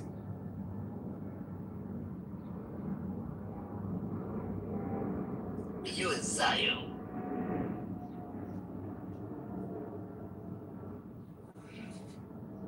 So many people don't know what you can and cannot say in terms of free speech on platforms. Obviously, you can't talk about the S word, which ends with the L word. That is a key word that will trigger an automated shutdown. What's the S word that ends with the L word? Sui, you know, you can't use that word. Sui? Let's just not say the word, okay? I can put it in the chat for you. Self-deletion. Yeah, self-deletion. You can't use that word in the chat. That word. You could have just said the euphemism, which is unalive. Unaliving. Unaliving, yeah. Other things you can't say is you cannot talk about LGBTQ. You just can't. It is a protected class. Cannot do it. But you can talk. Watermelon rainbow. You can talk about the J words all day long. But you cannot talk about Muslims because that's Islamophobic. So you see the double standard on these platforms, that they allow the Free Palestine propaganda and the J word, anti-Semitic hate speech, but they will not let you talk about Islam, Muhammad, Aisha. That's all considered Islamophobia, and that is a protected class. And so the LGBTQ fascism and extremism is amazing, because when you talk about double standards, like, people aren't out promoting, heterosexual activity and being heterosexual extremists. It doesn't exist, because that's the natural order of the situation. But when you call out LGBTQ as being fascistic or Democrat vote organizing or queer brainwashing to eliminate any type of masculinity and totally, feminize young men to make everybody queer, that is considered hate speech. And there's nothing to be proud about hate speech, but here are some facts that the media will not tell you. 58% of homosexuals have problems with intestinal worms. 1 in 15 homosexuals are a pedophile. 33% of homosexuals have problems with alcohol.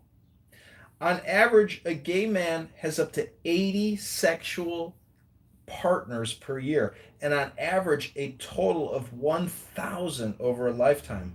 On average, a straight man has 8 sexual partners in his lifetime.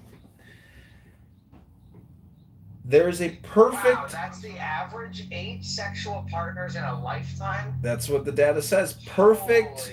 Holy moly. This is...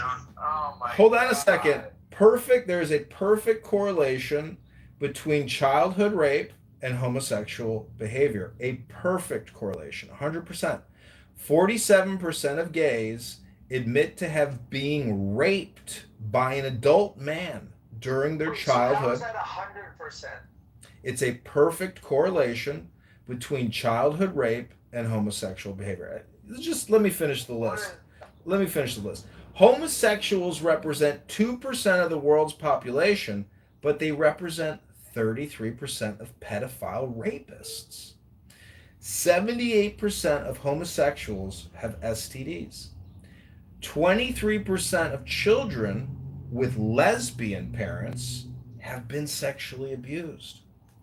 Homosexuals represent 2% of the world's population, but they have 60% of the AIDS virus.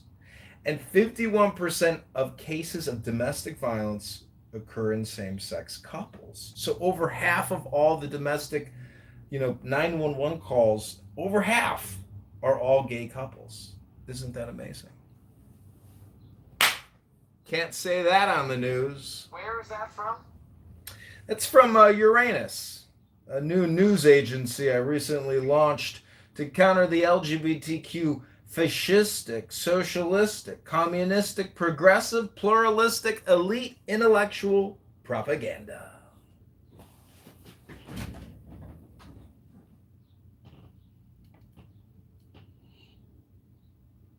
The name is kind of gay.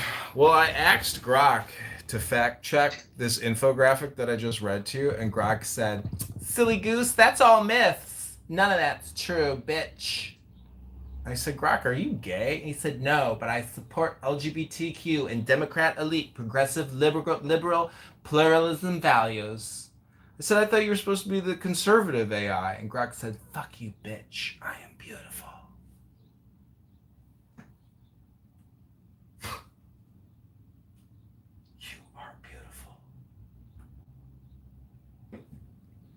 Anyways, Ellie, thank you for debating the butter. I mean, basically Emrose mostly. I was avoiding debating. What are you going on? Well, it was fun because like you're like a nice guy, so you're not like kicked from the stage. You're considered like like weak and effeminate. Yeah, like you're considered like you could cross over. Yeah, you're not like mean is what I'm saying. Like if you were mean, they would kick you. Like I'm not saying that that is a weakness. I'm just saying that like. Yeah, I'm just saying that, like, let me take back the weak word. Let me just say that you are tolerated. Friendly. Yeah, you're tolerated because they know that you're not going to cross too severe of lines with them, like, and make them emotionally, like, feel terrible, You're somebody that they can fight with and survive. It's because I don't fight. But I love how Buttercup keeps saying, I work in the media. I work in the media. You forgot I work in the media. Well, what is like? Is that a credibility statement? I mean, you got an X account or something? Like, what do you? I mean, who really works in the media is our girl Yael Bird Honks. She's got like the biggest account out of anybody. Buttercup probably was really proud of her blue badge before it became commoditized. Buttercup. It's actually probably like the greatest abuse that those people have to go through. Yeah. Stripped of the privilege of the almighty blue badge. Yeah, Elle blocked me on X Spaces or on X. Oh, by the way, I think blocking people is incredibly gay. Well, Yael, Canadian. Yeah, I know. She told me to go seek a therapist. That's it. Projection is a motherfucker when you realize that all communication is projection. I literally have trans gay men on Instagram and on X making death threats to me, and and then on top of the death threats, they say you are a pedophile lover. And I write back projection alert, and then I tag Cash Patel. And when you look at these guys' profiles and they're all dressed up as women and they have beards and shit, you're like, damn, projection is a motherfucker. So yeah, Yael has blocked me on all of my accounts. And you know what I do after somebody blocked me? I say, hey Grok, add this profile to my block list. Add this account that has blocked me to my ongoing blocked tracker. Oh, she also told me that I'm still dating you. Another projection alert. It's amazing. Like, I don't know. I've never heard anybody tell me, like, you're projecting unless I bring it up, which I find alarming. Is that people are so self-unaware that they don't know they're just like in a chronic state of repetitive projection. And how can you at some point you have to realize like, okay, I'm a shameless propagandist, a shameless projector. And as she said, she's willing to die for her propaganda. And it's amazing. We should stop this. Such a horrible lie, What? This is such a lie. She's not willing to do anything. And she got very triggered when she started to be asked about what she says and about her activism. And look, I'm a private person. Fuck you, bitch.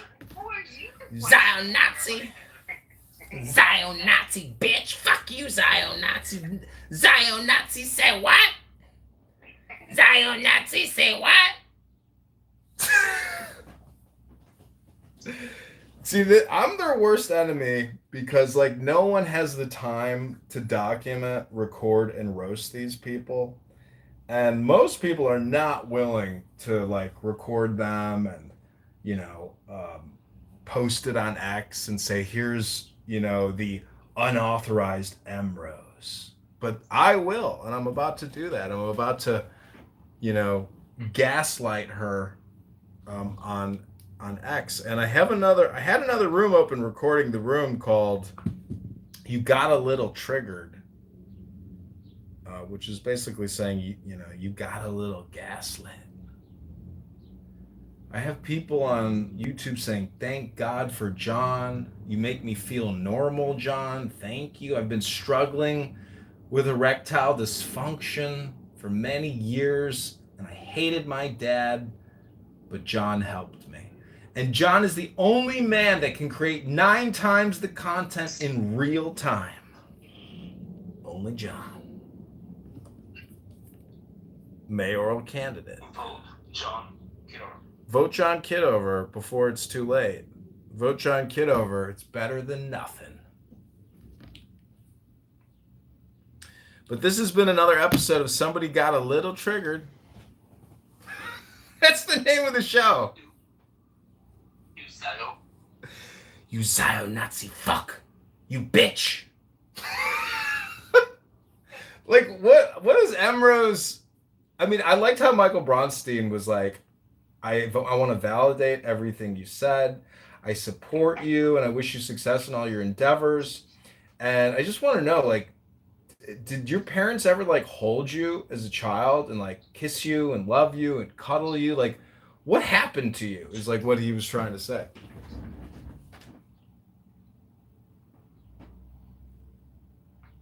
Wait, is that the guy that is quite good with computers? Michael Bronstein? Yeah. He doesn't even know how to unzip his pants. Oh yeah, I think he's working in IT, but